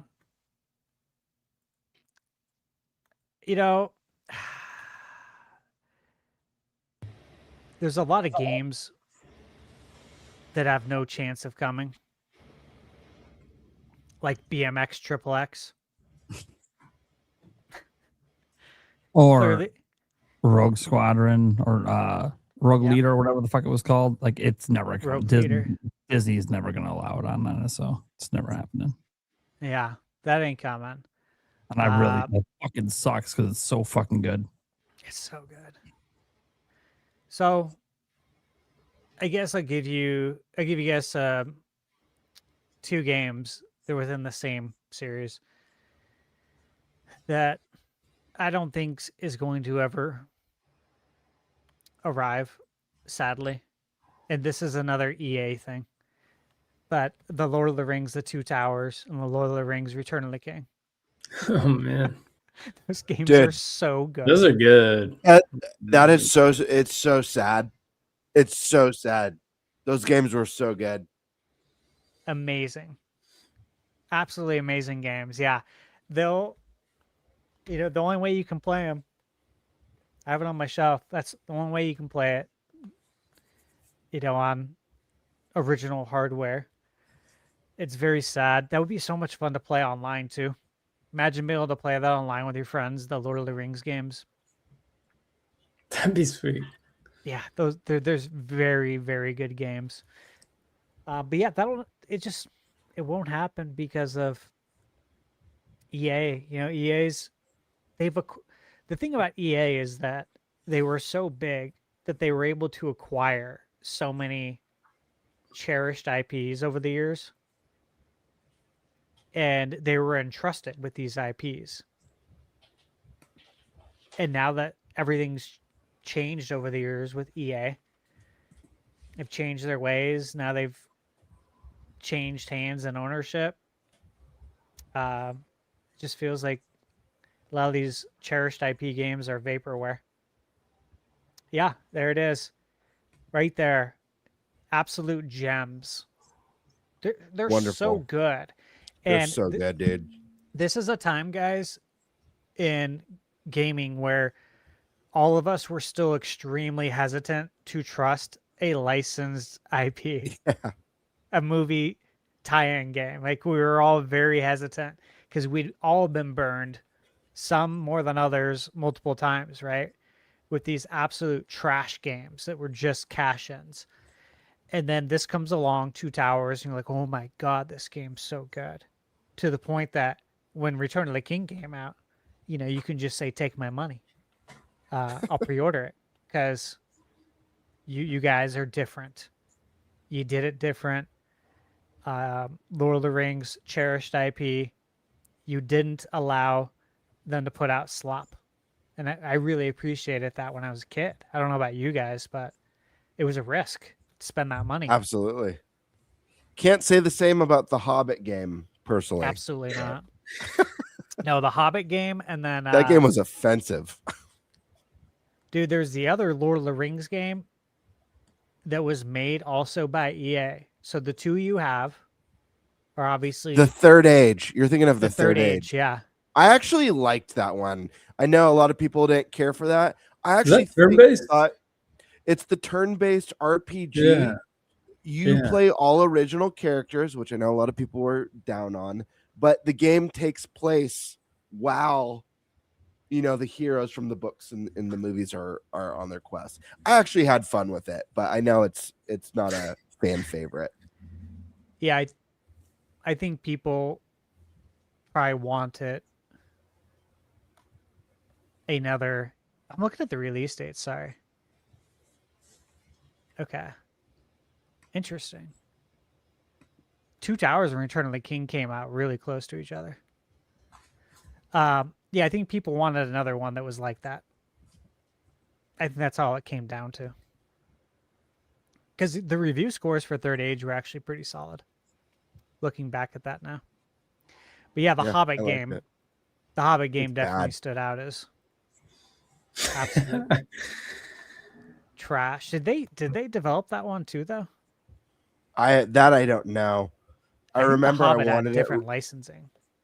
I remember I wanted it when it came out, and then I got it, and I was. Oh yeah. The best word would be despair. I felt despair. Okay. Developer was Inevitable Entertainment, and publisher was Vivendi Universal. Interesting. And unreleased in Japan. So came out in the US first. They saw it was complete trash. They said, don't even bring it here. Don't even bring it here. We won't even let this game through customs. It's like what was the game? I bought some extra copies. I actually gave one to my cousin as a gift, as a gag gift. Told him it was really good. The what do you call it? The game with Schmeagol. Gollum. Yeah. Yeah, I got it for I think $5 on Woot. I'd seen Wario, 64 post about it for $5. I'm like, that's a great gag gift for $5. And I told my cousin it's really good. I'm like, yeah, dude, let me know what you think about it. Yeah, you could tell though by, I think, sort of by the cover, right? Yeah. That's probably not going to be great. Yeah. The art style. Yeah. Yeah. So Sierra Entertainment presents. Interesting. I think this is some speedrunner's paradise game, though. I think there's like a huge speedrunning community around this game specifically. I'm not sure why, but I guess it has one plus. Huh. Not necessarily for the quality of the game, but how fast you can get through it, I guess. Well, there's that. I pulled up a list actually earlier. This is on GameFAQs. I just Googled it, and there was a recent post from March 2026 on GameFAQs on their forums. And someone has a list of NES games that were on the Wii or Wii U Virtual Console that are still missing from NSO. I'm like, that's a good comparison, actually. Yeah. I'll rattle these off. I don't know if we'll ever get any, but A Boy and His Blob, classic. Adventure Island, Adventures of Lolo 2, which we have part 1, so I think 2 will eventually come, and that is HAL Laboratories. And Iwata did work on that, so I think they'd want to have that game on NSO. Bases Loaded, Blades of Steel, Konami. We all love being able to fight in a hockey game. Love that game. Bubble Bobble, which Bubble Bobble Arc System Works owns Bubble Bobble. I work with Arc System Works, so maybe we can broker a deal because I'd love to get that and part 2 on there. We got a comment here. Bird, you're muted. Sorry, I got to know if this comment's true. Leon S. Kennedy says, I think The Hobbit was Sierra around when it was bought by Vivendi. I think Metal Jesus worked on it a bit before he left, but not 100% sure. Interesting. I don't know Metal Jesus, but I'd love to ask if he worked on the Hobbit game. He's a really big content creator. Metal Jesus? Dude, he's classic. I know him. No, I know of him. I meant like I don't know him personally, but I'd love to know if he worked on this. You know what? He probably did, because if I remember, he collects like all of the big box PC Sierra games. He's got like an insane amount, but that makes sense that he may have worked on that one. Now that I think about it, he loves Sierra. Okay. Burger Time. Castlevania 1 through 3. Don't think those are coming to Virtual Console because Konami wants you to buy the Castlevania Anniversary Collection. Okay. So I don't see that happening. Dig Dug, Elevator Action. It's a great game. I love it. Final Fantasy, Galaga, Life Force, Lunar Pool, Mega Man 1 through 5, Millen Secret Castle, NES Play Action Football. Not sure that's going to add much value. The game was trash. Ninja Gaiden 3, The Ancient Ship of Doom. It's a good one. I have it up on the shelf. Princess Tomato in the Salad Kingdom. It's actually a cool game.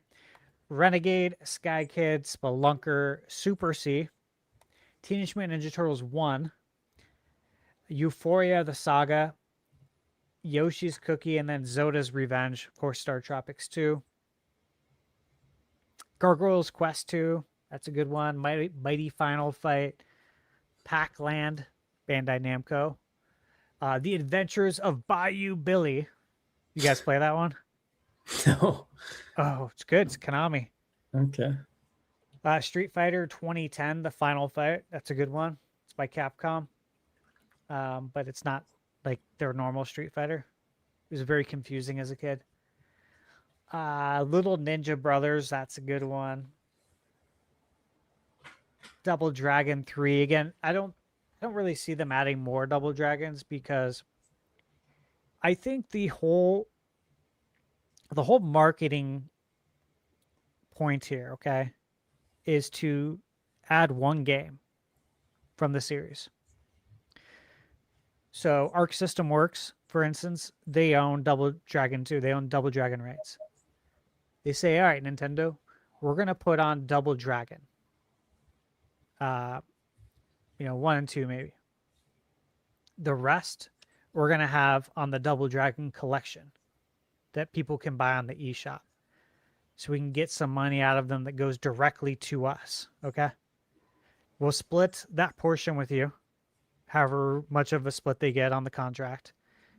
But the whole point is to get them to play the game.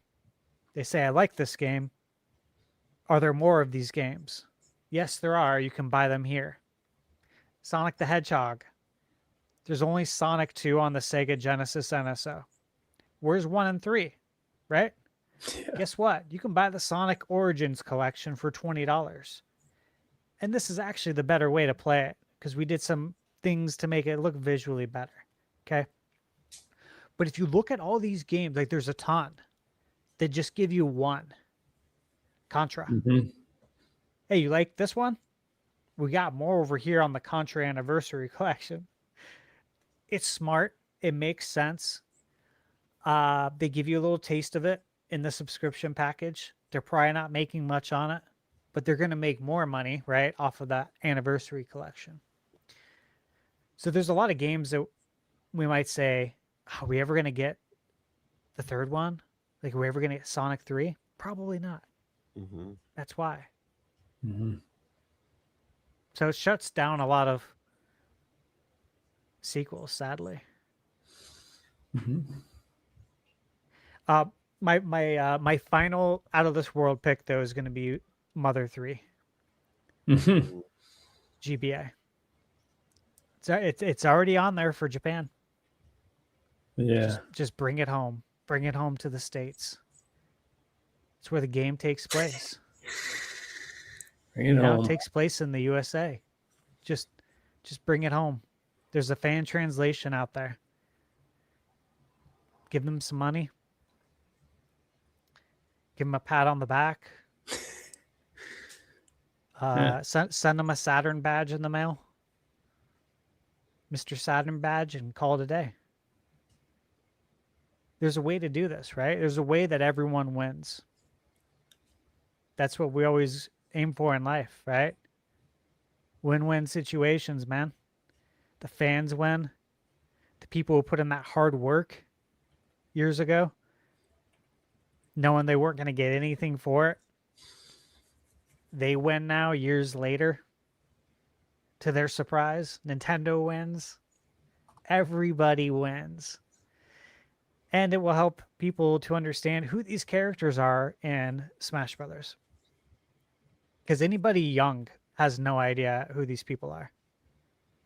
Young kids don't know who Ness is. They don't know who Lucas is. They don't know any of this stuff. They don't know these stages. They don't know the music.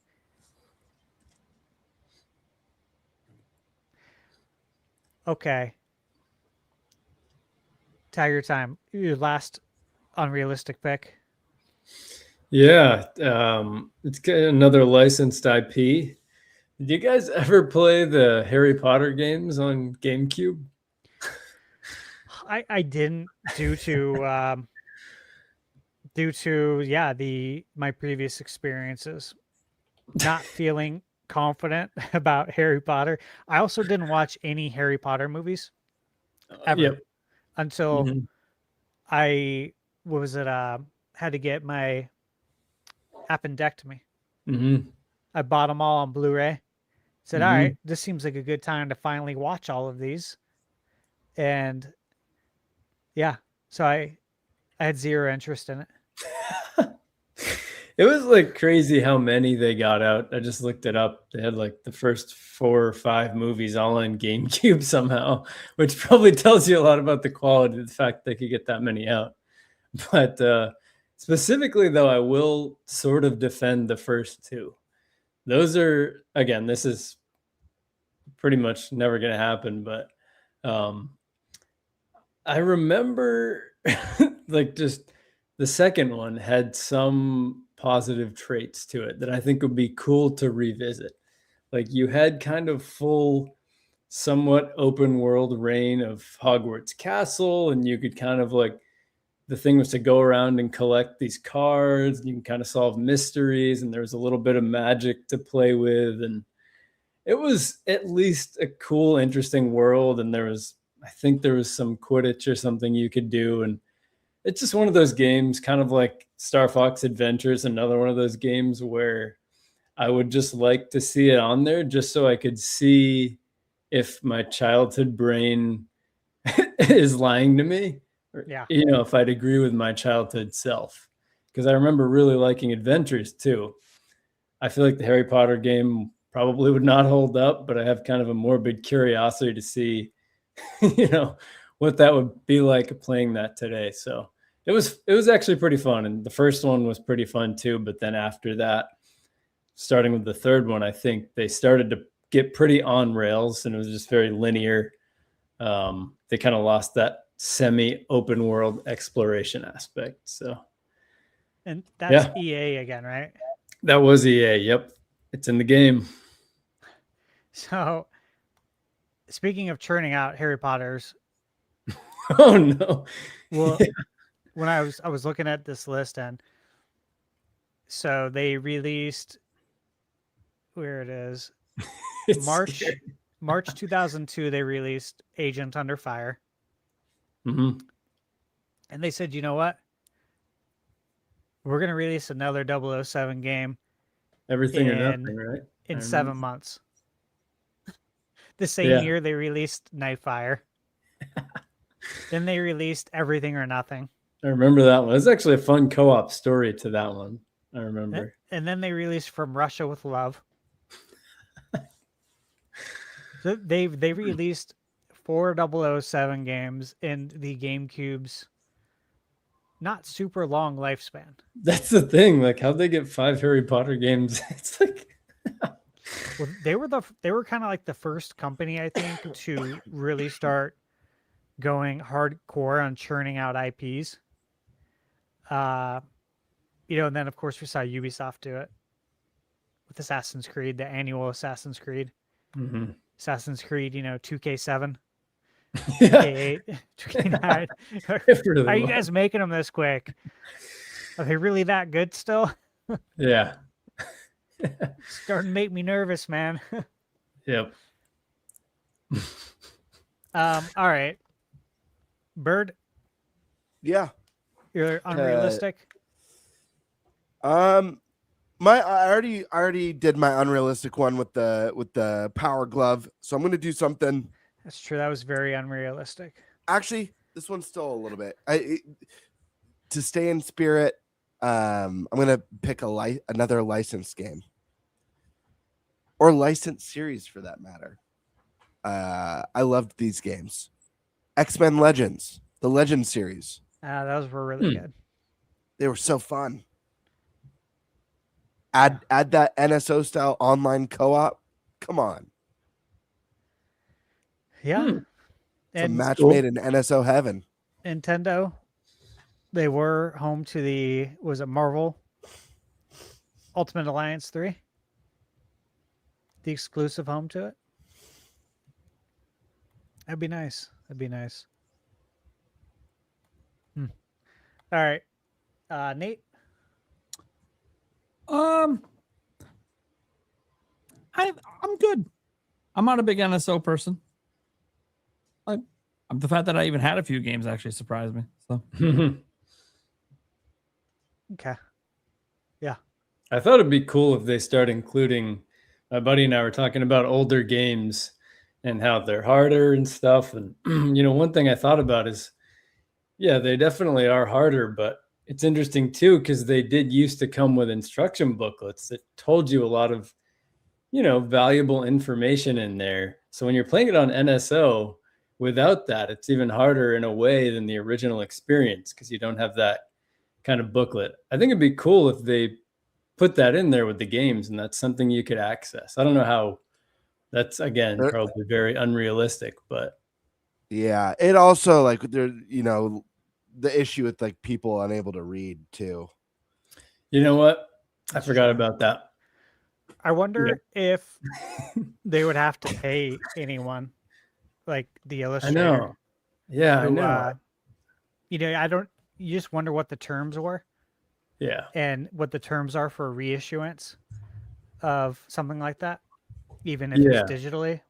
I wonder if everyone wrote up good contracts that protects the IP or if some didn't, and you have to track this person down and show that you tried to contact them to make a payment to them to use this picture from the instruction booklet you made back in 92. I know, because all that art in there too there's some cool art, some very cool art. Yeah, I'm sure it's more of a headache than they'd be willing to do, but that's just something I thought would be cool too. I would love it though. Yeah, I think it'd actually be helpful. Yeah. Okay. Wow. Last topic. all right, let's get to the last topic. All right. So I don't know. The industry might be in a bit of trouble. We'll see here. Because it looks like hardware, at least, be honest. It might be software too. About to get worse. Obviously, software-wise, in the AAA industry, we know about all the damn layoffs. EA just got bought, and now it looks like more layoffs are coming. What a shocker. So, the Nintendo Switch 2 is going up by $50 next month. Right, guys? We all know this. You would figure that we could maybe just talk about how we feel about that. But here's the problem. We just got some new reports, such as the fact that in 2027, according to TweakTown, all the DRAM production is already bought up. Do you want to explain what TweakTown is? Yeah, It sounds like a hub for drug addicts. Yeah. No, it's a reputable tech website, but yeah, I know who they are. Yeah. A lot of people know who they are. They're a pretty big deal. But yeah, how they came up with that name, I would love to. Maybe it says it somewhere on their website. I've just never seen it, but it's a fucking crazy name. Anyways, yeah. So they reported that all DRAM production is booked for next year. Now, I would assume Nintendo, Sony, Microsoft probably all their contracts locked in, right? They're not stupid.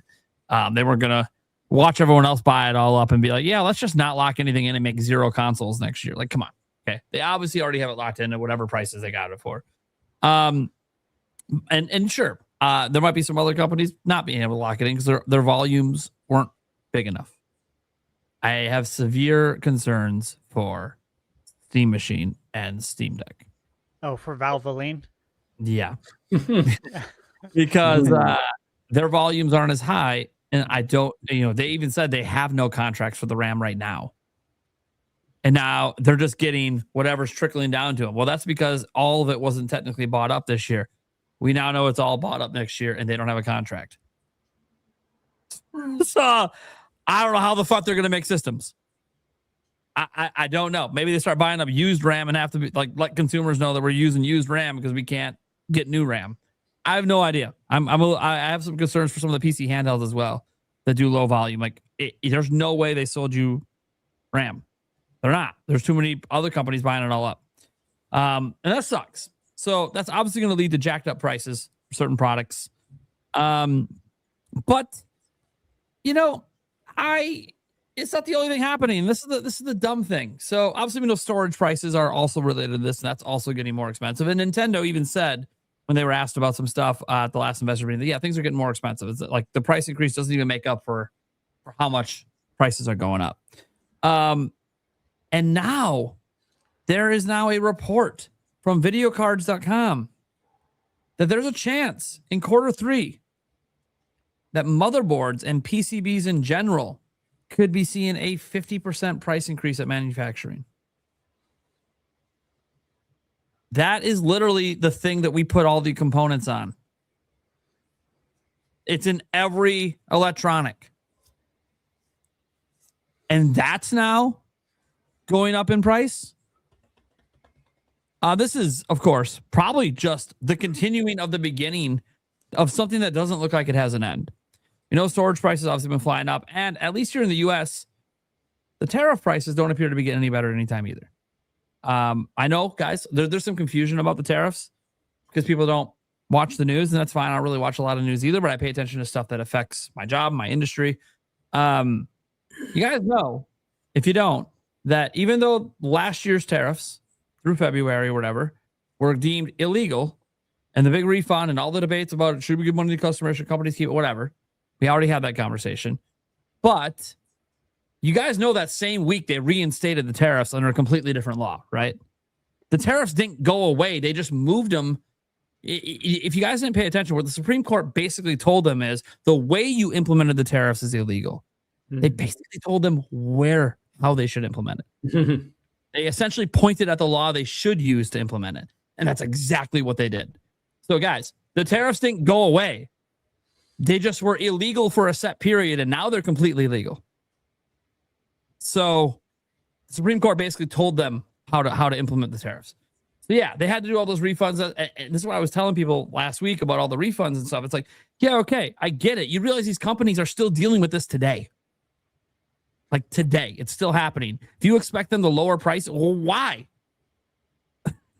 Yeah, last year you can argue maybe the prices shouldn't have increased as much in hindsight. Now that the tariffs were illegal, well, they didn't know it was going to be deemed illegal, right?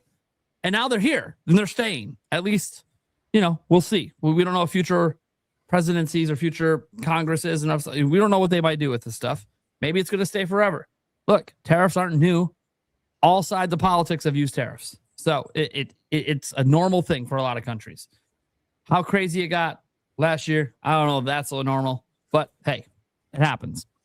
So really, what do we think is like the future of the industry? Because we are on a cusp of brand new consoles launching, right?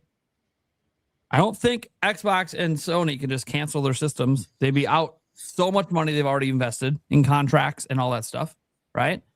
I don't know how they release a system under $1,000 that's more powerful than today's systems. I don't know how they do that. More RAM, maybe not more storage. If I stick with a terabyte, I don't know, because it's so bad out there right now. Although arguably they need 2 terabytes because of how big these AAA games are. Then again, maybe there'll be less AAA games because studios keep going under and they keep firing people.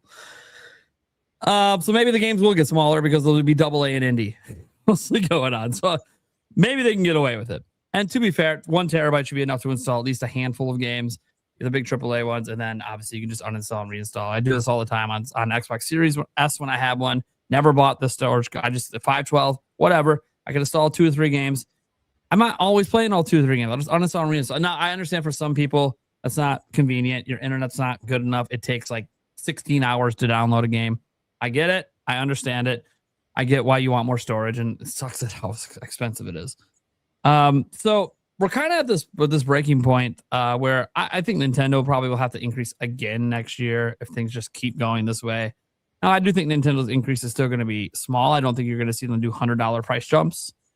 I think they're going to try to keep it as small as they can, maybe another 50. We'll see. Obviously, right now we just got to get to the current price jump, and Nintendo might sit on that for a year because it kind of they don't seem to be wanting to do what everyone else did, where they're like, they do a price increase and the next month things got worse and they do another price increase. Nintendo didn't do that with Switch 1, and they increased the price once, increased the price of the accessories once, and they haven't done it again since. And now they're increasing the price on the Switch 2. So Nintendo doesn't seem to want to mimic the rapid response that a lot of these companies are doing. So I do suspect if there is a price increase next year, it's just going to be one, and it's going to happen probably a year from when this price increase happens, right before the holidays. But do you guys have any concern for the industry just in general becoming unaffordable for consumers in general? Like, yeah, Switch 2 is kind of by default sort of the only affordable option, but we're talking about a system that's about to be $500 fucking dollars. And I know, like, today, like, oh, that's not that bad. Okay, well, at one point we were selling Switch Lites for $200 just last year. So this is the entry point into the current generation, is $500 now, starting next month. That's just here. Other countries have switched to a even more expensive for different reasons and currency exchange rates and everything else. So do we have any concern for the future of the console industry in particular? And do we think like there's going to be a problem with PlayStation and Xbox's launches, and we might end up in a situation where Nintendo's like the only viable one around, but then they don't have any viable competition, and that's not good either because companies take advantage when that happens. So what are you guys' thoughts on this? Because this is kind of this is like an ongoing thing. It's been going on for a while. We just kind of skirt around and never really talk too much about it because it's like this really fucking sucks and we can't stop it. So let's go to, I want to hear what Stash thinks of this first. He's worked in corporate. He knows the business minds of lots of shit and how a lot of this stuff functions. What are you thinking on this? Because like this is the future of the industry over the next few years. Yeah. I've talked about it a little bit here and there on the podcast, and I think that I specifically mentioned I think gaming is going to become a spectator sport for a lot of people. I think that sucks, but I do believe that's going to be the fact of it. I think people that normally owned every console will probably scale back a little bit. So you know what? Which console can I squeeze the most out of? Which one's going to serve me best? right? I think some might research a little bit more. Big, how many must-have games came out on PlayStation during the PS5 generation that really speak to me? Because maybe I don't care about this live service stuff, and I'm in it for those single-player narrative games. And I see that, wow, they just released The Last of Us again, and then they released Part 2 again, and then they remastered Horizon Zero Dawn, which I played on PS4. And they stopped making Uncharted, which is something I really liked. And I think there's going to be people out there that look at that and say, did they come out with anything new? And if they did, was it worth it? And they're going to be like, I don't know if I want that. I mean, what's Nintendo doing? Well, I know they're always going to make Zelda. I know I love that. They're always going to make Mario. They're making Donkey Kong again. I heard it's amazing. I know I love Mario Kart. I know I love Smash. The new Smash isn't out yet. And they're getting like all these third-party games now. And it's only 500. And Sony and Xbox want 1,000 plus. I think the decision, and look, guys, I'm trying to walk you through what the mind might look like for a consumer. I think this is very realistic, what we just walked through. And I think the decision is going to be kind of easy, right? Now, Nate, you mentioned that in, one point of that sense is that if you look at that, it's like, well, then Nintendo doesn't have any competition at that level, which could not be good for consumers also, right? Because when you get the Switch 3 is when you're usually going to start to see some of that come forward, because they know they're it. Yeah, and that's a genuine concern. And we've seen, like, historically the console makers have really good runs for a while, and then they F up. Sony, PS1, PS2, then E3, $599. That was the F up point, right? And the Boomerang controller as well to go with that everyone seems to forget about, because it didn't last long, obviously. Mm-hmm. PS4, we're back on track, man. Even towards the end of PS3 era, they're super cheap on Black Friday. You can get into that ecosystem. PS4 knocked it out of the park. PS5, I've enjoyed it, but look, majority of Sony fans have not. They've been pretty vocal about that, and we all know where Xbox stands. I don't need to rehash their history, but they haven't been relevant in the way they used to be since the 360 era. That's a very long time, right? So is it a genuine concern that Nintendo could have something like that happen that you mentioned, Nate? I mean, historically, it's happened to the other companies. So we'll see, hopefully not. But it's always going to be a concern. I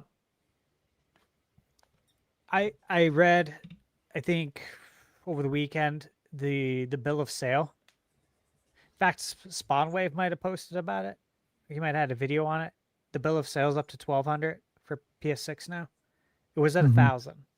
Yep, and now it keeps going up because everything's getting worse. 1,200.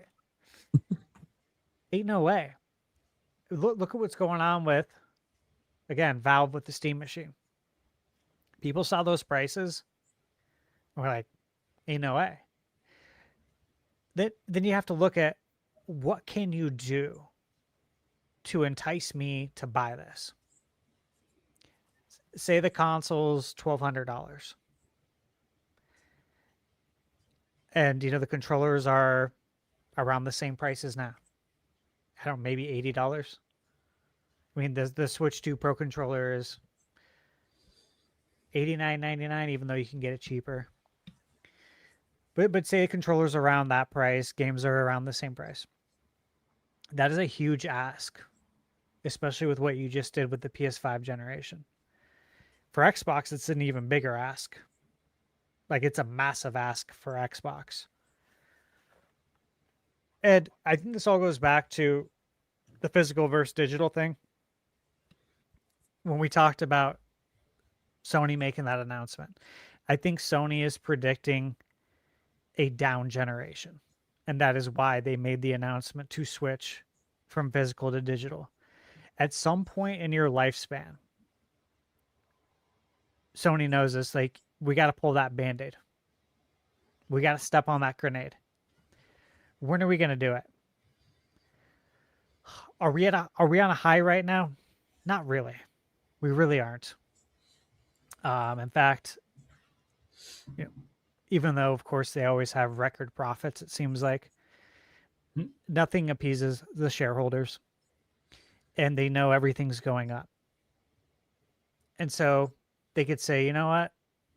If we're going to do something bad, let's do it right now. Let's get it out of the way. We'll get back 30% more in profit. And to me, like, I hate to say this, but if I'm working at Sony, if I'm an executive and I'm looking at these things, now's the perfect time to do it. It really is. Like, putting myself in those shoes. How do we appease the shareholders? How do we get back more money? Because we're going to be losing money potentially. And you have to factor that in too. What if Sony knows what the bill of sale is, right? And they're like, well, we can't sell it to them for that. We need to take a loss. Well, will. I know, but what if they say, okay, we'll take the loss, but we got to get rid of physical then, because then we can get 30% back on software, and that's where we really make our money anyways. And so then things start to even out a little bit for them. They won't tell us that, but that's how you can even the numbers out on the balance sheet. I think there's a lot of reasons why the physical and digital thing happened. It's not for the reasons that Sony just recently said in their investor meeting. That was trash. Bullshit. Total bullshit. They should have just fucking say nothing. Just say we made a nothing. decision in the best interest of our company, or just don't answer it. Like, how many times has Nintendo shown that, hey, when you get asked a question that's going to look bad for you, maybe just fucking don't say anything. Exactly. Just give a non-answer. They did a major disservice. Reggie Fils-Aimé gave tons of non-answers. Tons. Nobody hated him for it. No, because it's like, we know the answer is probably not good. He's not. All right. We're going to leave it alone. Use your imagination. I'm not going to say it, but yeah. So overall, I think it's going to get more expensive. I think it's going to price people out. Gaming, to an extent, is going to be a spectator sport. And that sucks, but I think that is going to be the reality. I think homes that have all consoles are not going to have all consoles this next round. They're going to look for something that can be more of a catch-all. And who fits that better than anybody else is Nintendo, dude. And factor all that in with what we've talked about on this podcast about how I think we all unanimously believe that Nintendo's entering their golden age. Movies, killing it. Zelda next year, Mario movies breaking records. Got the theme parks coming off Switch 1. When it's all said and done, it should be the best-selling console of all time, especially if you go to India. If you go to India, no one's ever going to catch Nintendo Switch. Unless it's Nintendo. That's never going to happen again. Because at these prices, that can never happen again.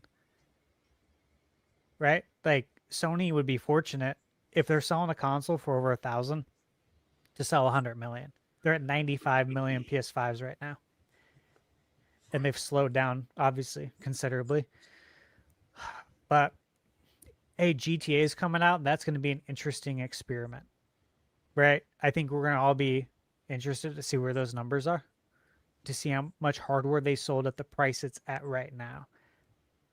And I think Sony's going to be interested too. Because they're like, well, if we can create a game that enough people want to buy, like a GTA, now we know it won't be on that scale, but if we can get somewhere around there, I think we can get people to spend this much money, because we just did.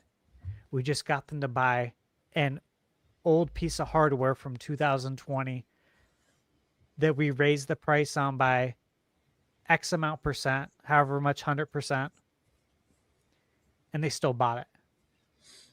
And then they're going to think they can maybe get away with it, which is probably going to be a bad move. I'm so interested to see, just as like a fan and, you know, someone who studies this industry, it's going to be really fun to watch all this unfold. Don't you guys think?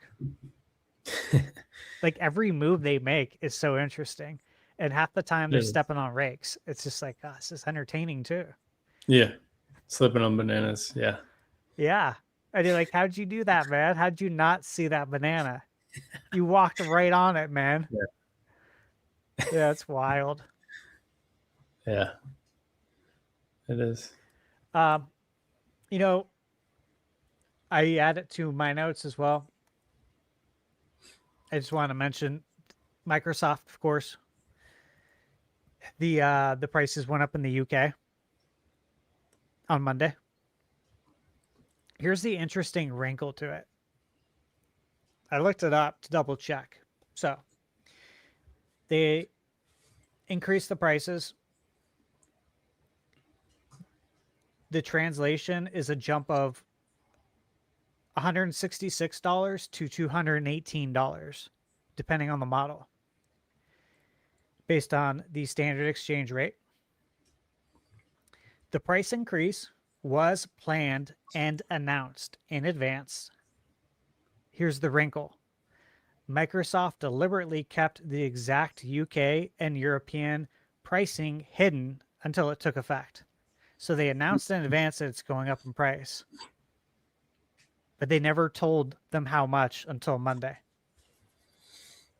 And that's why it was such a big deal, because they didn't know it was going to be going up by $166 to $218, depending on the model, for, again, piece of hardware that's not selling.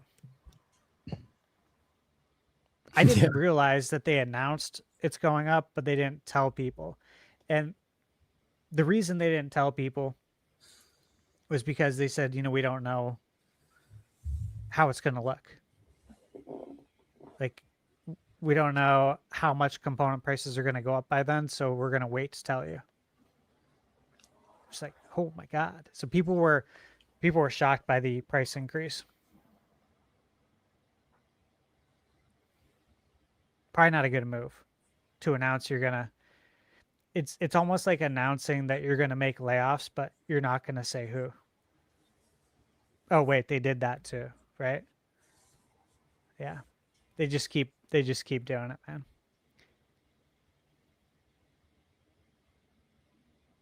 Okay. TigerTyme, what are you thinking about all this craziness? Yeah, no, I agree with what a lot of what Stash said.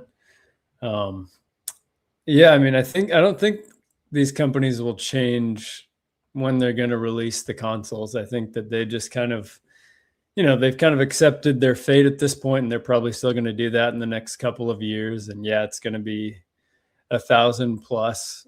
The thing I could see them doing, kind of like what Nintendo does with the Lite, is just, you know, a year or two after they release those next gen consoles, having different SKUs, or like a SKU without a controller, you know, something like that. Anything they can do to offset the cost to create, you know, a lower price SKU, try to lower that damage as much as they can. But I think they're still probably just going to keep on their timeline in regards to that. But yeah, I mean, the whole situation is, yeah, it's definitely tragic. You know, the kind of AI, the final boss AI is kind of looming over everything.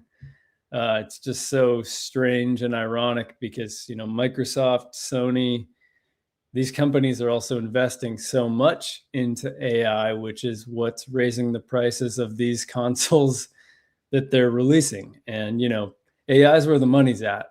So, of course they're going to do that. There's still so much, every investor still thinks it's like, the next gold mine. I feel like feels like the hype still hasn't peaked. I don't know. If I had to guess, maybe, I don't know, 2 or 3 years, maybe, who knows? It's the bubble that everyone talks about, but it's, even when that bubble happens, I think it'll still be around. But to me, what this energy feels like, it feels a lot like the COVID hiring, when companies were very excited, all these tech companies, even, publishers, gaming companies, they hired all these people, not necessarily, except for Nintendo, really not necessarily looking a few years ahead, possibly seeing what the downstream effects of this could be. And, that's the sense I get from all the money being invested in AI right now, is that, there's not a lot of foresight. There's just dollar signs in the immediate, the short term. And it's resulting in a lot of this. I was reading somewhere that, Sony, as we all know, stopping physical disc production. One of the first things they did, they closed down, I think it was 2 plants. I don't know if that's the exact number, where they manufacture these discs. And the first thing that they did was, repurpose those to make key components in data centers. And it's like immediately shifting from that. And again, you think about these companies, play such a large part in all of this, that it's just kind of this weird paradoxical relationship to this that's going on, where in a way they're funding this increase that, they're paying for too. It's a crazy messed up ecosystem, just even looking around the personal experience, just, again, to me, it's just AI kind of looms over everything. But seeing these people at work who, it feels like every month or so, they're kind of delegating, 2% of their work more to AI. And it's just this subtle, it's kind of like Spider-Man, the movie just came out. It's kind of like Venom, like the symbiote. Like, to me, it's kind of just taking over subtly. It's there, So yeah, I mean, to me, that's the undertone with all of this. And it's a question of, when are we going to exceed the rate at which these data centers we're creating, go past their usefulness? That, we don't have the resources to support this, or the money finally dries out, because it will. It's a question of when, not if. But it's where we are with AI. It's definitely a bummer, but I think, like Stash said, Nintendo is, they're sitting in the best position you could be in relative to everything around them, I think. And I don't think there's necessarily a lot of good things to say about it. I think it's, there's so much unknown, and it's still, again, it still feels like, if you're looking at a chart, it's still up and to the right now in terms of the excitement and the AI interest from investors and companies. So we're still riding it out. It's unfortunately really hurting this hobby that we all love. But I do think that these companies are still going to, just to summarize, still going to release the consoles, try to limit the damage however they can. And to me, an interesting question is, what's this going to look like afterwards? Because, a lot of the question, again, with COVID and the post-COVID prices, are things going to go back down? And, they really didn't in many cases. And so I'm curious to see, when we're past this AI, whatever that looks like. Again, AI, I don't think this bubble popping means it vanishes, but once it's reached that peak, that threshold, what does it look like then? Do these prices, settle back down, or is this kind of the new norm, because that's what we've adjusted to. And, you know, as we all know, that's kind of what they're banking on is, you know, people getting used to things, people getting used to not having physical media. And I'm just wondering if that's what they're banking on too. We're going to get used to these high prices. And I don't know. We'll see. It's, you know, like Stash said too, it's kind of morbidly interesting. It's funny to watch in some ways. Dark humor. It's just, how do you guys keep doing this? But yeah, so that's where I'm at.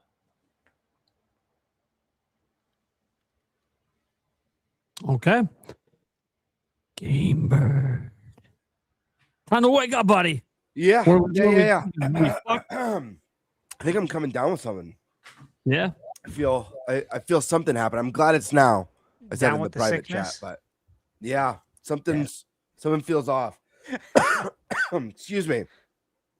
But yeah, this shit sucks. I mean, it's a very unfortunate part of the times. It sucks that it's affecting a hobby and an industry that I care deeply about, that I know all of you guys and everyone watching cares deeply about. No one likes to see prices go up on anything, especially when it's old, like especially seeing it on hardware that's not brand new.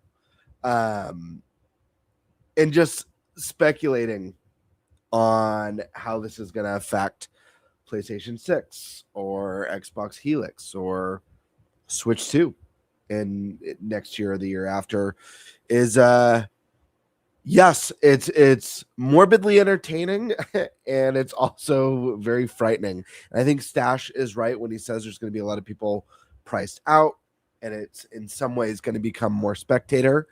I also worry about what it means for like what kind of games we'll be getting and like how game development course corrects or adjust to mitigate risk. It's scary. I mean, I'll tell you right now, and I know I'm on the minority. This is going to be probably sound absolutely crazy to most people. I think it would be awesome if the PlayStation 6 was less powerful than the PlayStation 5. Does that make me crazy? I think that would be kick ass. If PlayStation 6 got announced at the power of, let's just say, PS4 Pro. Let's just say it's as powerful as PS4 Pro. But it was they do the hybrid thing. Like a lot of rumors have speculated that there could be some sort of hybrid angle. You're getting a console with gorgeous graphics, fantastic power that you could play at home and on the go. With less powerful hardware, you've got less expensive game development. That means more exclusives. That means less risk for developers when they're making exclusives or their big games or trying out new IP. People are going to say I'm nuts. You know, this is one of those things where if I was a bigger channel, I'd probably be clipped and told moron thinks PlayStation 6 should be less powerful than the PlayStation 5. But honestly, I think it would be a win for gamers because in all honesty, what is PlayStation 6 being 5 times more powerful than PS5 going to do for any of us? They've already pretty much eliminated the load time problem. Who's been annoyed by load times this gen? Has anyone? Apparently, I understand 14 players on Switch 2. Let's get patched though. Right, but I'm talking about just like as far as like the more beefed out systems. Yeah. You know what I mean? Yep. So as crazy as it sounds, I mean, I think gamers would ultimately benefit. I mean, if you could can you sit here and tell me that Ghost of Tsushima or God of War Ragnarok are ugly games? They're gorgeous. Mm-hmm. They're stunning. Ghost of Tsushima holds a candle against tons of PlayStation 5 games. Yeah, that's a good one. So I don't know. I don't see Sony going that path, and I'm sure people are going to cheer for that. But your wallet certainly won't. And Stash already pulled up that fact tonight. PlayStation 5 only has 13 exclusives. Was it 13? Is that what you said, Stash? Yeah. 13 exclusives. So we raised that power of the PlayStation 6. Let's just say 3 times. Let's be conservative. It's usually always like 5 or 6 times more powerful. Let's say it's only 3 times more powerful. Now let's cut that exclusive with expanded development times, expanded risk, and a console that's going to cost $1,200, $1,300, $1,400, $1,500 maybe, God forbid. And maybe we only get 7 exclusives or 6 exclusives this time. Is that a win? What are you going to do with all that power if you've got nothing to play on it? Or if you can't afford it, for that matter. So I don't know that Nintendo had the foresight when it made the jump from GameCube to the Wii that holding back on power was going to benefit them in the long run. Ultimately, it was a huge, huge win because Nintendo could still make a generational leap that's going to wow people. We're at diminishing returns with Xbox and Sony at this point. So me personally, I'd like to see them tone it back with the push and the power and focus on making something that it's just going to have great games. What makes the PlayStation 6 special doesn't have to be how powerful the console is. It could be the fact that you could play it at home or on the go or whatever gimmick Sony could come up with. It doesn't have to be that. I just prefer that now that we've been spoiled with the Switch and the Switch 2, being able to take my favorite games anywhere. I feel spoiled. A lot of people be like, oh, they copied Nintendo or they copied them. So what? Copy good ideas. I want to play my Sony games everywhere. I want to play my Sony games at a more entry-level price in a hobby that's pricing people out. So based on what we know, and a lot of it's just rumors and speculation, I agree that I think that next gen for Sony and Microsoft they're going to be starting off at a disadvantage. It's hard to see a world where these next consoles are performing better than the last. Physical media is going away. I do think that's going to affect some people, not the vast majority. We've already talked about this. The vast majority of people today don't care about that. Look at Sony's software sales. It's overwhelmingly digital. But I think there's going to be a combination of factors being priced out, the loss of physical, less games. There's going to be a lot of factors that I think hurt. I think there needs to be some sort of industry course correction. I don't know when. I don't know how. But I don't know. I think we need to see a big rise in AA games. I think that's one of the big things that's made Nintendo hardware so kick ass. I mean, Switch, there was no gaps. Anytime you're waiting for the big AAA experience, there was a dozen AA experiences down the pipeline, coming month after month after month. It killed me when Sony cut off its Japanese studios. You know, we got a lot of cool AA games that were quirky and unique and had a lot of charm. Sony should bring that back. Not everything needs to be this, modern, realistic, cinematic, more immersed than a movie. Not everything needs to be that. And I know they've built an audience that wants that. But I think if you pump out good games, if they could put out software like they did for PS4 on PS6, people are going to find a way to show up for PlayStation 6 because of FOMO. People are going to see a place with tons of great games. And I think, to bring it back, I know you want to say something, Prime, but just so I don't lose my train of thought, just to come back full circle to Switch and the risk of Switch getting another maybe next year another $50 price increase. It's a bummer. It sucks. I don't want it to happen at any capacity. I don't think it's a win for anyone. I think it sucks for the customer. I think it sucks for Nintendo. But because even with an additional $50 price increase, they'll be the easiest barrier of entry for next-gen hardware. On top of that, if they can maintain great indie titles consistently, great AA experiences consistently, and their top-notch first-party exclusives, and they can have a library that's as stacked as Switch, I think they're going to be okay. They might not hit that 155 plus million sales of the Switch one. Not many will, not many can, but I think they'll be just fine. At the end of the day, it's all about the games. So my advice to Sony, as someone who knows nothing about game development or running a console business, make lots of great games and people will know it. It's the fact they have to say that's funny. True though. Yeah, it's kind of wild. I mean, when you brought up the Japanese thing, the one thing to also remember, the reason Nintendo can do what they do is because game development's cheaper in Japan. So maybe running away and moving your headquarters to the United States and focusing on US based developers might be a mistake. I don't know. Just saying. Like maybe you should have kept your AA's going. I don't know why you thought it was cool to just dump it because it doesn't make all of the money. No, they're only more profitable sometimes than your big ones percentage wise.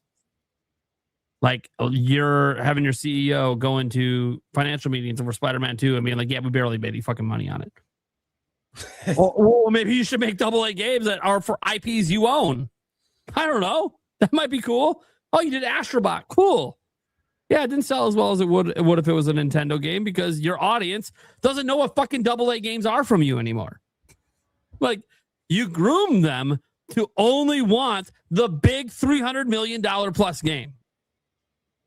That's your own fault. You groomed your audience into only wanting that and shat all over them for wanting any of the AA stuff. So all the fans of AA games went to other platforms. They went to PC and they went to Nintendo.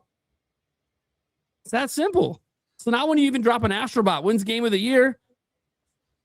Okay, so you're selling Kirby numbers? Congrats. Nintendo paid less for Kirby and made more money than your game did. I don't understand why they decided to do that. It seems like a stupid financial move at the time, but I understand that they went all in on what they thought would be the long-term future of the industry, and that is, hey, it's all in the West. It's not in the East. And, we're the kings. So we're just going to keep getting all the big games. Even if we don't make it, we get all the big third-party games. Yeah, well, now all the big third parties are kind of in trouble. So what are you going to do if they go under and stop giving you their games because they don't exist anymore? How are you going to survive when that's what you've made your audience expect is big AAA games, whether it's you or the third parties? And I think we're getting less. Well, we've already statistically been getting less of them just due to longer dev cycles. But now with studio closures and layoffs, there's going to be even bigger gaps outside of the IPs that are consistent, like Call of Duty or pretty much anything Rockstar makes, stuff like that. But Rockstar takes forever to make their games too. So it's not like you're getting new Rockstar games all the fucking time. Look how long we have the gap between GTA 5 and 6, right? Like this is like kind of standard at this point for Rockstar. So I do think that I actually have deep concerns for PlayStation 6. And its potential future. And I know they're supposedly going to have handheld guys, and I'm sure that handheld might be sub $1,000. But if it's sitting on a shelf at like $700, $800, sitting next to a $500, $550 Switch 2, and they have the same fucking third-party games on them, people aren't going to spend the extra few hundred just to get a few extra frame rates on their handheld. You want to know how we know this? There's handhelds better than Steam Deck. And yet Steam Deck's the only PC one that seems to have any fucking traction. They're more powerful. They're just a few $100s more. People aren't willing to buy it. They'll buy the cheaper option that plays the games worse. And they don't care. Because it's affordable. And it plays the game good enough for them. We just saw Liza P come to Switch 2. Looks like an excellent port. Runs at near 60. almost the entire fucking time. Lock Okay, 30 right now. Yeah, dude. It's insanely good on Switch too. Attack the Backlog was talking that up. I saw. Yeah, he streamed it today. I watched a bit of it, dude. It runs so well.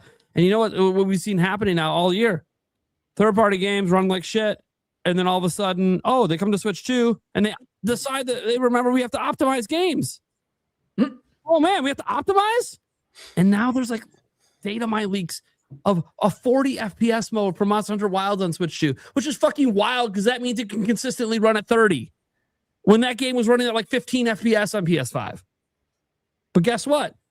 They optimize for Switch 2, and that lets them learn things that lets them optimize for the other consoles. So they end up benefiting from it as well by getting patches that make their games better. But it's like, there's so much ass backwards in this industry. Like, what is the point of having all these powering consoles if you're not optimizing your fucking games for it? You're not actually taking advantage of that power. Why do you think so many people don't see such a big leap from PS4 to PS5? You're not taking advantage of PS5 because you won't optimize your games. You can get so much more performance, so much, you want to push the ray tracing. You can get so much more of that if you properly optimize the game, but then you don't because it's taking you 7 years to make the fucking thing. And at some point, the publisher's like, release this fucking thing. We can't keep losing money. Oh, later we'll bring it to Switch 2. We'll use a small team on the games. Oh, that small team found out how to make this game run better. It's almost like maybe you should have had a small optimization team for every fucking game you make. For every platform. But, money, money, money. You have no problem spending it. So, the industry is just in kind of a bad place. Obviously, Nintendo, we saw, I'm sure you guys saw some of the big content creators out there recently making videos being like, Nintendo just wins by default. Which, they just didn't do what everyone else did. And now they win by default because what everyone else did is fucking them up right now. Doing the same thing they've always done. It's almost like Nintendo thinks long-term and they don't chase short-term profits. But this might not be the most profitable year for Nintendo, as they're probably making losing even more money on Switch 2 despite a price increase. But guess what? As that install base grows, they're still profitable, and they know the bigger the base gets, the more money we're making because we sell more video games, and we're doing variable pricing to get some of our games to be a little bit more affordable in this kind of marketplace instead of selling everything at 60 or everything at 70 or a couple at 80, right? They're not doing all of them up there. Star Fox, $50. Fuck, dude. Switch era, that's 60. Easy. Everything is 60 except for fucking Metroid Prime, and that didn't work out for them. It didn't sell very well. So it would probably be a $60 standard price like every other game they dropped on Switch, besides Tears of the Kingdom. And guess what? They got away with the Tears of the Kingdom price increase because they sold 20 million plus copies. Like, Nintendo just, they just look at the rest of the industry so different from everyone else. And they go, why are people doing $300 million budget games on every fucking game they make? Why? We might hit that at one point, maybe with Zelda or something. Maybe. But that's one out of the 12 games a year we publish. Like, most of their games are made for less than $50 million and go on to sell 5 to 10, 15 million copies. Their games that sell 2 million copies, you know why they keep making them? Because they only spent a few million to make the fucking game. And they went ahead and made $100, $200 million in profit off it. So why would they throw out the little bit of like, this is what Sony and some of the other publishers started doing, is being like, well, we make so much more on our big games when they hit. These little games that have smaller profits, it's profits. Why the fuck are you throwing away profits? Like, some profits better than just getting rid of it, right? I don't understand. It's free money. You're making money. Oh, but you're just not making as much as like a Fortnite. Well, guess what? There's one fucking Fortnite. There's one. You're not going to be Fortnite. Sony, stop making live service games. You're not going to be Fortnite. It's not happening. And the funny thing is, you had one game that was a live service game that had a level of success in Helldivers 2, and then you fucked that up too. Yeah. Because where was it popular? On PC. And you had to go ahead and piss off the PC users by trying to force them to make a PlayStation Network account to play after they didn't need it when the game came out. And guess what? PC gamers didn't forgive you when you went back on that decision. They said, fuck you. Because PC gamers don't like being fucked with. You fuck with them, they'll go to a different game. They don't give a shit. Seriously, I've been a PC gamer my whole life. I've watched this happen a trillion times. You can have a really popular game. The moment you fuck with that game and make them want to do something they don't want to fucking do and make it hard to fucking load it, they're out. They're the fuck out. They'll go find something else. And they won't come back when you fix it. Sony, stop it. Get some help. I gotta get a Michael Jordan reference in there. But I am a little concerned for them. Obviously, I do think at launch they'll probably sell out a PS6. They have enough hardcore fans that'll sell it out at launch, and they'll talk about some record amount of money they made. Yeah, congrats on your revenue. What are the profits like? If you're selling for $1,000, but it costs you, $1,250, $1,300 to make it. Did you sell enough games to make up for that on day one? No, probably not, because they just spent $1,000 and maybe they could buy one game. Maybe. Or they just rely on the demo pack-in and they're just doing backwards compatibility. Which, again, Sony hasn't announced any way to convert your physical library to digital. So if you have been a physical owner, you're getting double fucked if you buy a PS6 because you can't play your fucking games on it. So that fucking sucks. I'm sure Sony will eventually figure that out because it sounds like Xbox is doing that, right? So they're not going to let Xbox have this feature that they don't have. So I'm sure they'll work on that. It just might not be there at launch because it doesn't seem like it was something they were really thinking about. I almost wonder if the decision to end physical games in 2028 was more of a recent decision rather than a planned out one. But because, again, as Stash was bringing up, the economics of everything, it's like, hey, we know we're going to struggle to sell systems. It's fucking expensive. So we got to make our money elsewhere. And our games cost way too fucking much. Well, most of our money's made off third-party games. So you know what? Let's make it so third parties can't put physical games out. So we automatically make 30% every sale. Because, hey, some of these third-party games are actually selling quite well physically. I don't believe Sony's bullshit. Of the games that actually have full physical versions and digital, the split is really close to 50-50 on PlayStation. We have leaked numbers out there. We have data mined and hacked stuff proving that games that had full physical versions on PS5 were selling. Now, 100,000 units, 7 games cost 100,000 from Circana. Yeah, go look at the total sales of those games. The ones that crossed 100,000. And then go look at how many of the big name games came out on PlayStation, sold really well, but they were fucking game key discs. Take Crimson Desert, sold really well on PlayStation. Did you know you can't just insert the game, install, and play? No, it forces you to download an update to play. You cannot play it without internet. So yeah, why the fuck would you buy it physically? Get it digitally. Unless you want to resell it, right? I guess that's the only reason.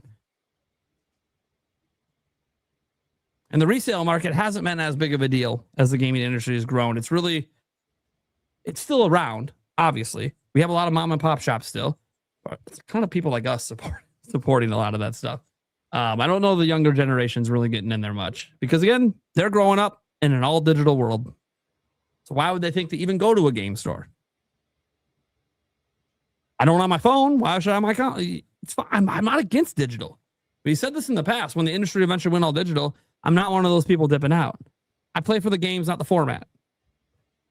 Yeah, maybe someday they yank the game out of my library. Yeah, that'll fucking suck. But you know what? I don't really replay my games most of the time anyways. Chances are I probably won't miss it because I'll be moved on to something else. And that sucks because every now and then you get like a small itch to load up an old game. But thankfully for me, I grew up in the NES and SNES and Atari and all that shit. And that stuff's going to be there till I die. So when I want to get nostalgic, I'm going back to generations that had physical. Now, that doesn't mean 30 years from now, I'm not going to want to go back to Switch 3 and something that happened on it. And I'm 20 years past that. And, it's digital only. And somehow my access went away. But I will say this. I ain't worried about it with Nintendo's games. I can still download shit on Wii. So I ain't worried about it with Nintendo. And some of those weren't even Nintendo games, right? Those early WiiWare games weren't really Nintendo games. They were by third parties and indies. So yeah, that's really my take on that. I'll keep it nice and short. Let's go ahead and just get up the Q&A stuff and get our asses out of here. Bird not doing well. Tiger looks like he's fucking gonna die over there. I'm in bad. But let's just fucking go, baby. Thanks for the support. Let's get it. We got to start with the classic, the all-timer, demonic brawler. Bring back NFL Blitz, NBA Jam, and NHL hits. Yes. Got to keep it going every Let's week. hope Saudi Arabia is into all these sports, man. Yeah, let's go, Saudi.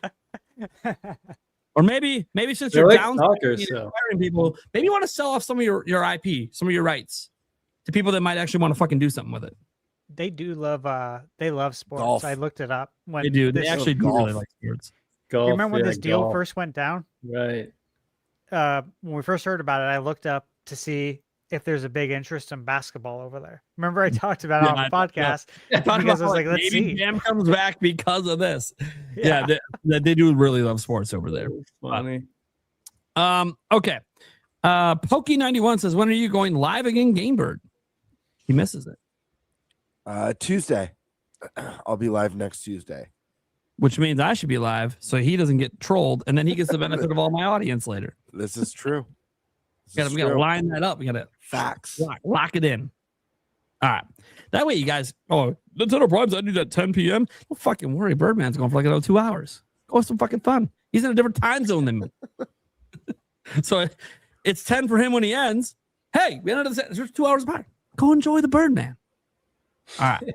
He does crazy shit now. Dude, I thought I did crazy shit on my streams, and I turned around and he's got fucking pie in his face. I did get pied. Yeah.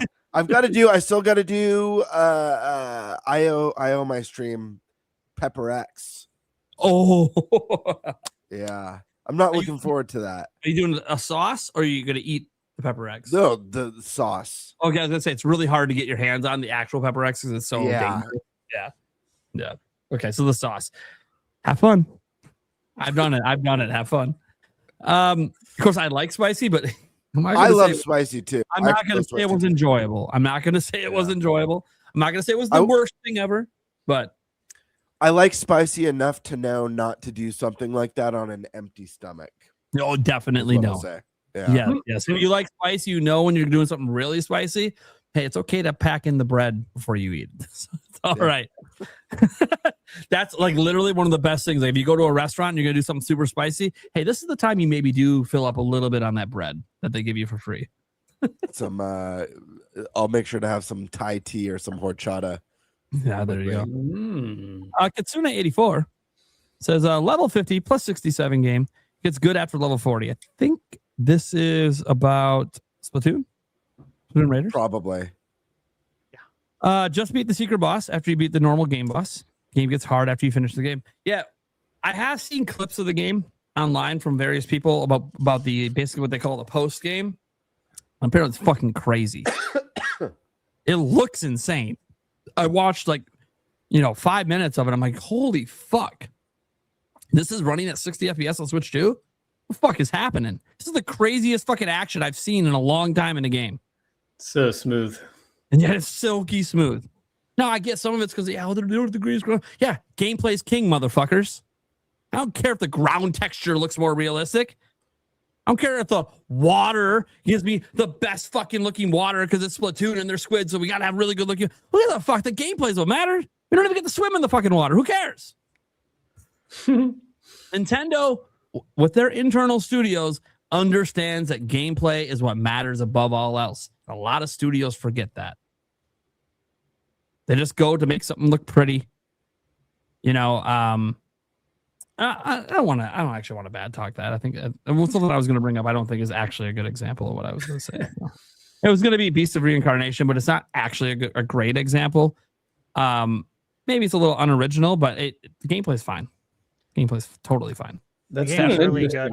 I watched Ash's review. Yeah, I got nothing wrong with the gameplay, so I don't want to say that they didn't think gameplay first. They literally work with Nintendo. They fucking know gameplay first. They're not stupid. It's a really That's good been game. an interesting review cycle to watch. Yeah, a lot of reviewers didn't like it because it felt too samey to them. But Guys, let me just tell you I think real quick my take. I read some reviews after. Yeah. I'm just being honest. I'm not pointing fingers, but it was very clear they didn't play the game. It was clear that they played it for about 2 hours. Yeah, probably.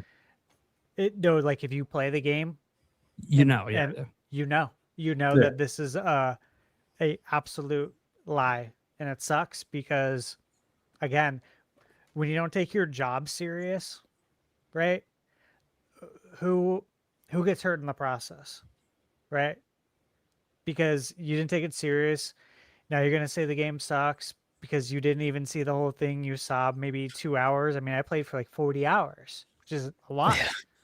You know what I mean? And there's still more to do. And I saw tons of variety, and there's tons of weapons. And people were saying there's only a couple of weapons. Like, what game did you play? How about you We get didn't out play of the same game? How about you get out of the beginning of the game and actually see what the fuck Dude, happened?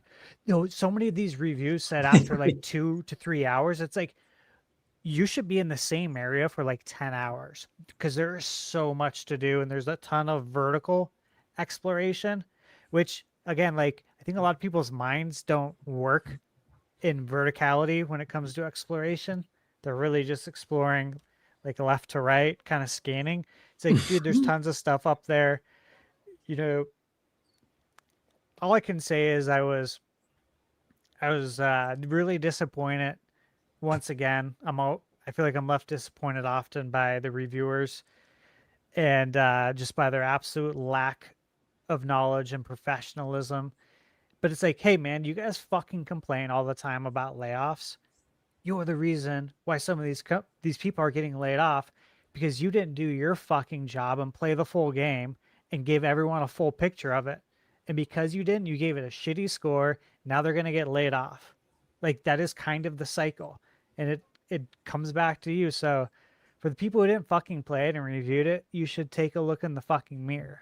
Like, it's frustrating for me. Also, end of my rant. Since, it's already kind of done its thing. We obviously don't know what the sales are yet because it's way too soon. I will say this. Just because I counterpick Stash, go ahead and keep dropping shit reviews. Let's get this below 70. Right. Look, you already didn't give it good reviews anyway, so fuck it. Let's get it below 70. And obviously it did score better on OpenCritic at a 76 where they don't weight the reviews. But I also said to Michaela after playing it for maybe like 4 or 5 hours, I was like, I love this game. This game's so cool. I was like, I drafted this game in fantasy. I was like, I have a feeling this is going to be too hard for a lot of the reviewers, and they're going to give it a bad score, and they're going to quit playing, and they're not going to see how great this gets. And they're going to take these little minuscule complaints, and they're going to blow them out of proportion. So it makes their review score look legit when they give it a bad score. I said, watch. I said, it's probably going to get somewhere around the 70s. Yeah, I always say, like, for reviewers, guys, like, if you play a game, you're giving it for review, you get a few hours in and you're just not having fun. I get it. It happens. Some games have really slow starts. Maybe they're too tutorially. Maybe there's just a lot of annoying things that happen to go away if you keep playing, but you don't know that. I don't think there's anything wrong with stopping playing. You just shouldn't be making a review. You want to throw some opinions out on Twitter that you don't like the first few hours of the game? It's fine. That's your opinion. But you can't judge an entire game as a review if you don't at least beat the main quest, the main story. That's my opinion. Yeah. I actually applaud IGN when I see reviews in progress and they're taking their fucking time. I'm like, this person cares. Yeah, that's what they should do. Like, a lot of those reviews isn't the right thing to do. Yeah. When they finish those reviews in progress and you actually read it, you could tell it's someone who actually gave a shit about what they were doing. It's just so fucking wild because there's so many other reviews at that particular website where it's not that way. So there are people out there, as we've talked about before, when you're looking for reviewers, look for the people doing the reviews instead of the outlet. Follow the people. If they happen to be an IGN, fine, but follow the people. Because you don't necessarily aren't going to agree with the entire outlet's opinion or the entire outlet's way of doing reviews. Because some people care more than others. You guys want to hear something funny? Oh, yeah. Just real quick. So I saw IGN's review, just like the 6 out of 10. Mm-hmm. And I'm just like, wow. So I decided to click on the reviewer. And I won't say their name. But I clicked on them to see what their history is. Because to me, that matters. right? Yeah. Yuka Replay 5 out of 10. Oh my, no way. How the fuck? Borderlands 4. 8 out of 10. Grounded 2, which remember Roger and I played. Yeah. Roger's base You had an at awful Summer Game time. Fest. Said Yeah. it was just absolute dog shit. Yeah. 8 out of 10. And then Concord, 7 out of 10. Skull and Bones, 7 out of 10. And No. here's the best one, Crimson Desert, 6 out of 10. It's that same person. That's all over the map too, genre-wise. Like that's crazy. I had no idea I was going to hit this gold mine when I saw all of their reviews. I'm like, This reviewer, there's a trend here. They really like games of service. Hey, they rate someone that games heard all of those service scores. higher than other games. Look, there's going to be someone who heard all those scores, have played all those games, and agree with him. Congratulations, that is your reviewer. That's fine. Yeah. If you feel things the way he look, just because I think the reviews like this are a joke, I do understand there are some people that are going to agree with it, and that's fine. I'm glad you have your reviewer. You just know the rest of us aren't taking it serious. yeah, Skull and Bones, man. Concord. 7 out of 10. Absolute Wow. bangers, according to him. Yeah, No, I clicked on that be video fair. here so fast too. I think it's Skull and Bones. is Skull and Bones fine. is the only quadruple A game. Yeah, Skull and Bones was fine. It just you can't call it a quadruple A game and then it has less content than all your triple A games. Yeah, you set that one up for failure. Like, okay, yeah. What made it good was what you took from Black Flag. But what else is going on? What else are we doing besides what Black Flag already did? And guys, I've not played the game. I do know there's some other things I had a code for it, but anyways. I was AAA legitimately shocked that he was the person who reviewed all of those games I named. I was like, there's no way. Like, so many people have talked about how shitty these reviews are. It's all the same. Like, so many of these are the same person. Like, and So funny. you know, I read his profile. It's like, oh, you know, I've been doing this for 10 years, and like, you know, I'm so knowledgeable and I know all this shit. Like, it was a bit pompous, and I'm just like, bro. He's driving them clicks. He's driving the clicks, baby. It's like, but do you know that, like, because his reviews are like the opposite of the consensus. So he's just driving. IGN. Yeah, You're driving clicks for them. yeah. You're not getting anything extra. That's why he probably has the job though, to drive the clicks. Maybe. You know, you gotta have that. That's a terrible way to live.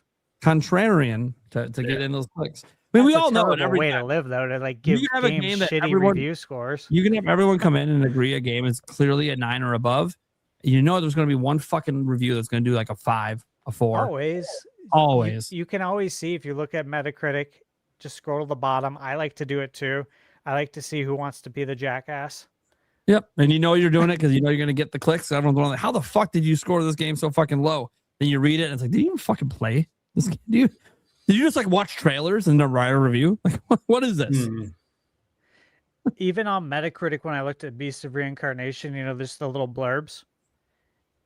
Every single blurb, except for like one, was like super positive. And I'm like, I'm not going to read the full reviews of any of these, but your closing blurb was very positive, and it does not equate at all to this number, which makes me think you just pulled the number out of your ass.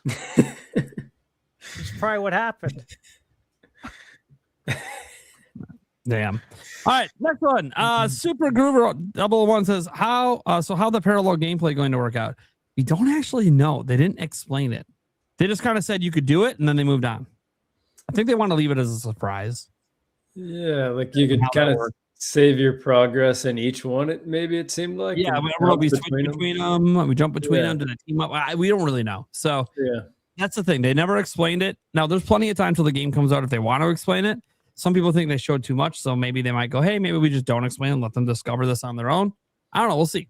Because I don't really think we need to know much more about the game, to be completely honest. But obviously, we know there's going to be a launch trailer. There's going to be marketing between now and then. So we're going to learn new stuff because they got to market the game. General AMC says, what up, NintenByte family? Been gone for a bit. Life's been crazy. Nate, praying for you and anyone else who may be struggling. P.S.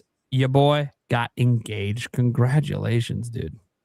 Oh, Hell yeah. congrats. Congrats, Big life man. step, man. Glad you found your Big deal. significant other for life. That's awesome. And yeah, things have been crazy. trying to keep it going, guys. Trying to keep it going. Here we go. True dude. If not aware already, I feel like Stash and Bird would like to enjoy Retro Achievements website. Also, Fire Emblem looks amazing. I can't wait. Yeah, Fire Emblem looks great. Yeah, Retro Achievements. There's websites for it. Everyone's been wanting Nintendo to throw in more Retro Achievements for their NSO stuff as well. Gives people a reason to go back to the classics. But yeah, Nintendo just seems to like randomly do per game achievements. It's I don't get it. I don't know why they don't just like I get not follow Nintendo's where they are because they don't follow the rest of the industry. But I'm like, yeah, okay, but achievements, you literally do it in some of your games. Just have an achievement system that's console based, universal, account based, or whatever. And then if you have games you don't want to do achievements in, like say you don't want achievements in Mario, fine, then just don't make any achievements for Mario. It's not a big deal. I think DK the Donkey challenge has Kong been kinda challenge cool. is the test bed. Yeah, Donkey Kong Challenge was kind of an interesting one. It's I will still say this as going. well. Yep. Guess what? If Nintendo wins by default, third parties like achievements. So like at some point, it's probably I would like it this generation, Nintendo, if you would at least consider it for those that do like it. I like these cards too. They're cool. I think they give you a way to display them or like to have them like in an album that people can like look through your cards. You know, like how we'd have our 3-ring binders with our collectible cards. And the cards. Oh, the TCG Like trading cards, yeah. Like yeah. I think they do something like that. It would be really cool, man. That'd be sick. Yeah. Zoo here, friend of the channel, Switch After Dark. It says gamers are the worst customers. Why would they be able to read? Yep.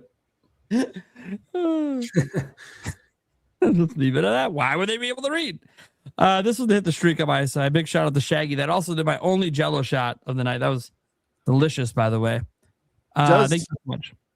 Does Hooked on Phonics still exist? Is that still a thing? It needs Do you to, remember but those commercials? It's the comprehension part that's really suffering is that people can Still exist. read, but they can't comprehend. But yeah, hooked on phonics worked for me. Dude, Yeah. I I remember remember all those those kids. commercials all the time. Yep. You know what? My youngest is struggling a bit. Maybe I should do some Hooked on Phonics with him. I wonder if he'll because they kind of gamify it a little bit to trick you into learning to read. Yeah, like help a struggling reader or supplement the school. They've probably come a long way, honestly, with this stuff. What's the one on Dreamcast? The House of Dead one, but it's like the typing. House of the Dead typing.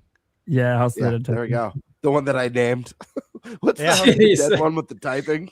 Oh, House of the Dead typing. Very simple title. Zoo, I don't know if you're still here, but I know exactly who you're talking about. He says he is a Sonic fan. You know the type Prime weird. Yeah, I'm probably not gonna go into that.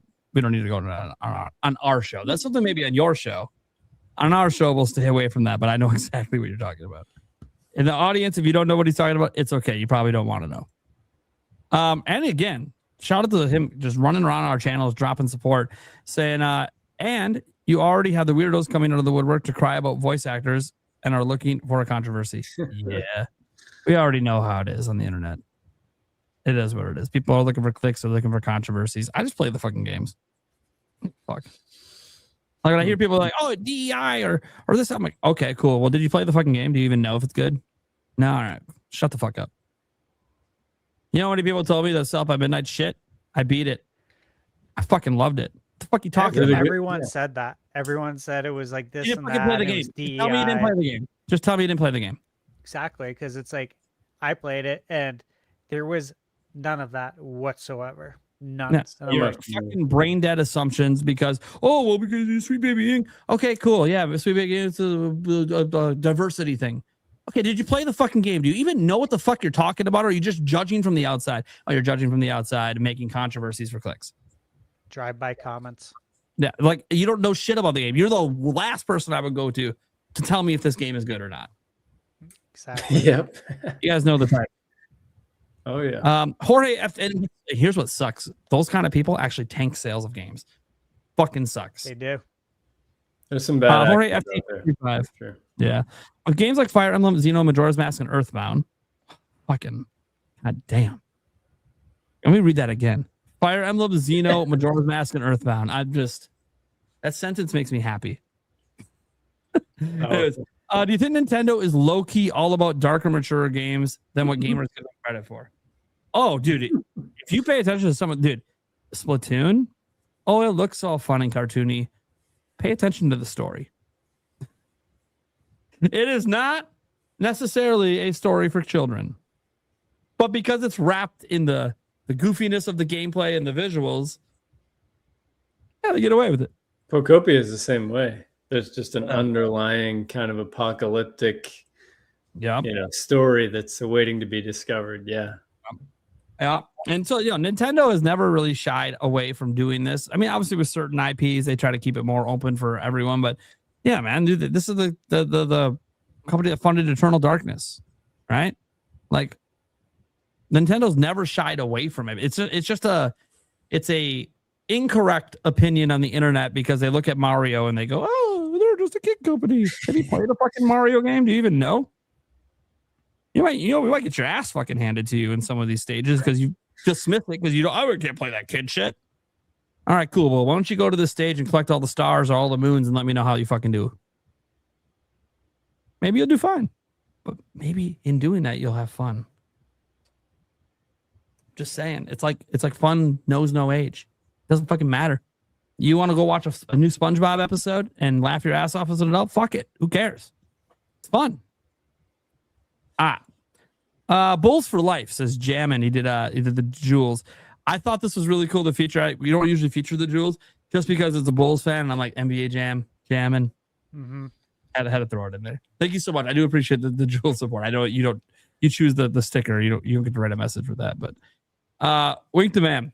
Now that we had Fire Emblem Direct, when do you think we'll get the Ocarina of Time Direct? This month? Next week? At the earliest? September?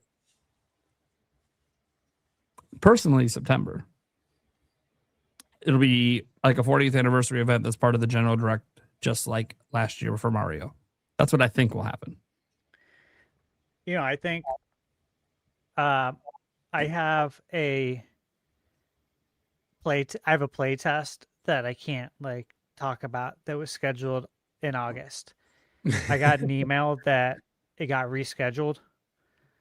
And they asked if I still want to do that, and of course I was like, yeah. And I chose, let me look at this calendar here. I could choose the 9th or the 10th of September. And we're in PAX the 2nd to 8th. Or, I fly home the 8th. So I was like, yeah, you know what? Let's just do Wednesday the 9th in the morning. Because, I wouldn't have started all my editing yet. So this would be a good time to do it before I start all the PAX videos. Mm-hmm.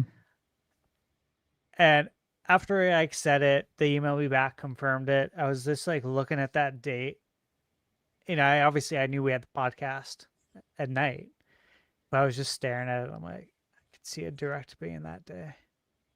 I could see it being on that 9th, dude. Sure. Maybe. And it's going to really suck because I just scheduled this. Yeah, because the directs are always in the morning. Exactly. And you can casually watch while I'm no, it's a fucking big direct with Zelda shit. I'm not playing a game while watching. I'm fucking watching. Exactly. I'm jotting notes. I'm adding to my list. Exactly. The directs are a big deal, the general ones especially. Yeah, and I usually join you on your channel. Yeah. I like doing that. You have to react, yeah. It's fun. It is. It's a good time, yeah. Yep. Better than sitting on the couch just watching by myself. Tiger, when do you think they're gonna show Ocarina of Time next? Yeah, I feel like September is what I was thinking too.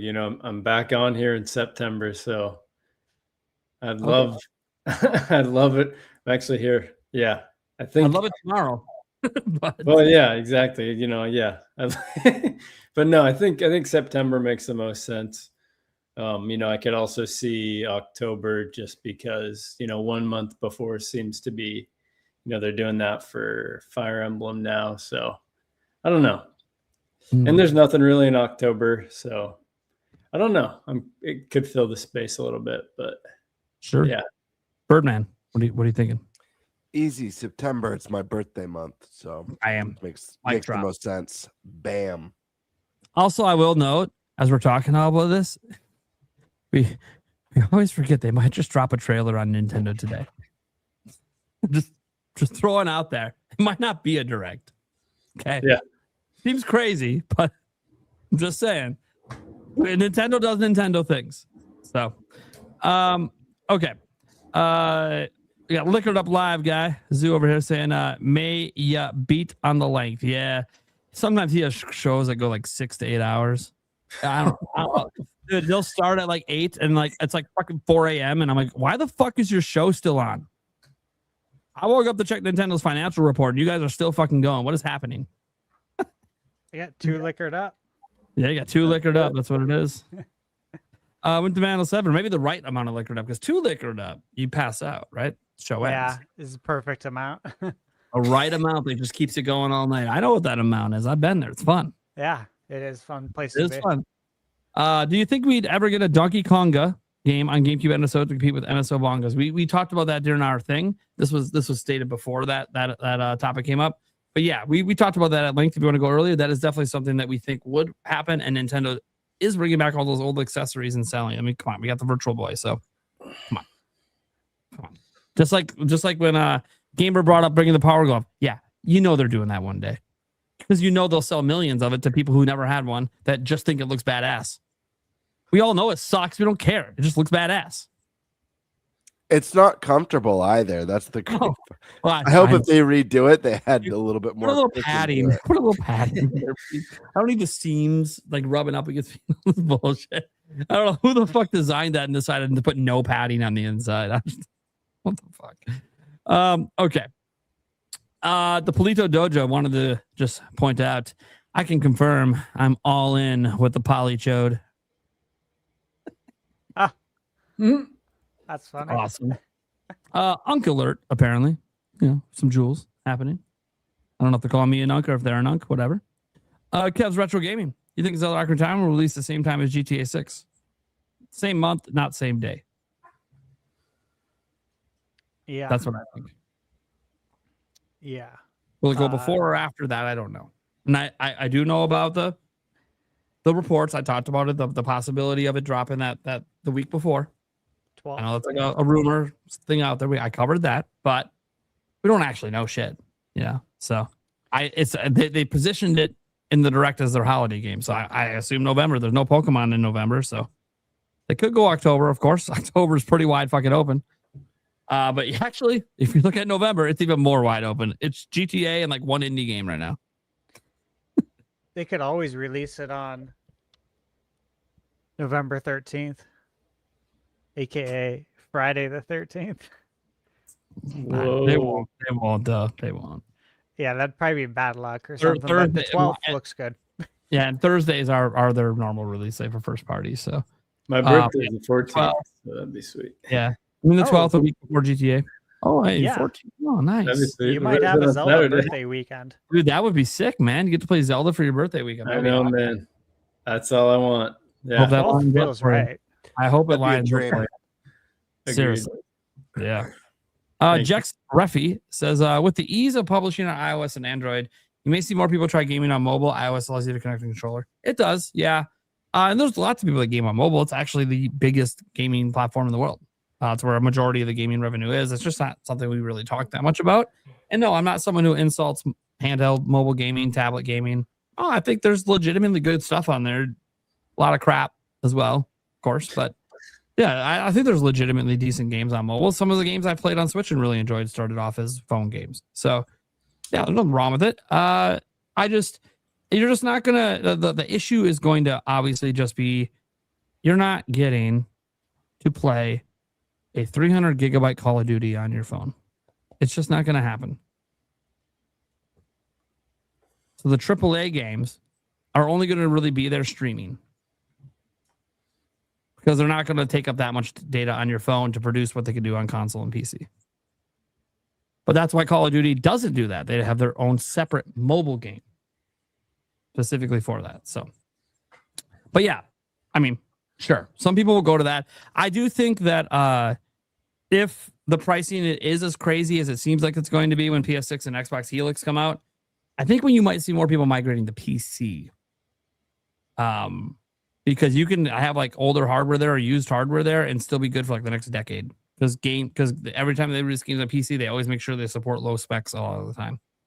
Because they know not everyone's upgrading the hardware all the time. Mm-hmm. And there's a lot of indie games that you guys are missing out on that are only ever on PC. Switch After Dark says eventually everyone sounds like him. Oh, yeah. All right. Well, let's go around the room, let people know what we got going on, and get the fuck out of here. TigerTyme. Hey. Well, yes. As always, thank you guys. It's always an honor to be on here. Yeah, wishing you guys a good time over at PAX West.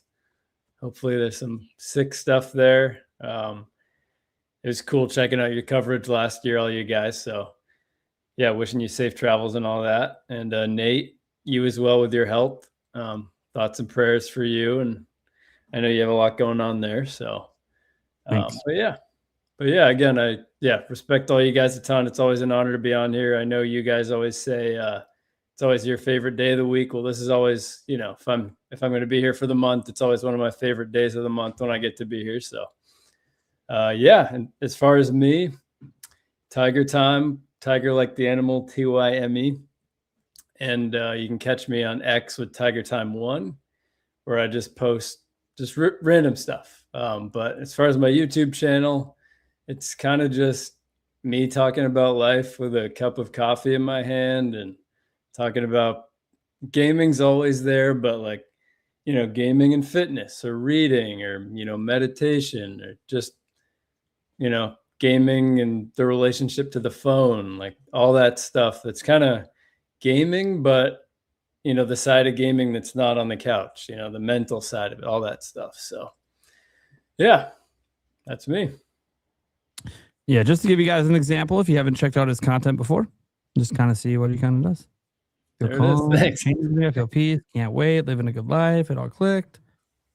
And he just talks about, ways to kind of use gaming here in a more relaxing state, taking care of yourself, not overindulging maybe, Yeah, no, absolutely. Gaming, you can definitely take it too far. So it's just like, kind of managing that, making sure one thing for me is getting all my chores done. I can enjoy gaming more, like talking about that mental side of it, that makes gaming even better. So yeah. Going through the whole catalog. Thanks.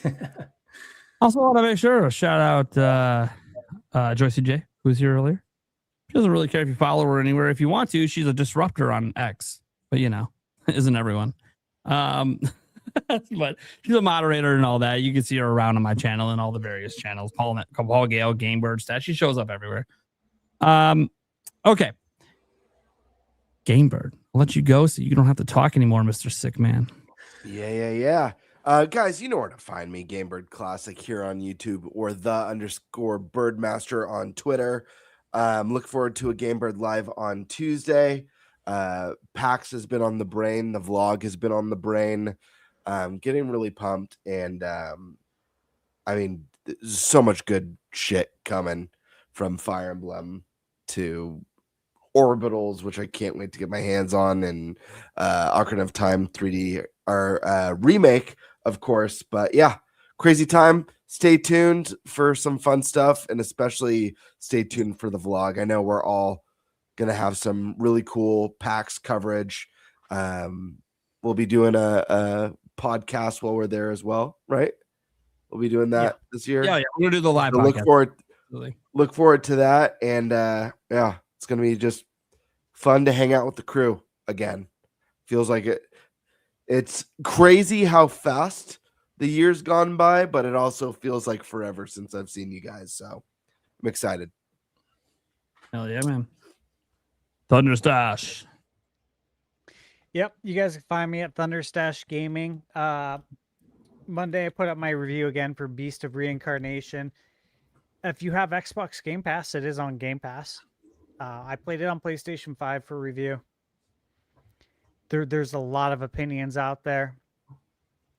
So I think you guys, if you're interested in the game, you should go watch my review because I played the game for considerable amount of hours. I beat it. So yeah, if you're interested, go check it out. And then let's see, tomorrow Splatoon Raiders. Recorded my review right before the show. So I'm going to edit that, get that out tomorrow. And then just some of the stuff coming up. Marvel Tokon, I played in the beta. That comes out tomorrow. That's a cool one. The beta was really fun, actually. Surprised how much I enjoyed it. The Gears of War beta is this weekend. It actually starts tomorrow for anyone interested. You know, if you have Game Pass. Yeah, it's easy to get in. Yeah, you got Game Pass, everyone can get in. And then let's see. I'll have the review next week for Oblivion when it comes out. The embargo's on the 11th at 8 a.m. There's a lot of games next week. I'm a little scared. Royalty free for all comes out. Hell yeah.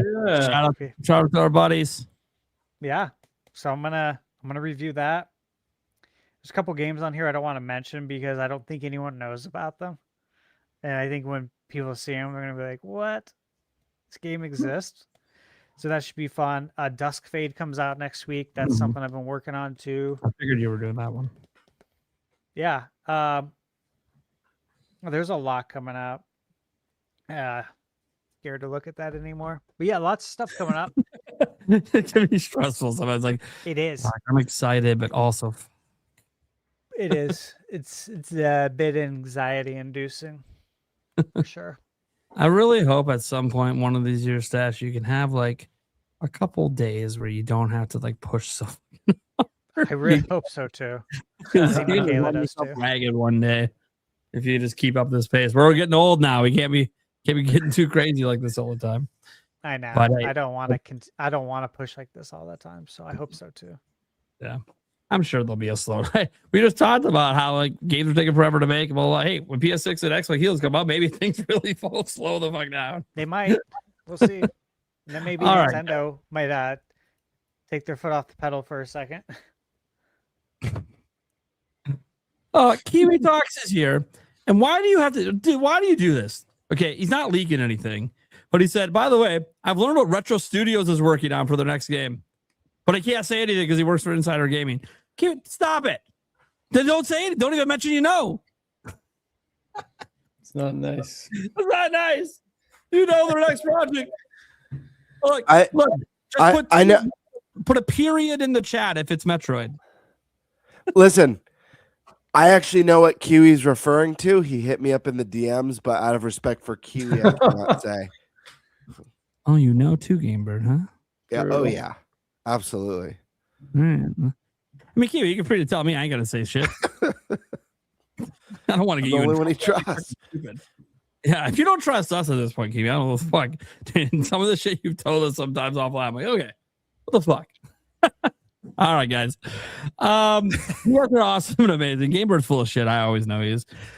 Half the time he's full of shit. I should say half the time. He literally DM'd me right before the show and said, because I trust. He opened it with, because I trust you. That was the opening line. So you don't trust me, Kiwi? Some bullshit. Fucking bullshit.